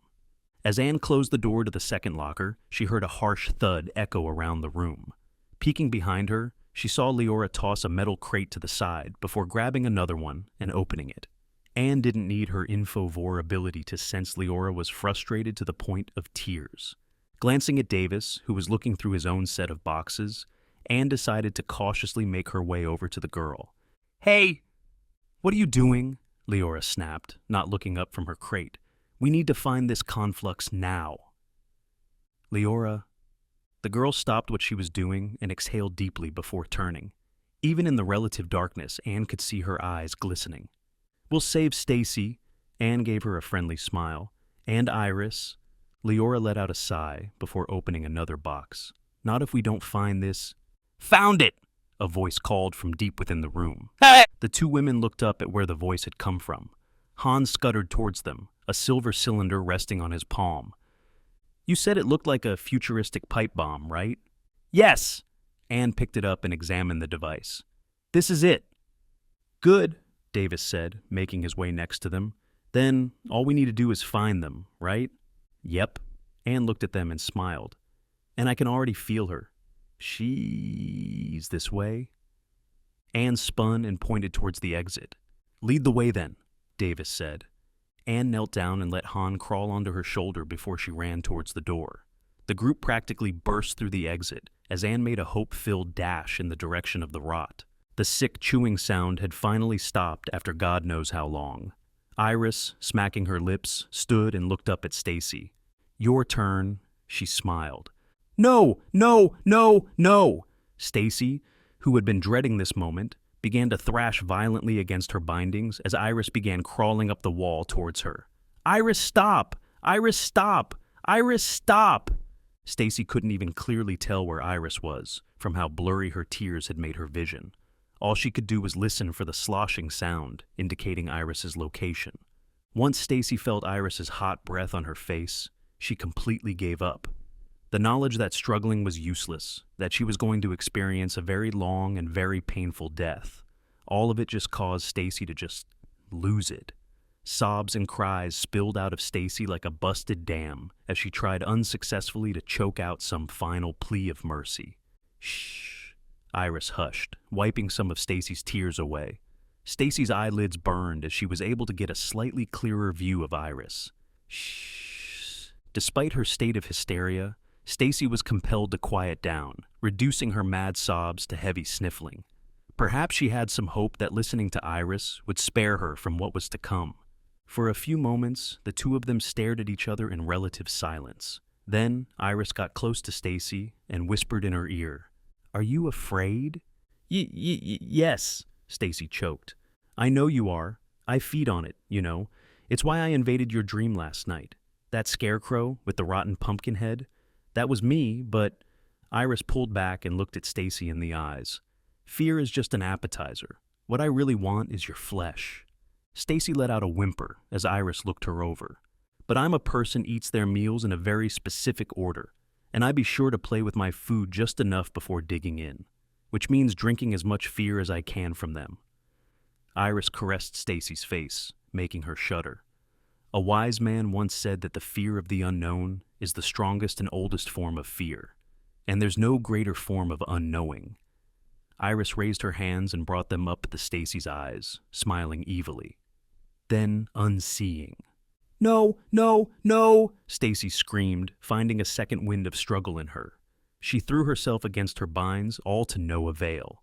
All the while, Iris began slowly closing the gap between her hands and Stacy's eyes. Before long, Stacy could feel Iris's hands on her eyelashes and eyebrows. Realizing there was nothing she could do, Stacy closed her eyes and prepared for what was to come. But that never happened. Iris's hands seemed to stop dead suddenly. At first, Stacy thought she was giving her some false hope as a final act of cruelty, but after a few moments of nothing, Stacy got curious. Slowly, Stacy opened her eyes. Iris seemed to be frozen in place. Her smile dropped into something more neutral as her head and eyes were focused on something out in the darkness. Then, after a moment, Iris turned back to Stacy, smiled, and fell down to the floor, sinking into it. "In there!" Anne yelled. "I can feel it!" Anne, who had been leading, stopped right in front of the metal door. It would need a key card to open. Davis, the one who actually had the key card, ran in front of Anne and quickly slid it into the side console. The door opened with an eerie, rustic creaking. As soon as it was wide enough, Leora ran past Anne and Davis, squeezing her way in. Everyone quickly followed her. As expected, the room was dark. Very dark. So dark that the only thing Anne could make out was Stacy hanging from the ceiling, and even then it was only because she was within the beam of light cast from the open door. Stacy, upon seeing the group, set out a sob of relief.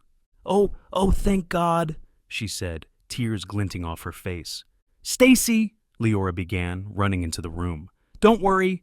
We'll get you out of here. Wait, don't! Iris is..." Just then Iris leapt out of the wall. Leora had no time to react before Iris grabbed her by the wrists and began dragging her. It was clear Leora tried to summon light, but was cut off as Iris pulled Leora's hands into a black spot on the wall. Fortunately, Leora didn't go in all the way, with only her forearms actually going into the wall. Unfortunately, Leora's forearms were stuck in the wall. "My hands!" Leora cried, struggling to free herself. I can't summon light."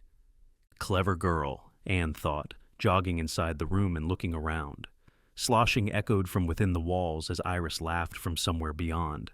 Anne didn't need to feel the rot's presence to know Iris was somewhere in the walls. "Davis, help Leora out," Anne commanded. "Han, see if you help get Stacy loose." "On it," the hand said, jumping from her shoulder and scuttling across the room.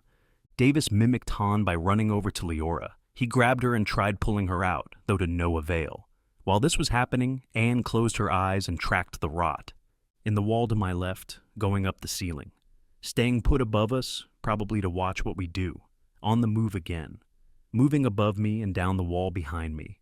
Behind me. The hairs on Anne's back stood as she felt Iris step out of the wall. "There you are." Anne turned just in time to see Iris slink out of the black mass. A look of surprise came over her face, clearly not expecting Anne to know where she was. Anne took the opportunity to pull out the conflux and activate it. Stagnation. That was the only word Iris could describe her situation. She couldn't see or hear or feel or move anything. She was stuck in a void of total nothingness, her mind only barely comprehending her existence. If she had the ability to, she'd feel that she had been slowly drifting in this limbo for days, but she couldn't, as her mind was incapable of understanding such a thing. At least, it had been. Then, out of nowhere, Iris suddenly became self-aware of her existence. It wasn't much at first, with Iris only becoming aware that she was. Slowly, though, more and more trickled into her mind as feeling crept into her conscious. After a while, Iris became aware enough to know that something was wrong. This existence, floating in a feelingless void, was wrong. She didn't know how or why. All she knew was that she needed to get out. So, summoning what strength she could, she pushed herself forward. Iris wasn't sure how, as she had no limbs or body, but somehow she willed her essence forward. As Iris moved through the void, she felt herself become more and more. What started as just a scattered ether of essence she knew was herself, soon manifested into a more compressed area of matter. Then, she felt her body begin to reform as sensation tingled up her arms and legs, rippling across her torso and neck and head. Iris pushed herself forward as she continually became more defined in existence. Then, she hit a barricade. For whatever reason, she suddenly found it difficult to move forward any. Not only that, but she could tell that the barricade was from outside this realm's existence. Something foreign. Not allowing this to stop her, Iris built up what strength she could and proceeded to force herself through the barricade. Pushing through the void had proved difficult enough, but the barricade was something else entirely. Eventually, though, Iris felt herself begin to phase through. First, Iris pushed with her newly defined arms through the barricade. Then she followed with her entire body. The barricade seemed to elasticate around her, as though it were made of a flexible yet impenetrable rubber. And then there was a snap, and Iris fell through the barricade and landed on the ground. Her senses and awareness slammed into her like a tidal wave the second she passed the barricade. She suddenly could feel every inch, every atom of her body with stark clarity. With her ability to feel and move regained, Iris tried to stand, but she couldn't. Moving through that void had left her physically exhausted. She was also mentally exhausted, though she couldn't quite remember why. Regardless, all Iris could muster was a small toss of her body, allowing her to roll over and gaze up at where she had just broken out of. In front of her was a large, black, semi-fluid mass. Iris couldn't put to words what she was looking at, though the best she could describe it was gelatinous mountains that waved inside of itself. At first, the mass was relatively still, with the only movement coming from within the body. Then, it began to tremble and shake as a deep moaning sound bellowed out of it. Somehow, Iris knew her escape was what had caused the disturbance. The side of the gelatin began to shift and morph, turning into a massive face of an old man. Its piercing white eye contrasted against the empty void of its facial features. A chill ran down Iris's spine as the face opened its mouth, revealing several appendages snaking towards her. Iris knew it would try to drag her back in, to pull her back into that void of unawareness. And yet, no matter what she tried, she couldn't move. She was simply too weak physically and mentally. She barely had the physical capacity to lift her finger, let alone fight or flight from the tentacles closing in on her. Understanding what was about to happen, Iris laid her head down and closed her eyes, preparing to be dragged back into the state of limbo she had been in. But as soon as she had surrendered herself to the mass, a voice spoke in her ear. "Well, now isn't this a surprise?" A high-pitched screeching rang from in front of Iris. Slowly she opened her eyes to see tentacles retreating into the mass, while the face gave a pained expression. "Looks like you've got yourself into quite the pickle. Don't worry, though. Getting rid of these things is like swatting flies for me. Now I know you've got your fair share of trust issues, but I'm going to need you to trust me on this, okay?" What felt like a hand found its way into Iris's hand. She flinched as the other hand's fingers wrapped around her own. "Oh, calm down. I'm not actually touching you. This is all in your head, after all." Iris's eyes rolled to the left. Sure enough, no one was by her side despite the sensation in her hand. "Now, I'm going to give you a bit of the old brain juice, and all you have to do is think that thing away. Okay?" A second wind suddenly overcame Iris, as a good chunk of the fatigue she had been feeling drained from her like a faucet had just been opened. Granted, she was still too weak to do anything physical, but mentally she had been mostly rejuvenated. Now, look at that big mass of shit and imagine a giant boot stomping on it. Iris did. And as she did, the mass shrieked as it was flattened in the middle. "Good, now imagine crushing it like a ball of Play-Doh." Iris did. And as she did, the mass cried as it was squished horizontally. "Excellent! And now, for the finishing blow, imagine it bursting into flames and melting from the heat." Iris did. And as she did, the mass screamed as bit and pieces of it flaked off like ash. While there were no actual flames on the body, it still writhed and slowly lost bits of itself, as if it were on fire. Then, air bubbles began to form in the gelatin as though it were boiling. Loud popping echoed around Iris as these air pockets burst. The hollowed screaming continued as the mass shrunk with each air burst and each bit of ash flaking off of it. After a while, the once mountain-sized body had decayed down to barely the size of a toddler, before one last burst marked its end as it exploded into multiple pieces. And with that, the gelatin mass was gone. Iris dropped her head onto the ground and felt herself begin to fade. Wish we had more time to talk, but mind purges tend to leave people very exhausted. I doubt you'll stay conscious once returning to the good old real world. The voice in Iris's head reduced to a whisper as the feeling in her hand suddenly disappeared. Word from the wise, though. Stay away from those info sites next time. The creature parading as Iris gripped its head once Anne activated the conflux. A mixture of pain and panic covered its face as it fell to its knees. Anne, in response, took a step back from the creature. She stared at it as it let out several uncanny screeches and moans. Unlike before, Anne couldn't hear any of Iris's voice in the sounds. A thud echoed out from behind Anne, who turned to see Stacy straightening herself after just landed on her feet. "Got it," Han proclaimed, planting himself on Stacy's shoulder. Anne motioned to Stacy to stay back, who had no problem complying with the command. Near to Iris was the last place the girl wanted to be. The creature continued to thrash and cry out. As it did, black oil began dripping out of the pores in its body, causing a pool of the liquid to formulate on the ground.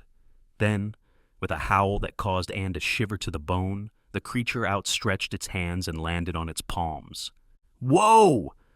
Another thud rang next to Anne, who glimpsed over to see both Leora and Davis on the ground. From the looks of it, Leora had suddenly come loose, caused both to fall. The creature let out a hacking sound as black liquid began dripping out of its mouth. Then, as if a dam had been broken, that same black oil poured out of its mouth. It vomited and vomited and vomited some more, to the point that Anne questioned if its stomach was even big enough to store that much sludge. And then, just as suddenly as it had started, it stopped. The creature had stopped spitting up black liquid, and its breathing shifted to an uneven pace. No, Anne thought, reaching out to the body before her. Not the creature. Iris. Anne could feel her. Sure enough, with trembling arms and a shaking body, Iris raised her head to look at Anne directly. The uncanny inverted eyes replaced with calm dark blue ones. Iris? Anne asked cautiously. Yeah, it's me. Iris went quiet as she looked around the room. Her eyes first landed on all the black marks on the wall, followed by over at Stacy. As though on Kay, the lights above flickered on as the stomping of several pairs of boots slowly grew from the hallway. With the lights on, the scene of the room was fully visible. Scattered around were skeletons, parts of skeletons, half-eaten corpses, and hollowed-out bodies similar to the checkpoint guard from earlier.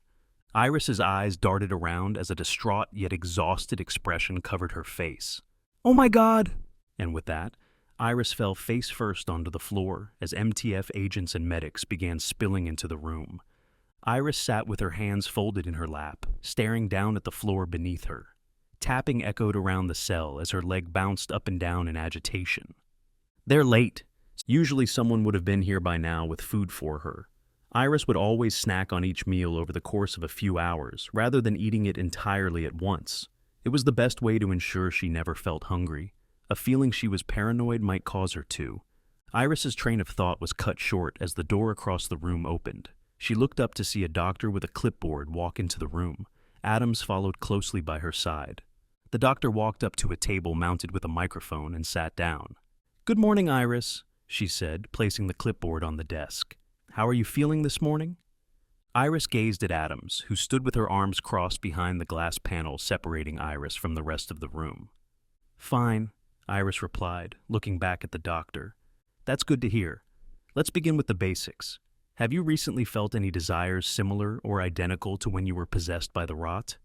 "No." "Have you experienced any memory loss in the days since recovering from the rot?" "No." "Have you experienced any dreams or hallucinations relating to SCP-106 or the rot since recovering?" Iris grimaced. Sleep was something that Iris had always had trouble finding, for one reason or another, but recently it had become impossible without the aid of medication, and the few hours she'd get of sleep were haunted by visions, her eating the organs of scientists or tearing the arms off of GenSec guards. "My dreams haven't changed since the last time we spoke," Iris replied. "We've been monitoring you while you've experienced these nightmares. No unusual brain activity or signs of rot infection.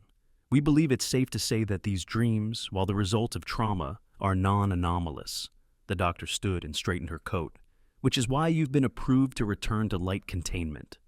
Iris's head perked up, though not out of joy. "What?" she started. No, I need to be here. I can't." "Iris," the doctor interrupted. "We've been monitoring you for almost 2 weeks. There's no sign of the rot or any form of mental or physical infection." "What if you're wrong?" Iris blurted, slightly louder than she had intended. What if it's staying hidden somewhere in my mind? You know, lulling you into a false sense of security? And then, when I'm up in light with everybody, it takes over again and Iris bowed her head. "What if I hurt more people?" "Agent Adams here has been assigned to keep a close eye on you." The doctor motioned to Adams, who hadn't moved from her position. "In the unlikely event something were to happen, she'll make sure recontainment occurs as quickly and as bloodlessly as possible. Though I will say again, I doubt this will be necessary." Iris looked over at Adams. She was wearing her usual stoic expression whenever she needed to be serious. Exhaling, the tapping increased in frequency as Iris gazed down at her feet. I don't know. There's still..." "Iris," it was Adams who spoke this time. "Come on." The tapping ceased as Iris's leg froze. She continued to blankly stare at the ground. "I could hurt people." They all stood in silence for about a minute before Iris took a deep breath and rose to her feet. As she did, the glass panel in front of her rose up.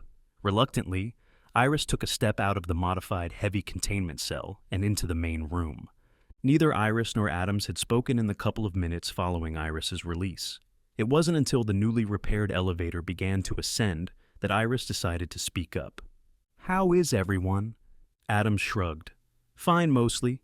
Anne and Han moved past everything pretty quickly, though that's to be expected from an ex-insurgent and the literal right hand of a murderer.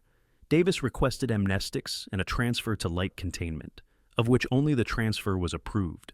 Leora acts okay, but her containment team reported her of experiencing waking nightmares. Stacy is the one who's taking it badly, though." Iris grimaced. "How badly?" "She stopped talking to people, barely eats, from what I hear, barely sleeps. Fuck, Iris said under her breath. Adams picked up on the expression despite Iris's attempts to keep it quiet. I never should have interacted with that stupid old man. Iris let out a frustrated sigh, which was followed by a moment of silence. For what it's worth, Adams said, breaking the silence, I think the doctor is right. Iris turned to Adams, not entirely sure what she meant. I don't think you have any more of that rot or infosite or 106 fragment or whatever they're calling it inside of you. I know you don't trust Foundation tech, but Anne's been pretty adamant that you're clean. And for as much as I distrust that woman, I trust her judgment on this. Oh, Iris looked forward again. Thanks. Now it was Adams's turn to look at Iris. In the corner of her eye, she could see an expression of mild surprise, which lingered for about a second before Adams faced forward again. The elevator slowed as it approached light containment. After stopping entirely, the silver doors opened to reveal the hallway. Iris froze as her eyes landed on a few skips wandering in the walkway. It's all right, Adams said, noticing Iris's tension. I'll make sure nothing happens. Iris turned to Adams, who had lifted part of her jacket to reveal her pathos suit underneath it. Exhaling, Iris faced forward and stepped out into the hall, with Adams following close beside her. Who knows about me? Iris asked. Aside from me, Anne, Han, Leora, Stacy, and appropriate 17 staff? No one. We kept it under the radar to prevent a mass panic in Light. Adams placed a hand on her chin. Oh, wait, we did tell... Adams was cut off as she and Iris nearly slammed into Jackie turning the corner. The three jumped in unison, surprised by the other's appearance. Iris! Jackie spoke first. You're here! Yeah, Iris responded, rubbing her arm. I am. The three stood in an awkward silence for a few moments. Iris didn't know what to say, and it was clear to her Jackie didn't either. Talk later, Iris said, offering an out to the silence. Yeah, Jackie responded, sidestepping past Iris. Later. And with that, the woman made her way down the hall. Iris followed her with her gaze until she rounded another corner. She was really worried about you, you know, Adams commented. Asked if she could go down to Heavy more than once. She was denied, of course, but that didn't stop her from trying. Iris stared at where Jackie had turned before continuing her walk down the hall. Another thing, Adams started, and this is probably obvious, but you're temporarily suspended from Alpha 9. I know, Iris whispered in a disappointed tone. Can't have me turning in the field. Adams sighed sympathetically. I still don't think you have any rot in you. Hell, if it was up to me, you'd be back in your MTF Blue. But Sophia doesn't want to take any chances, and neither does 10. Neither of them spoke as they made their way through the site. After a few turns, they found themselves in front of the cafeteria. Hungry? Adams asked. Iris nodded her head. The two of them were about to step into the cafeteria when Iris suddenly stopped. Wait, she said. Adams stopped and turned to her. No meat. Adams nodded. Since the incident, Iris had avoided meat at all cost. Partly because she feared it would trigger the rot from taking over again, and partly because she just couldn't bear to even look at the stuff anymore. Together, the two women walked into the room. It was only about a third full, with most anomalies having already finished their meals and leaving to do whatever they were allowed to do in the site. Iris caught a glimpse of Davis standing guard on the wall, his visor preventing her from seeing his face in any meaningful way. Iris's eyes then landed on a table on the far side of the room. Anne, Leora, Stacy, and Han were all seated at it, eating their meals. Iris stopped moving. Adams, she began, could you get my food for me? Adams followed Iris's gaze and looked at her. Yeah. Without any further acknowledgement, Iris made her way over to the group. It was fun while it lasted, Iris heard Anne say as she got closer. But how do I say this? It was really just a one-night thing, Han said, picking up where Anne had left off. I'm glad we did it, and we're still great friends, but let's just say the other half of our beds are going to be cold for a while if you get what I'm laying down. Leora frowned and opened her mouth, but stopped, as Stacy, who was the first to see Iris, jolted into a tense expression. The others quickly followed Stacy's gaze and landed their eyes on Iris. Leora gave her a small grin while Anne smiled widely. Well, well, well, Anne said happily. Look who's back from Heavy. How'd your vacation down to the basement go? Iris didn't say anything until she stopped at the table. Anne, Leora, Stacy, Han, we all need to talk. Anne's wide smile and Leora's small grin faded into something more serious. Han, who had been standing in the middle of the table, scurried over to Anne's side. Stacy just continued to stare at Iris with wide, cautious, almost frightened eyes. It was like being face to face with a baby deer. As such, Iris made sure to speak and move slowly to keep from scaring the poor girl. First, I just need to say how sorry I am for everything. Iris, it's fine, Leora said. We know it's... No, it's not fine. Iris rebutted with a tad of harshness. What I made you all go through that night was something no one should ever experience. Especially you, Stacy. A few sets of eyes looked at the girl. What happened that night was nothing short of a nightmare, and I'm sorry for making you all go through that. It wasn't you, though, Stacy whispered. The other three flinched back with surprise as Iris leaned in. What? Iris asked. Stacy cleared her throat and spoke again louder. It wasn't you, though. The girl pointed to Anne. She told us that she used her Infovore abilities to reach out to you, but she couldn't feel you. All she could feel was that thing. It had complete control over you, which means it was the one who did all those things, not you. Everyone went silent, which held for a few moments, and Iris looked the group over. That's the first time she's spoken since that night, by the way, Han said. Iris let out a sigh. Still, I feel like I should apologize. I also wanted to say thank you. Again, Anne's eyebrows raised in surprise. The side of Iris that disliked Anne flinched, reluctant at what she was about to do. But Iris was in too much of a sentimental mood to care. Thank you guys for saving me, seriously. Especially you, Anne. If it wasn't for your quick thinking with the conflux, I'd probably still be infected. Aw, shucks, Anne said, waving her hand as a hint of red appeared on her face. It's nothing. Iris grimaced a little, the sentimentality chipping a little at Anne's demeanor. Then she let out a sigh. Okay, I'm guessing you all have been told not to tell anyone about the incident, right? Yeah, Leora said. We need to keep our mouths shut. Then let's agree to never mention this again, okay? Agree, Anne said. Sure, Leora added. Stacy nodded. Already forgotten, Han quipped. Just like the night after, right, Annie? Iris blinked. What's that supposed to mean? You didn't hear, Leora said, a smile returning to her face. Anne and Han are dating. What humble and sentimental emotions Iris was harboring drained from her like a bathtub as the words hit her ears. What? She said, turning to Anne. Hey, we're dating, Anne corrected. We just made that clear like 2 seconds ago. But weren't you also just saying that you'd stay as friends with benefits?